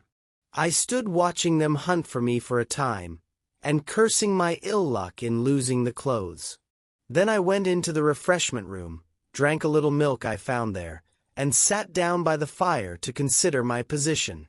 In a little while 2 assistants came in and began to talk over the business very excitedly and like the fools they were. I heard a magnified account of my depredations, and other speculations as to my whereabouts. Then I fell to scheming again. The insurmountable difficulty of the place, especially now it was alarmed, was to get any plunder out of it. I went down into the warehouse to see if there was any chance of packing and addressing a parcel, but I could not understand the system of checking. About 11 o'clock, the snow having thawed as it fell, and the day being finer and a little warmer than the previous one, I decided that the emporium was hopeless, and went out again, exasperated at my want of success, with only the vaguest plans of action in my mind. Chapter 23. In Drury Lane. "But you begin now to realize," said the Invisible Man, "the full disadvantage of my condition. I had no shelter, no covering. To get clothing was to forego all my advantage, to make myself a strange and terrible thing. I was fasting, for to eat, to fill myself with unassimilated matter, would be to become grotesquely visible again." "I never thought of that," said Kemp. "Nor had I. And the snow had warned me of other dangers. I could not go abroad in snow, it would settle on me and expose me. Rain, too, would make me a watery outline, a glistening surface of a man, a bubble. And fog, I should be like a fainter bubble in a fog, a surface, a greasy glimmer of humanity. Moreover, as I went abroad, in the London air, I gathered dirt about my ankles, floating smuts and dust upon my skin. I did not know how long it would be before I should become visible from that cause also. But I saw clearly it could not be for long. Not in London at any rate. I went into the slums towards Great Portland Street, and found myself at the end of the street in which I had lodged. I did not go that way, because of the crowd halfway down it opposite to the still smoking ruins of the house I had fired. My most immediate problem was to get clothing. What to do with my face puzzled me. Then I saw in one of those little miscellaneous shops, news, sweets, toys, stationery, belated Christmas tomfoolery, and so forth, an array of masks and noses. I realized that problem was solved. In a flash I saw my course. I turned about, no longer aimless, and went, circuitously in order to avoid the busy ways, towards the back streets north of the Strand. For I remembered, though not very distinctly where, that some theatrical costumiers had shops in that district. The day was cold, with a nipping wind down the northward running streets. I walked fast to avoid being overtaken. Every crossing was a danger, every passenger a thing to watch alertly. One man, as I was about to pass him at the top of Bedford Street, turned upon me abruptly and came into me, sending me into the road and almost under the wheel of a passing hansom. The verdict of the cab rank was that he had had some sort of stroke. I was so unnerved by this encounter that I went into Covent Garden Market and sat down for some time in a quiet corner by a stall of violets, panting and trembling. I found I had caught a fresh cold, and had to turn out after a time lest my sneezes should attract attention. At last I reached the object of my quest, a dirty, fly-blown little shop in a byway near Drury Lane, with a window full of tinsel robes, sham jewels, wigs, slippers, dominoes, and theatrical photographs. The shop was old-fashioned and low and dark, and the house rose above it for 4 stories, dark and dismal. I peered through the window and, seeing no one within, entered. The opening of the door set a clanking bell ringing. I left it open and walked round a bare costume stand, into a corner behind a cheval glass. For a minute or so no one came. Then I heard heavy feet striding across a room, and a man appeared down the shop. My plans were now perfectly definite. I proposed to make my way into the house, secrete myself upstairs, watch my opportunity, and when everything was quiet, rummage out a wig, mask, spectacles, and costume, and go into the world, perhaps a grotesque but still a credible figure. And incidentally, of course, I could rob the house of any available money. The man who had just entered the shop was a short, slight, hunched, beetle-browed man, with long arms and very short bandy legs. Apparently, I had interrupted a meal. He stared about the shop with an expression of expectation. This gave way to surprise, and then to anger, as he saw the shop empty. "Damn the boys," he said. He went to stare up and down the street. He came in again in a minute, kicked the door to with his foot spitefully, and went muttering back to the house door. I came forward to follow him, and at the noise of my movement he stopped dead. I did so too, startled by his quickness of ear. He slammed the house door in my face. I stood hesitating. Suddenly I heard his quick footsteps returning, and the door reopened. He stood looking about the shop like one who was still not satisfied. Then, murmuring to himself, he examined the back of the counter and peered behind some fixtures. Then he stood doubtful. He had left the house door open, and I slipped into the inner room. It was a queer little room, poorly furnished and with a number of big masks in the corner. On the table was his belated breakfast, and it was a confoundedly exasperating thing for me, Kemp, to have to sniff his coffee and stand watching while he came in and resumed his meal. And his table manners were irritating. 3 doors opened into the little room, one going upstairs and one down, but they were all shut. I could not get out of the room while he was there. I could scarcely move because of his alertness, and there was a draught down my back. Twice I strangled a sneeze just in time. The spectacular quality of my sensations was curious and novel, but for all that I was heartily tired and angry long before he had done his eating.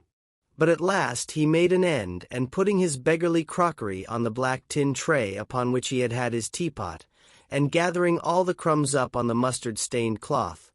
He took the whole lot of things after him. His burden prevented his shutting the door behind him, as he would have done. I never saw such a man for shutting doors, and I followed him into a very dirty underground kitchen and scullery. I had the pleasure of seeing him begin to wash up, and then, finding no good in keeping down there, and the brick floor being cold on my feet, I returned upstairs and sat in his chair by the fire. It was burning low, and scarcely thinking, I put on a little coal. The noise of this brought him up at once, and he stood aglare. He peered about the room and was within an ace of touching me. Even after that examination, he scarcely seemed satisfied. He stopped in the doorway and took a final inspection before he went down. I waited in the little parlor for an age, and at last he came up and opened the upstairs door. I just managed to get by him. On the staircase he stopped suddenly, so that I very nearly blundered into him. He stood looking back right into my face and listening. "I could have sworn," he said. His long hairy hand pulled at his lower lip. His eye went up and down the staircase. Then he grunted and went on up again. His hand was on the handle of a door, and then he stopped again with the same puzzled anger on his face. He was becoming aware of the faint sounds of my movements about him. The man must have had diabolically acute hearing. He suddenly flashed into rage. "If there's anyone in this house," he cried with an oath, and left the threat unfinished. He put his hand in his pocket, failed to find what he wanted, and rushing past me went blundering noisily and pugnaciously downstairs. But I did not follow him. I sat on the head of the staircase until his return. Presently he came up again, still muttering. He opened the door of the room, and before I could enter, slammed it in my face. I resolved to explore the house, and spent some time in doing so as noiselessly as possible.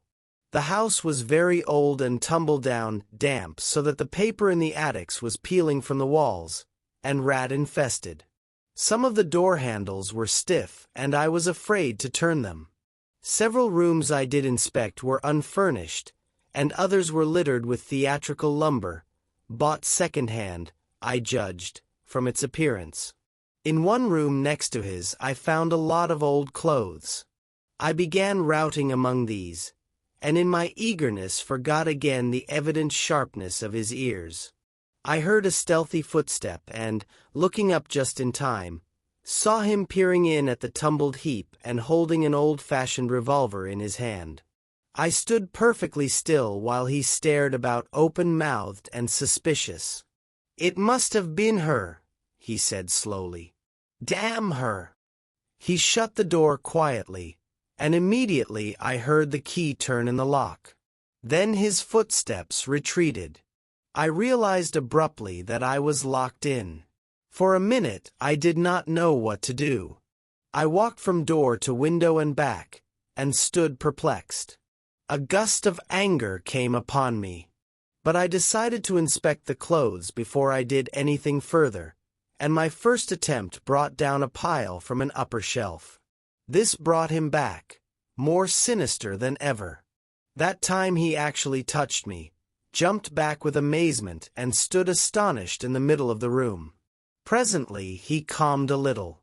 "Rats," he said in an undertone, fingers on lips. He was evidently a little scared.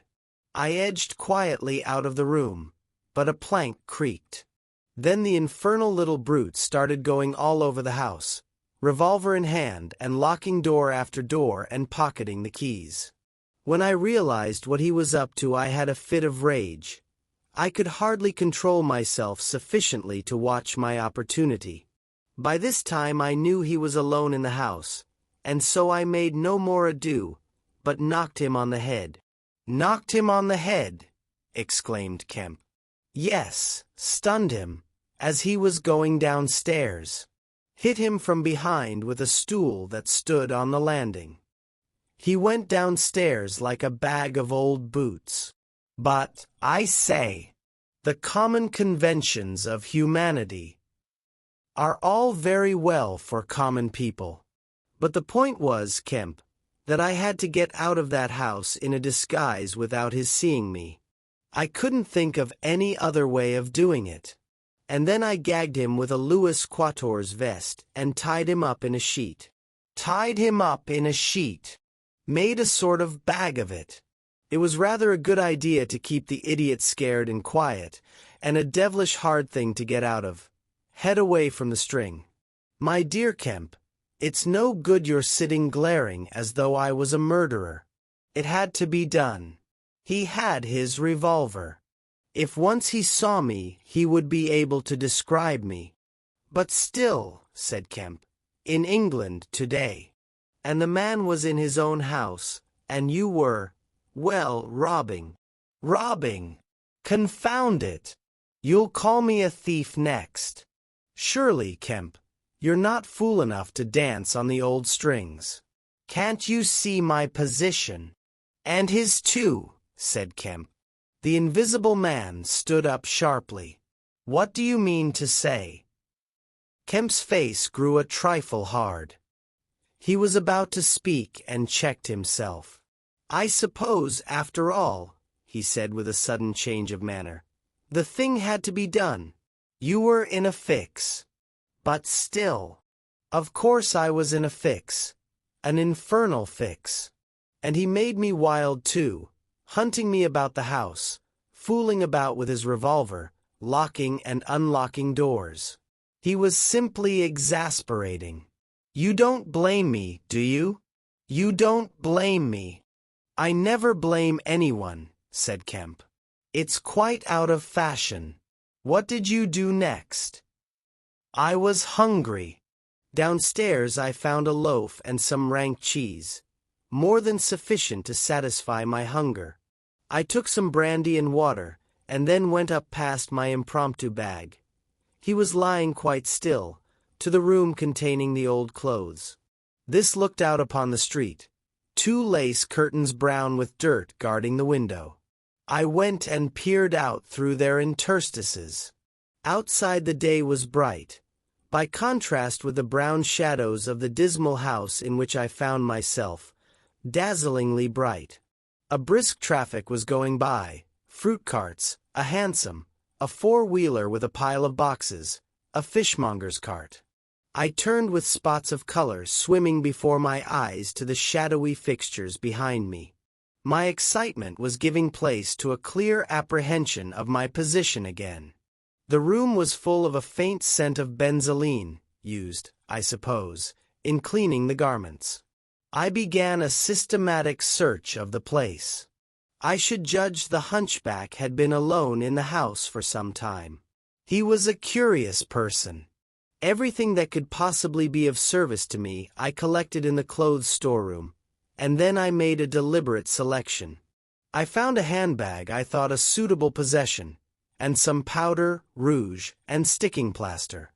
I had thought of painting and powdering my face and all that there was to show of me, in order to render myself visible, but the disadvantage of this lay in the fact that I should require turpentine and other appliances and a considerable amount of time before I could vanish again. Finally I chose a mask of the better type, slightly grotesque but not more so than many human beings, dark glasses, grayish whiskers, and a wig. I could find no underclothing, but that I could buy subsequently, and for the time I swathed myself in calico dominoes and some white cashmere scarfs.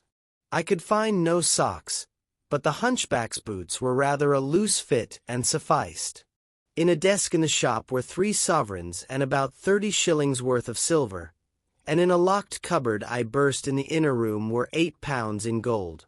I could go forth into the world again, equipped.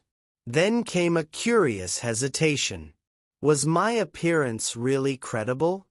I tried myself with a little bedroom looking-glass, inspecting myself from every point of view to discover any forgotten chink, but it all seemed sound. I was grotesque to the theatrical pitch, a stage miser, but I was certainly not a physical impossibility. Gathering confidence, I took my looking-glass down into the shop, pulled down the shop blinds, and surveyed myself from every point of view with the help of the cheval glass in the corner. I spent some minutes screwing up my courage and then unlocked the shop door and marched out into the street, leaving the little man to get out of his sheet again when he liked. In 5 minutes a dozen turnings intervened between me and the costumier's shop. No one appeared to notice me very pointedly. My last difficulty seemed overcome. He stopped again. "And you troubled no more about the hunchback," said Kemp. "No," said the invisible man, "nor have I heard what became of him. I suppose he untied himself or kicked himself out. The knots were pretty tight." He became silent and went to the window and stared out. "What happened when you went out into the Strand?" "Oh, disillusionment again. I thought my troubles were over. Practically, I thought I had impunity to do whatever I chose, everything, save to give away my secret. So I thought, whatever I did, whatever the consequences might be, was nothing to me. I had merely to fling aside my garments and vanish. No person could hold me. I could take my money where I found it. I decided to treat myself to a sumptuous feast, and then put up at a good hotel, and accumulate a new outfit of property. I felt amazingly confident. It's not particularly pleasant recalling that I was an ass. I went into a place and was already ordering lunch, when it occurred to me that I could not eat unless I exposed my invisible face. I finished ordering the lunch, told the man I should be back in 10 minutes, and went out exasperated. I don't know if you have ever been disappointed in your appetite. "Not quite so badly," said Kemp, "but I can imagine it. I could have smashed the silly devils." At last, faint with the desire for tasteful food, I went into another place and demanded a private room. "I am disfigured," I said. "Badly." They looked at me curiously, but of course it was not their affair, and so at last I got my lunch. It was not particularly well served, but it sufficed, and when I had had it, I sat over a cigar, trying to plan my line of action. And outside a snowstorm was beginning. The more I thought it over, Kemp, the more I realized what a helpless absurdity an invisible man was, in a cold and dirty climate and a crowded civilized city. Before I made this mad experiment, I had dreamt of 1,000 advantages. That afternoon it seemed all disappointment. I went over the heads of the things a man reckons desirable. No doubt invisibility made it possible to get them, but it made it impossible to enjoy them when they are got. Ambition. What is the good of pride of place when you cannot appear there? What is the good of the love of woman when her name must needs be Delilah? I have no taste for politics, for the blackguardisms of fame, for philanthropy, for sport. What was I to do? And for this I had become a wrapped-up mystery, a swathed and bandaged caricature of a man. He paused, and his attitude suggested a roving glance at the window. "But how did you get to Iping?" said Kemp, anxious to keep his guest busy talking. "I went there to work. I had one hope. It was a half idea. I have it still.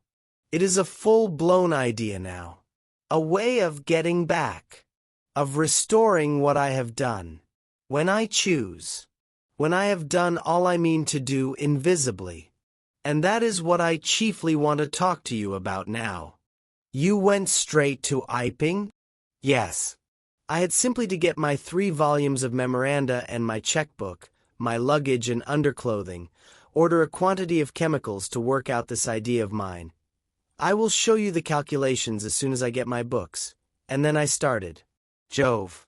I remember the snowstorm now, and the accursed bother it was to keep the snow from damping my pasteboard nose.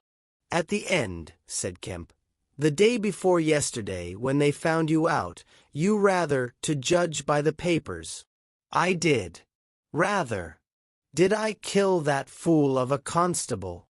No, said Kemp. He's expected to recover. That's his luck, then. I clean lost my temper. The fools. Why couldn't they leave me alone? And that grocer lout.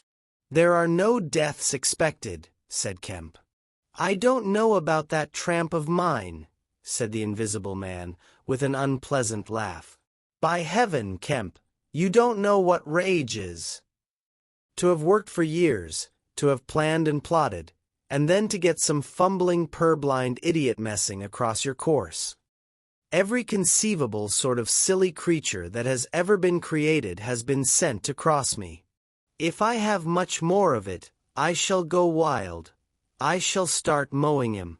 As it is, they've made things 1,000 times more difficult. No doubt it's exasperating, said Kemp drily. Chapter 24. The Plan That Failed. But now, said Kemp with a side glance out of the window, what are we to do? He moved nearer his guest as he spoke in such a manner as to prevent the possibility of a sudden glimpse of the three men who were advancing up the hill road, with an intolerable slowness, as it seemed to Kemp. What were you planning to do when you were heading for Port Burdock? Had you any plan? I was going to clear out of the country, but I have altered that plan rather since seeing you. I thought it would be wise, now the weather is hot and invisibility possible, to make for the south. Especially as my secret was known, and everyone would be on the lookout for a masked and muffled man. You have a line of steamers from here to France. My idea was to get aboard one and run the risks of the passage. Thence I could go by train into Spain, or else get to Algiers. It would not be difficult. There a man might always be invisible, and yet live, and do things. I was using that tramp as a money box and luggage carrier, until I decided how to get my books and things sent over to meet me. That's clear. And then the filthy brute must needs try and rob me. He has hidden my books, Kemp. Hidden my books. If I can lay my hands on him. Best plan to get the books out of him first. But where is he? Do you know? He's in the town police station, locked up, by his own request, in the strongest cell in the place. Cur, said the Invisible Man. But that hangs up your plans a little. We must get those books. Those books are vital. Certainly, said Kemp, a little nervously, wondering if he heard footsteps outside. Certainly we must get those books. But that won't be difficult, if he doesn't know they're for you. No, said the Invisible Man, and thought. Kemp tried to think of something to keep the talk going, but the Invisible Man resumed of his own accord. Blundering into your house, Kemp, he said, changes all my plans. For you are a man that can understand. In spite of all that has happened, in spite of this publicity, of the loss of my books, of what I have suffered, there still remain great possibilities, huge possibilities. You have told no one I am here, he asked abruptly. Kemp hesitated. That was implied, he said. No one, insisted Griffin. Not a soul. Ah. Now. The Invisible Man stood up, and sticking his arms akimbo began to pace the study. I made a mistake, Kemp, a huge mistake, in carrying this thing through alone. I have wasted strength, time, opportunities. Alone. It is wonderful how little a man can do alone. To rob a little, to hurt a little, and there is the end. What I want, Kemp, is a goalkeeper, a helper, and a hiding place, an arrangement whereby I can sleep and eat and rest in peace, and unsuspected. I must have a confederate. With a confederate, with food and rest, 1,000 things are possible. Hitherto I have gone on vague lines. We have to consider all that invisibility means, all that it does not mean. It means little advantage for eavesdropping and so forth. One makes sounds. It's of little help, a little help perhaps, in housebreaking and so forth. Once you've caught me, you could easily imprison me. But on the other hand, I am hard to catch. This invisibility, in fact, is only good in two cases.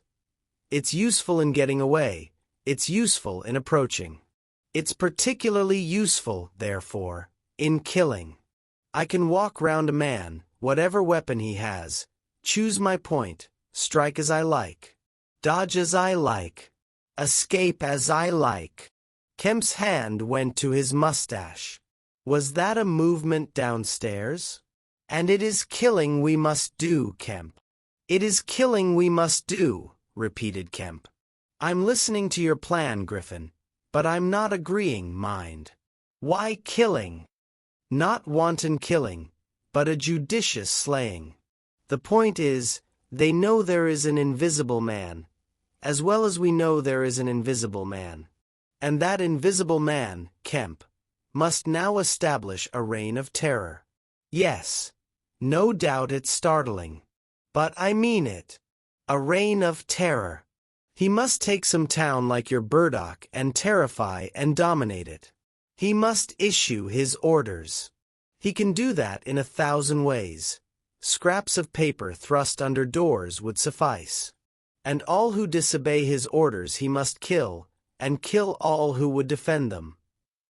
Humph, said Kemp, no longer listening to Griffin but to the sound of his front door opening and closing.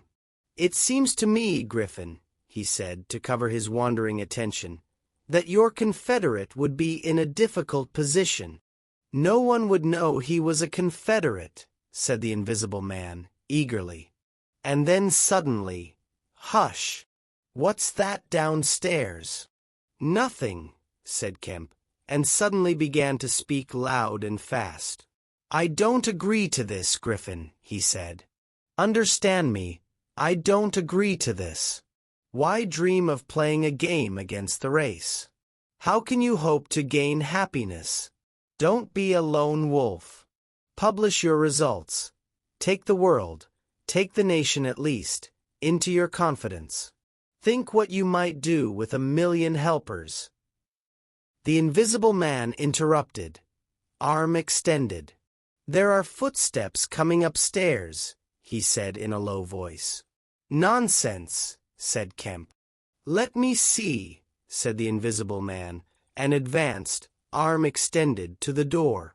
And then things happened very swiftly. Kemp hesitated for a second and then moved to intercept him. The invisible man started and stood still. Traitor!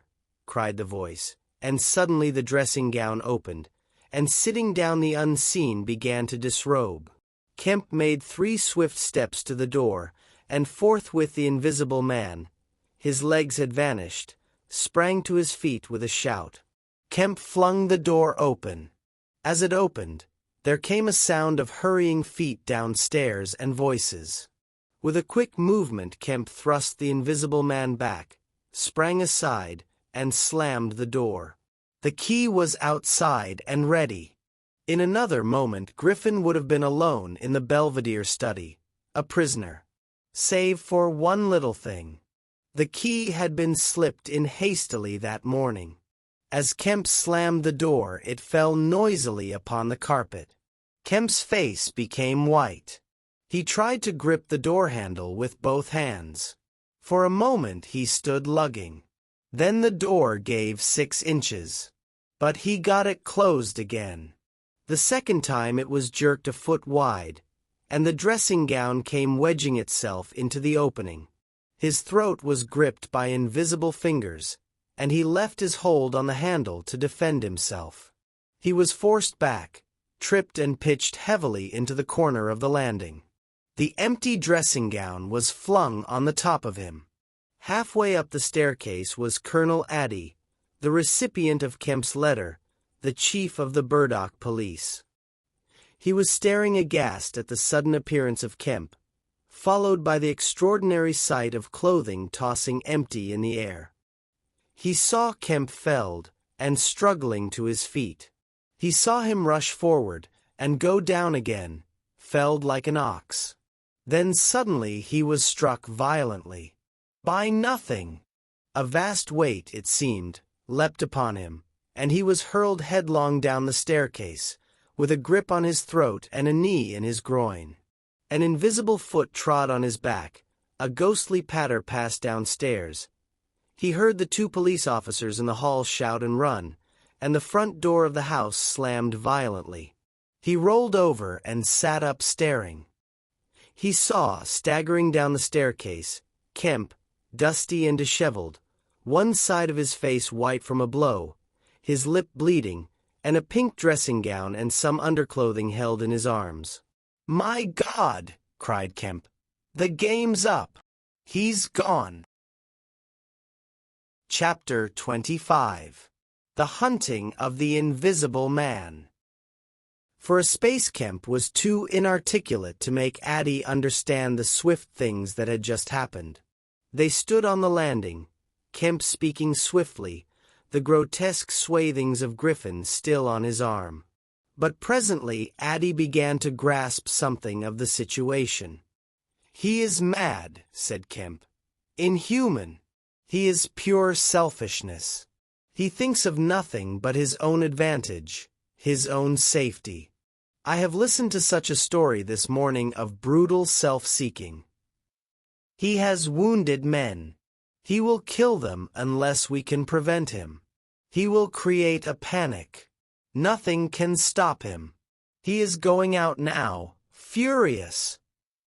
"He must be caught," said Addie. "That is certain." "But how?" cried Kemp, and suddenly became full of ideas. "You must begin at once. You must set every available man to work. You must prevent his leaving this district. Once he gets away, he may go through the countryside as he wills, killing and maiming. He dreams of a reign of terror. A reign of terror, I tell you. You must set a watch on trains and roads and shipping. The garrison must help. You must wire for help. The only thing that may keep him here is the thought of recovering some books of notes he counts a value. I will tell you of that. There is a man in your police station, Marvel." "I know," said Addie. "I know. Those books, yes. But the tramp says he hasn't them. But he thinks the tramp has. And you must prevent him from eating or sleeping. Day and night the country must be astir for him. Food must be locked up and secured, all food, so that he will have to break his way to it. The houses everywhere must be barred against him. Heaven send us cold nights and rain. The whole countryside must begin hunting and keep hunting. I tell you, Addie, he is a danger, a disaster.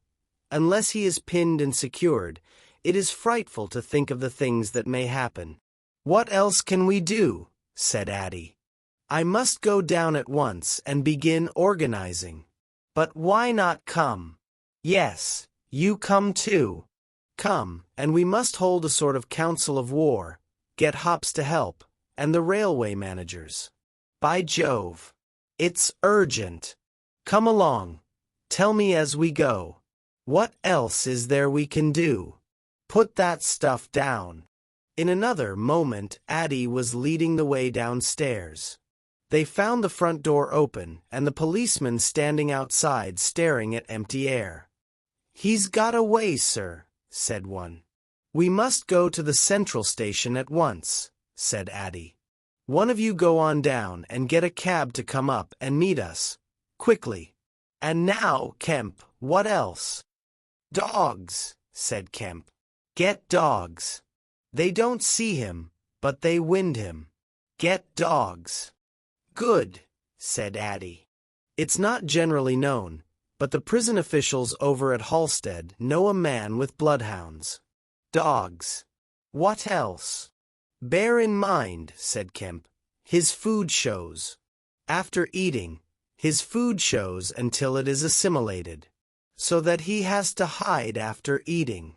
You must keep on beating every thicket, every quiet corner, and put all weapons, all implements that might be weapons, away. He can't carry such things for long, and what he can snatch up and strike men with must be hidden away. Good again, said Addie. We shall have him yet. And on the roads, said Kemp, and hesitated. Yes, said Addie. Powdered glass, said Kemp. It's cruel, I know. But think of what he may do. Addie drew the air in sharply between his teeth. It's unsportsmanlike. I don't know, but I'll have powdered glass got ready. If he goes too far. The man's become inhuman, I tell you, said Kemp. I am as sure he will establish a reign of terror, so soon as he has got over the emotions of this escape, as I am sure I am talking to you. Our only chance is to be ahead. He has cut himself off from his kind. His blood be upon his own head. Chapter 26. The Wicksteed Murder. The Invisible Man seems to have rushed out of Kemp's house in a state of blind fury. A little child playing near Kemp's gateway was violently caught up and thrown aside, so that its ankle was broken, and thereafter for some hours the Invisible Man passed out of human perceptions. No one knows where he went nor what he did, but one can imagine him hurrying through the hot June forenoon, up the hill and on to the open downland behind Port Burdock, raging and despairing at his intolerable fate, and sheltering at last, heated and weary, amid the thickets of Hinton Dean, to piece together again his shattered schemes against his species. That seems the most probable refuge for him, for there it was he reasserted himself in a grimly tragical manner about 2 in the afternoon. One wonders what his state of mind may have been during that time, and what plans he devised. No doubt he was almost ecstatically exasperated by Kemp's treachery, and though we may be able to understand the motives that led to that deceit, we may still imagine and even sympathize a little with the fury the attempted surprise must have occasioned.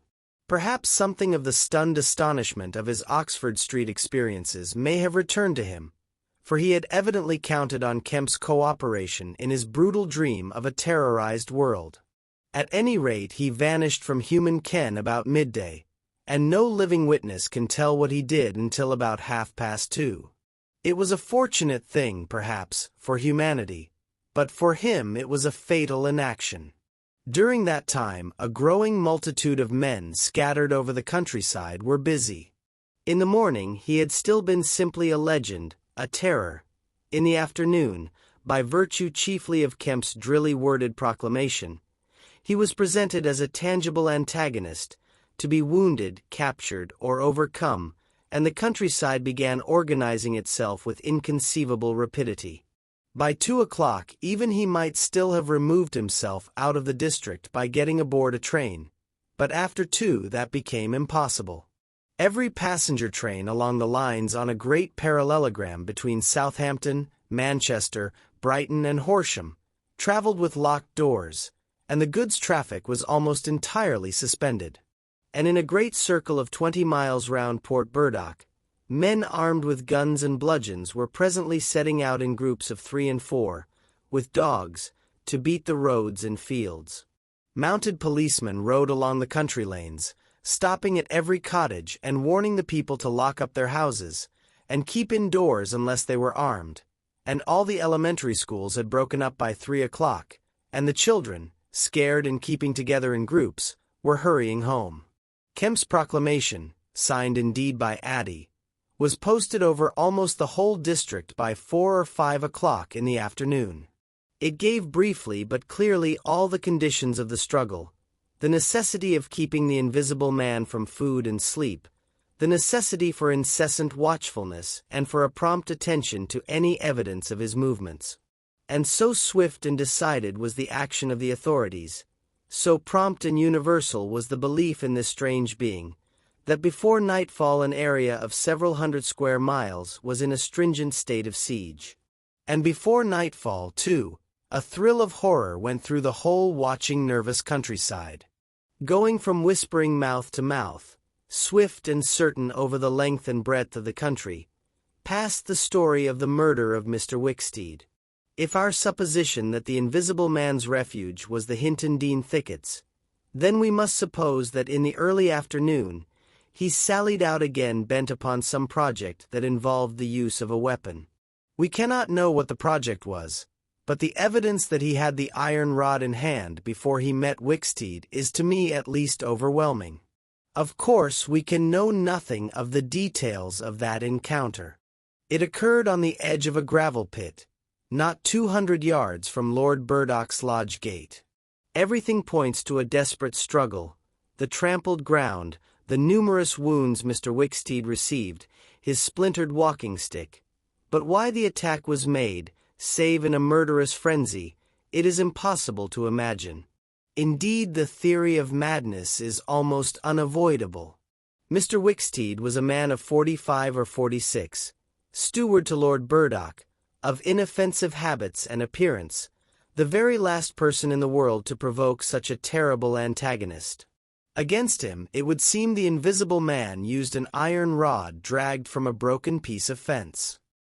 He stopped this quiet man, going quietly home to his midday meal, attacked him, beat down his feeble defenses, broke his arm, felled him, and smashed his head to a jelly.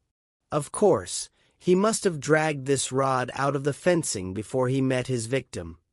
He must have been carrying it ready in his hand. Only two details beyond what has already been stated seem to bear on the matter. One is the circumstance that the gravel pit was not in Mr. Wicksteed's direct path home, but nearly a couple of 100 yards out of his way.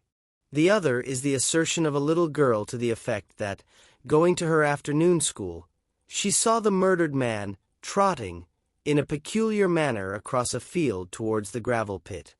Her pantomime of his action suggests a man pursuing something on the ground before him and striking at it ever and again with his walking stick. She was the last person to see him alive. He passed out of her sight to his death, the struggle being hidden from her only by a clump of beech trees and a slight depression in the ground. Now this, to the present writer's mind at least, lifts the murder out of the realm of the absolutely wanton. We may imagine that Griffin had taken the rod as a weapon indeed, but without any deliberate intention of using it in murder. Wicksteed may then have come by and noticed this rod inexplicably moving through the air. Without any thought of the Invisible Man, for Port Burdock is 10 miles away, he may have pursued it. It is quite conceivable that he may not even have heard of the Invisible Man. One can then imagine the Invisible Man making off, quietly in order to avoid discovering his presence in the neighborhood, and Wicksteed, excited and curious, pursuing this unaccountably locomotive object, finally striking at it. No doubt the Invisible Man could easily have distanced his middle-aged pursuer under ordinary circumstances, but the position in which Wicksteed's body was found suggests that he had the ill luck to drive his quarry into a corner between a drift of stinging nettles and the gravel pit. To those who appreciate the extraordinary irascibility of the Invisible Man, the rest of the encounter will be easy to imagine. But this is pure hypothesis. The only undeniable facts, for stories of children are often unreliable, are the discovery of Wicksteed's body, done to death, and of the blood-stained iron rod flung among the nettles. The abandonment of the rod by Griffin suggests that in the emotional excitement of the affair, the purpose for which he took it, if he had a purpose, was abandoned. He was certainly an intensely egotistical and unfeeling man, but the sight of his victim, his first victim, bloody and pitiful at his feet, may have released some long-pent fountain of remorse which for a time may have flooded whatever scheme of action he had contrived. After the murder of Mr. Wicksteed, he would seem to have struck across the country towards the downland. There is a story of a voice heard about sunset by a couple of men in a field near Fern Bottom. It was wailing and laughing, sobbing and groaning, and ever and again it shouted. It must have been queer hearing. It drove up across the middle of a clover field and died away towards the hills. That afternoon the Invisible Man must have learnt something of the rapid use Kemp had made of his confidences. He must have found houses locked and secured. He may have loitered about railway stations and prowled about inns, and no doubt he read the proclamations and realized something of the nature of the campaign against him. And as the evening advanced, the fields became dotted here and there with groups of 3 or 4 men, and noisy with the yelping of dogs. These men-hunters had particular instructions in the case of an encounter as to the way they should support one another. But he avoided them all. We may understand something of his exasperation, and it could have been none the less because he himself had supplied the information that was being used so remorselessly against him. For that day at least he lost heart. For nearly 24 hours, save when he turned on Wicksteed, he was a hunted man. In the night, he must have eaten and slept. For in the morning he was himself again, active, powerful, angry, and malignant, prepared for his last great struggle against the world. Chapter 27. The Siege of Kemp's House. Kemp read a strange missive, written in pencil on a greasy sheet of paper. "You have been amazingly energetic and clever," this letter ran, "though what you stand to gain by it I cannot imagine. You are against me. For a whole day you have chased me. You have tried to rob me of a night's rest. But I have had food in spite of you, I have slept in spite of you, and the game is only beginning. The game is only beginning. There is nothing for it but to start the terror. This announces the first day of the terror. Port Burdock is no longer under the Queen, tell your Colonel of Police, and the rest of them. It is under me, the terror. This is day 1 of year 1 of the new epoch, the epoch of the Invisible Man. I am Invisible Man the first. To begin with the rule will be easy. The first day there will be one execution for the sake of example. A man named Kemp. Death starts for him today. He may lock himself away, hide himself away, get guards about him, put on armor if he likes. Death, the unseen death, is coming. Let him take precautions. It will impress my people. Death starts from the pillar box by midday. The letter will fall in as the postman comes along, then off. The game begins. Death starts. Help him not, my people, lest death fall upon you also. Today Kemp is to die. Kemp read this letter twice. It's no hoax, he said. That's his voice. And he means it. He turned the folded sheet over and saw on the addressed side of it the postmark Hintondean, and the prosaic detail 2D. To pay. He got up slowly, leaving his lunch unfinished. The letter had come by the 1 o'clock post, and went into his study. He rang for his housekeeper, and told her to go round the house at once, examine all the fastenings of the windows, and close all the shutters. He closed the shutters of his study himself. From a locked drawer in his bedroom he took a little revolver, examined it carefully, and put it into the pocket of his lounge jacket. He wrote a number of brief notes, one to Colonel Addy, gave them to his servant to take, with explicit instructions as to her way of leaving the house. "There is no danger," he said, and added a mental reservation, "to you." He remained meditative for a space after doing this, and then returned to his cooling lunch. He ate with gaps of thought. Finally he struck the table sharply. "We will have him," he said, "and I am the bait. He will come too far." He went up to the Belvedere, carefully shutting every door after him. "It's a game," he said, "an odd game, but the chances are all for me, Mr. Griffin, in spite of your invisibility. Griffin contra mundum. With a vengeance." He stood at the window staring at the hot hillside. He must get food every day, and I don't envy him. Did he really sleep last night? Out in the open somewhere, secure from collisions.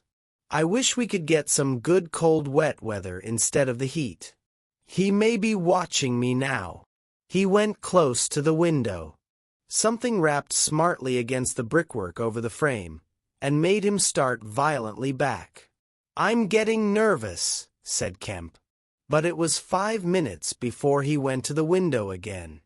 "It must have been a sparrow," he said. Presently he heard the front door bell ringing, and hurried downstairs. He unbolted and unlocked the door, examined the chain, put it up, and opened cautiously without showing himself. A familiar voice hailed him. It was Addie.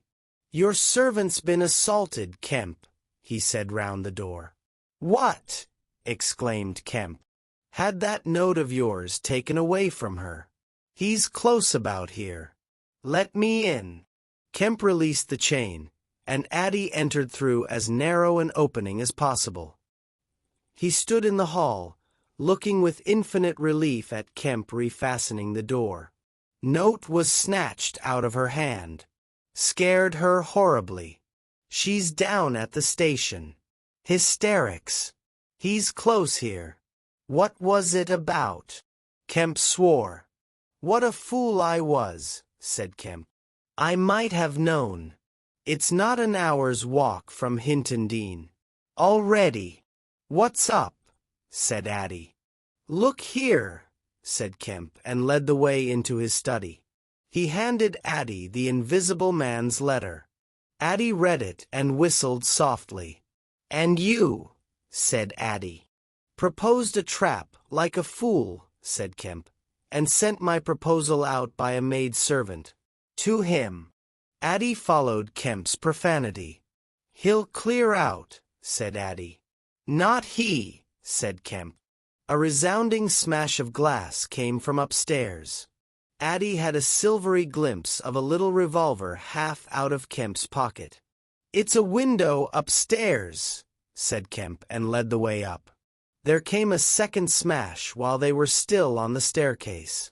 When they reached the study, they found 2 of the 3 windows smashed, half the room littered with splintered glass, and 1 big flint lying on the writing table. The 2 men stopped in the doorway, contemplating the wreckage. Kemp swore again, and as he did so the 3rd window went with a snap like a pistol, hung starred for a moment, and collapsed in jagged, shivering triangles into the room. "What's this for?" said Addie. "It's a beginning," said Kemp. "There's no way of climbing up here?" "Not for a cat," said Kemp. "No shutters." "Not here. All the downstairs rooms." "Hello!" Smash, and then whack of boards hit hard came from downstairs. "Confound him," said Kemp. "That must be, yes, it's one of the bedrooms. He's going to do all the house. But he's a fool. The shutters are up, and the glass will fall outside. He'll cut his feet." Another window proclaimed its destruction. The 2 men stood on the landing perplexed. "I have it," said Addie. "Let me have a stick or something, and I'll go down to the station and get the bloodhounds put on. That ought to settle him. They're hard by, not 10 minutes. Another window went the way of its fellows. "You haven't a revolver?" asked Addie. Kemp's hand went to his pocket. Then he hesitated. "I haven't one, at least to spare." "I'll bring it back," said Addie. "You'll be safe here." Kemp, ashamed of his momentary lapse from truthfulness, handed him the weapon. "Now for the door," said Addie. As they stood hesitating in the hall, they heard one of the first-floor bedroom windows crack and clash. Kemp went to the door and began to slip the bolts as silently as possible. His face was a little paler than usual. "You must step straight out," said Kemp. In another moment Addie was on the doorstep, and the bolts were dropping back into the staples. He hesitated for a moment, feeling more comfortable with his back against the door. Then he marched, upright and square, down the steps. He crossed the lawn and approached the gate. A little breeze seemed to ripple over the grass. Something moved near him. "Stop a bit," said a voice, and Addie stopped dead and his hand tightened on the revolver. "Well," said Addie, white and grim and every nerve tense. "Oblige me by going back to the house," said the voice, as tense and grim as Addie's. "Sorry," said Addie a little hoarsely, and moistened his lips with his tongue. The voice was on his left front, he thought. Suppose he were to take his luck with a shot? "What are you going for?" said the voice, and there was a quick movement of the two, and a flash of sunlight from the open lip of Addie's pocket. Addie desisted and thought. "Where I go," he said slowly, "is my own business." The words were still on his lips, when an arm came round his neck, his back felt a knee, and he was sprawling backward. He drew clumsily and fired absurdly, and in another moment he was struck in the mouth and the revolver wrested from his grip. He made a vain clutch at a slippery limb, tried to struggle up and fell back. "Damn!" said Addie. The voice laughed. "I'd kill you now if it wasn't the waste of a bullet," it said. He saw the revolver in mid-air, 6 feet off, covering him. "Well," said Addie, sitting up. "Get up," said the voice. Addie stood up. "Attention," said the voice, and then fiercely, "don't try any games. Remember, I can see your face if you can't see mine. You've got to go back to the house." "He won't let me in," said Addie.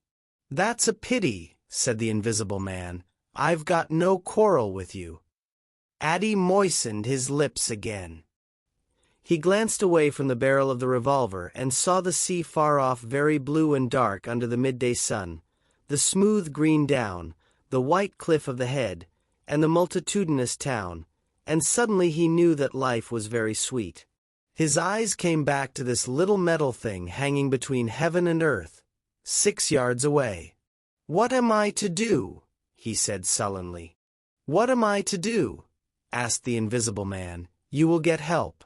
The only thing is for you to go back." "I will try. If he lets me in, will you promise not to rush the door?" "I've got no quarrel with you," said the voice. Kemp had hurried upstairs after letting Addie out, and now crouching among the broken glass and peering cautiously over the edge of the study window-sill. He saw Addie stand parleying with the unseen. "Why doesn't he fire?" whispered Kemp to himself. Then the revolver moved a little, and the glint of the sunlight flashed in Kemp's eyes. He shaded his eyes and tried to see the source of the blinding beam. "Surely," he said, "Addie has given up the revolver." "Promise not to rush the door," Addie was saying. "Don't push a winning game too far. Give a man a chance. You go back to the house. I tell you flatly, I will not promise anything." Addie's decision seemed suddenly made. He turned towards the house, walking slowly with his hands behind him. Kemp watched him, puzzled.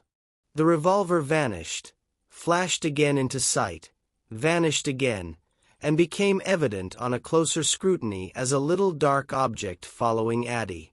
Then things happened very quickly. Addie leapt backwards, swung around, clutched at this little object, missed it, threw up his hands and fell forward on his face, leaving a little puff of blue in the air. Kemp did not hear the sound of the shot. Addie writhed, raised himself on one arm, fell forward, and lay still. For a space Kemp remained staring at the quiet carelessness of Addie's attitude. The afternoon was very hot and still. Nothing seemed stirring in all the world save a couple of yellow butterflies chasing each other through the shrubbery between the house and the road gate. Addie lay on the lawn near the gate. The blinds of all the villas down the hill road were drawn, but in one little green summer house was a white figure, apparently an old man asleep.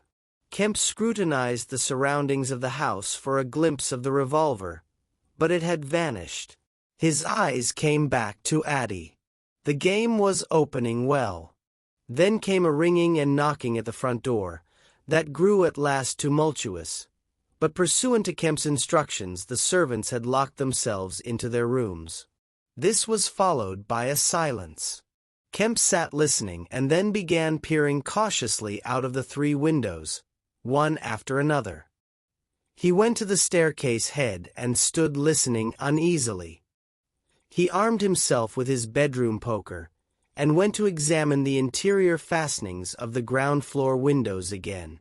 Everything was safe and quiet. He returned to the Belvedere. Addie lay motionless over the edge of the gravel just as he had fallen. Coming along the road by the villas were the housemaid and 2 policemen. Everything was deadly still. The 3 people seemed very slow in approaching. He wondered what his antagonist was doing.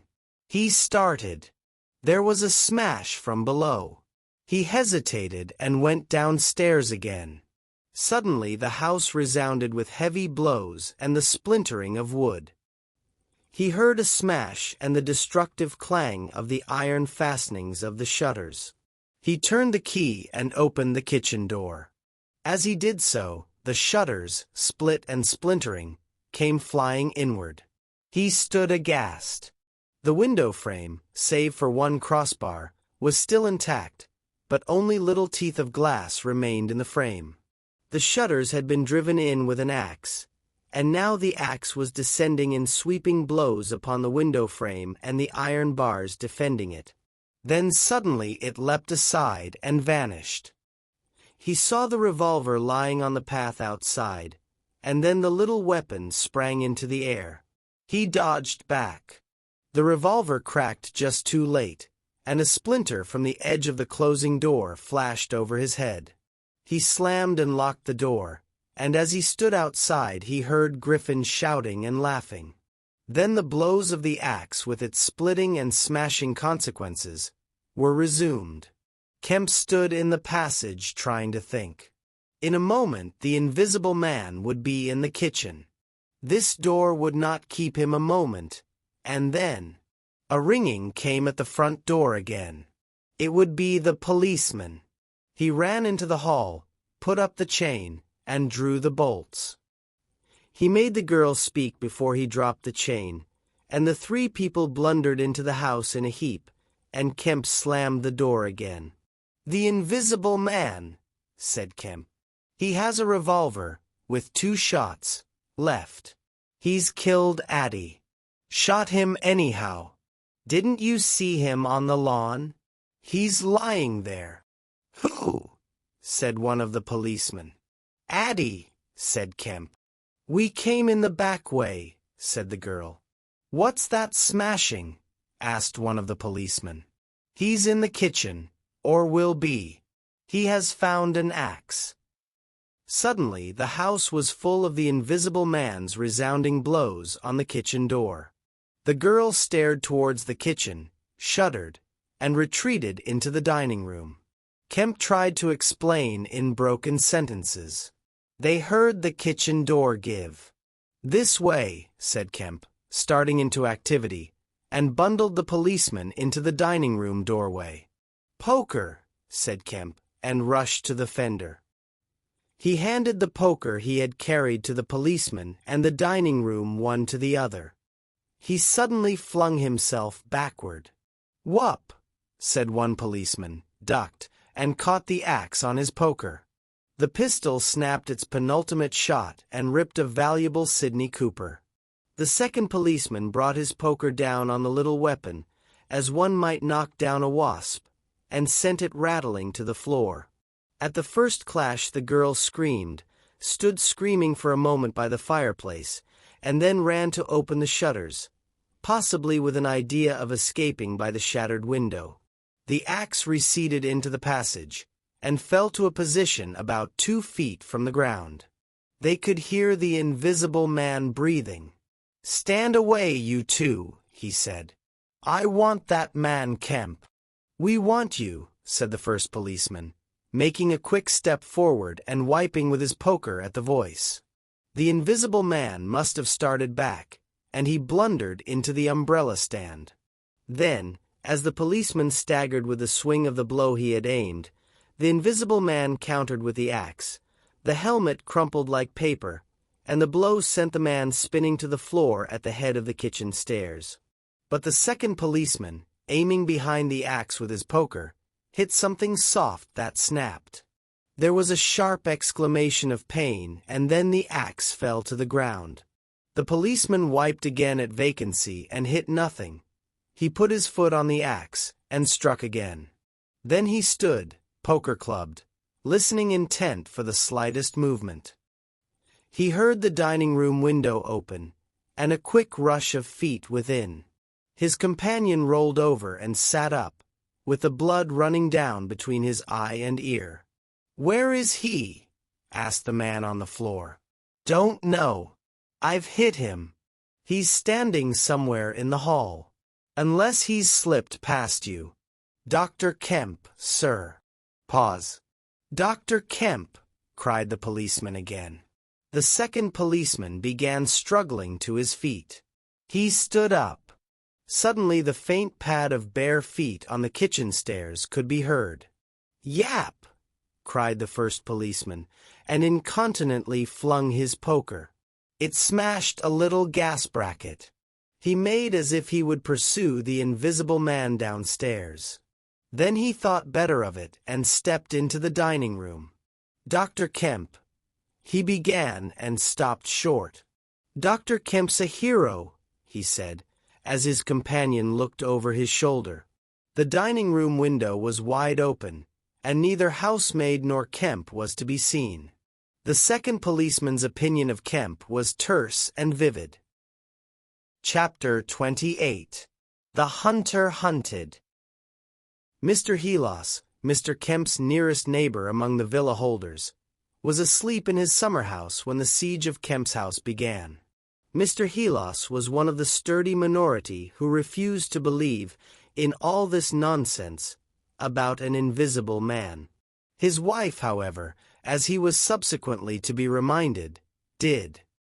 He insisted upon walking about his garden just as if nothing was the matter, and he went to sleep in the afternoon in accordance with the custom of years. He slept through the smashing of the windows, and then woke up suddenly with a curious persuasion of something wrong. He looked across at Kemp's house, rubbed his eyes and looked again. Then he put his feet to the ground, and sat listening. He said he was damned, but still the strange thing was visible. The house looked as though it had been deserted for weeks, after a violent riot. Every window was broken, and every window, save those of the Belvedere study, was blinded by the internal shutters. "I could have sworn it was all right," he looked at his watch. 20 minutes ago. He became aware of a measured concussion and the clash of glass, far away in the distance. And then, as he sat open-mouthed, came a still more wonderful thing. The shutters of the drawing-room window were flung open violently, and the housemaid in her outdoor hat and garments appeared struggling in a frantic manner to throw up the sash. Suddenly a man appeared beside her, helping her. Dr. Kemp. In another moment the window was open, and the housemaid was struggling out. She pitched forward and vanished among the shrubs. Mr. Helos stood up, exclaiming vaguely and vehemently at all these wonderful things. He saw Kemp stand on the sill, spring from the window, and reappear almost instantaneously running along a path in the shrubbery and stooping as he ran, like a man who evades observation. He vanished behind a laburnum, and appeared again clambering over a fence that abutted on the open down. In a second he had tumbled over and was running at a tremendous pace down the slope towards Mr. Helos. "Lord!" cried Mr. Helos, struck with an idea. "It's that invisible man brute. It's right, after all." With Mr. Helos to think things like that was to act, and his cook watching him from the top window was amazed to see him come pelting towards the house at a good 9 miles an hour. There was a slamming of doors, a ringing of bells, and the voice of Mr. Helos bellowing like a bull. "Shut the doors, shut the windows, shut everything. The invisible man is coming." Instantly the house was full of screams and directions, and scurrying feet. He ran himself to shut the French windows that opened on the veranda. As he did so, Kemp's head and shoulders and knee appeared over the edge of the garden fence. In another moment Kemp had plowed through the asparagus, and was running across the tennis lawn to the house. "You can't come in," said Mr. Helos, shutting the bolts. "I'm very sorry if he's after you, but you can't come in."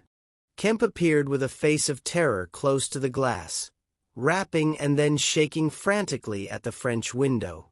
Then, seeing his efforts were useless, he ran along the veranda, vaulted the end, and went to hammer at the side door.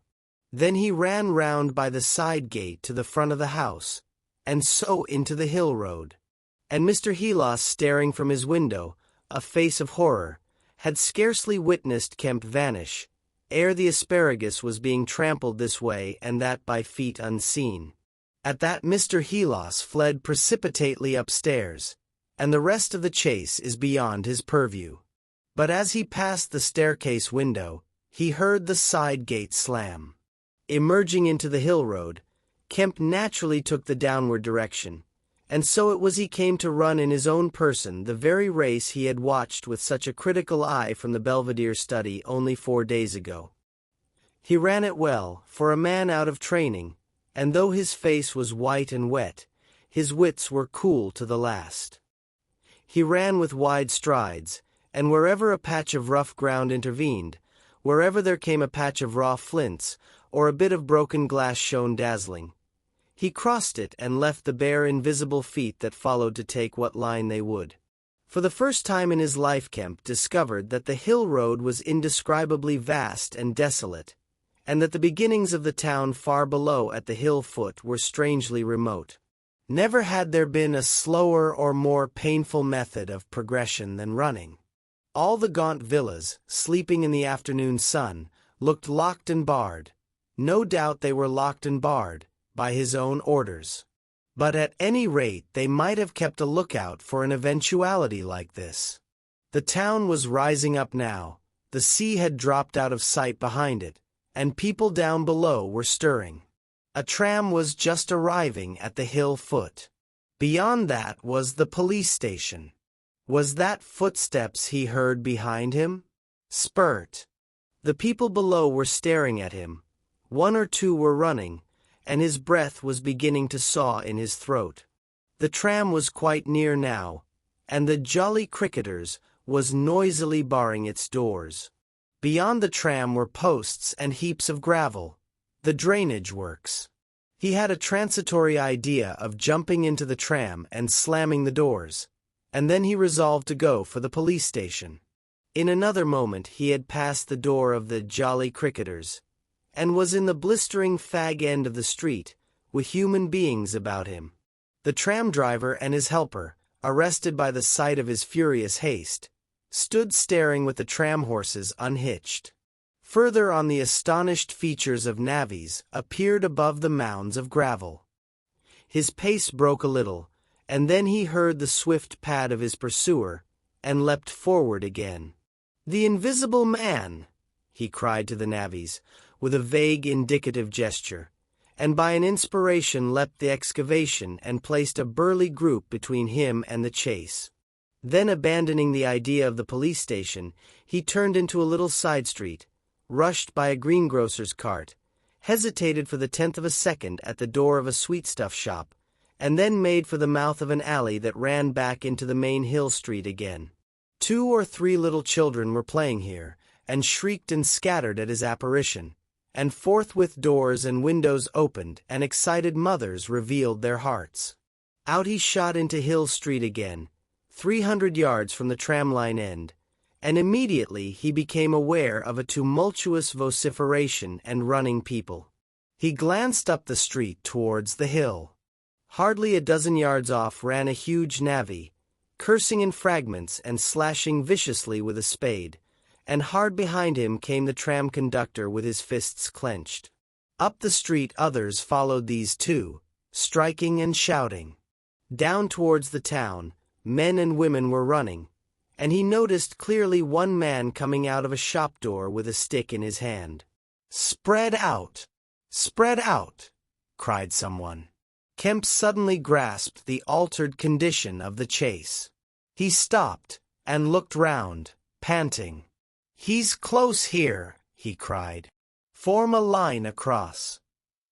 He was hit hard under the ear, and went reeling, trying to face round towards his unseen antagonist.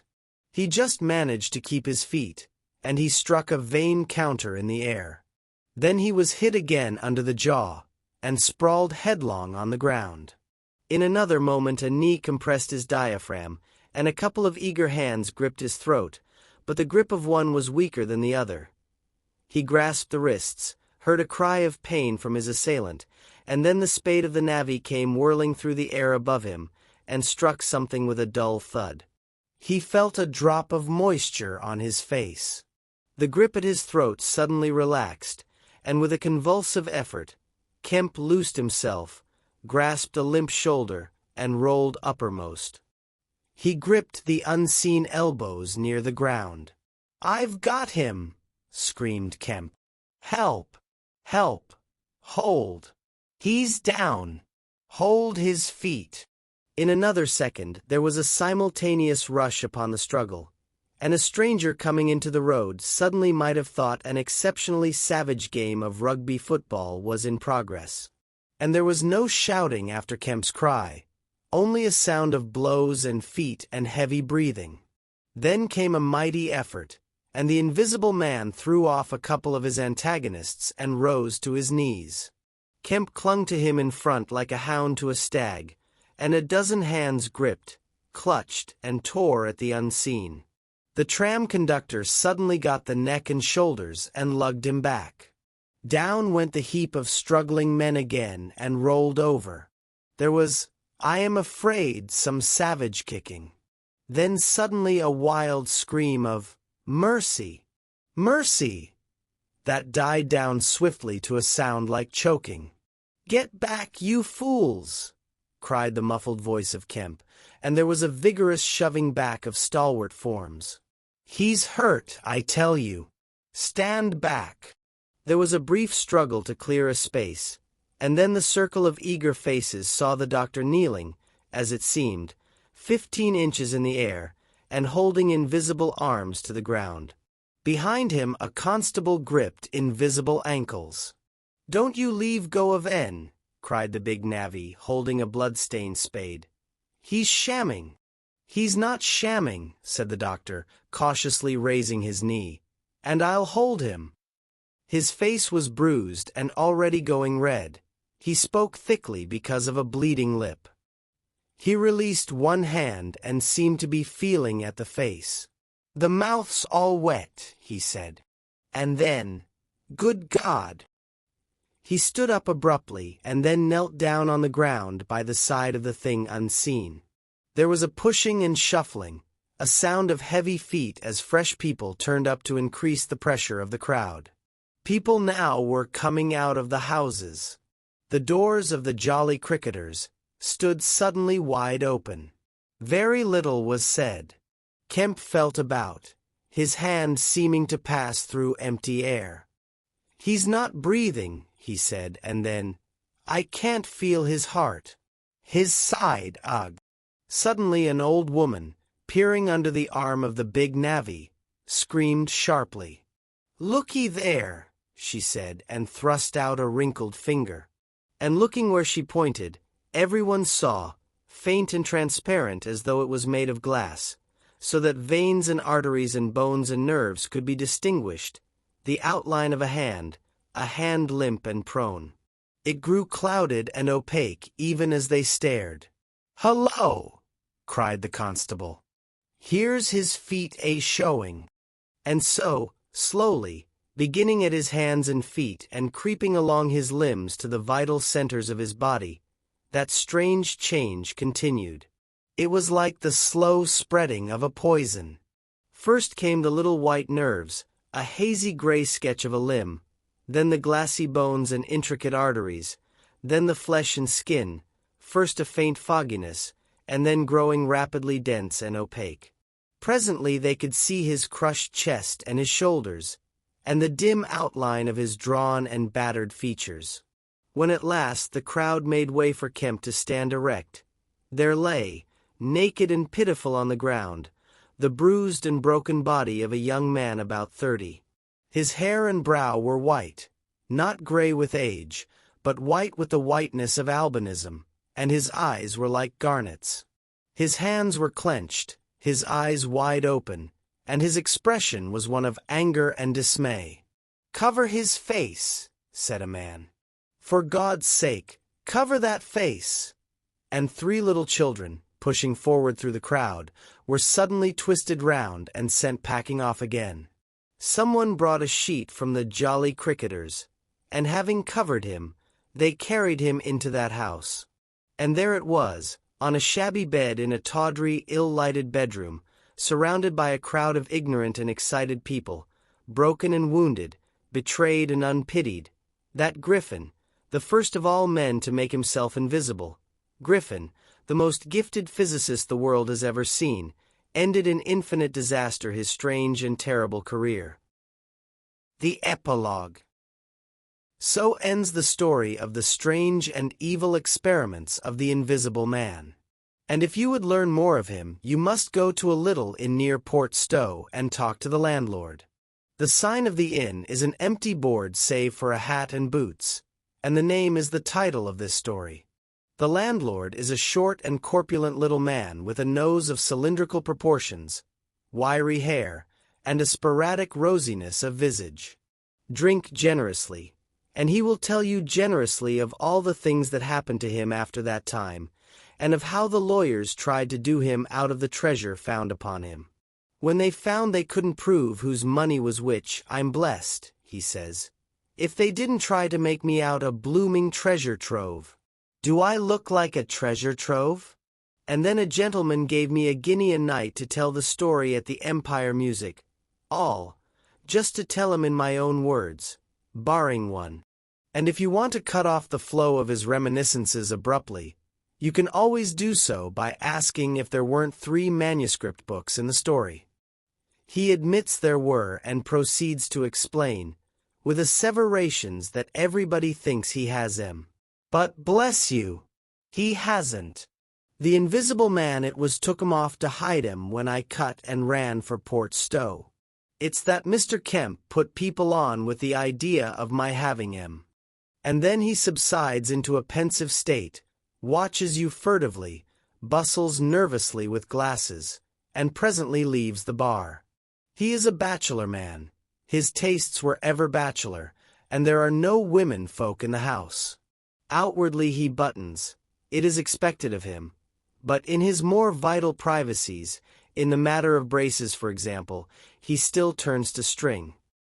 He conducts his house without enterprise, but with eminent decorum. His movements are slow, and he is a great thinker. But he has a reputation for wisdom and for a respectable parsimony in the village, and his knowledge of the roads of the south of England would beat Cobbett. And on Sunday mornings, every Sunday morning, all the year round, while he is closed to the outer world, and every night after 10, he goes into his bar parlor, bearing a glass of gin faintly tinged with water, and having placed this down, he locks the door and examines the blinds, and even looks under the table.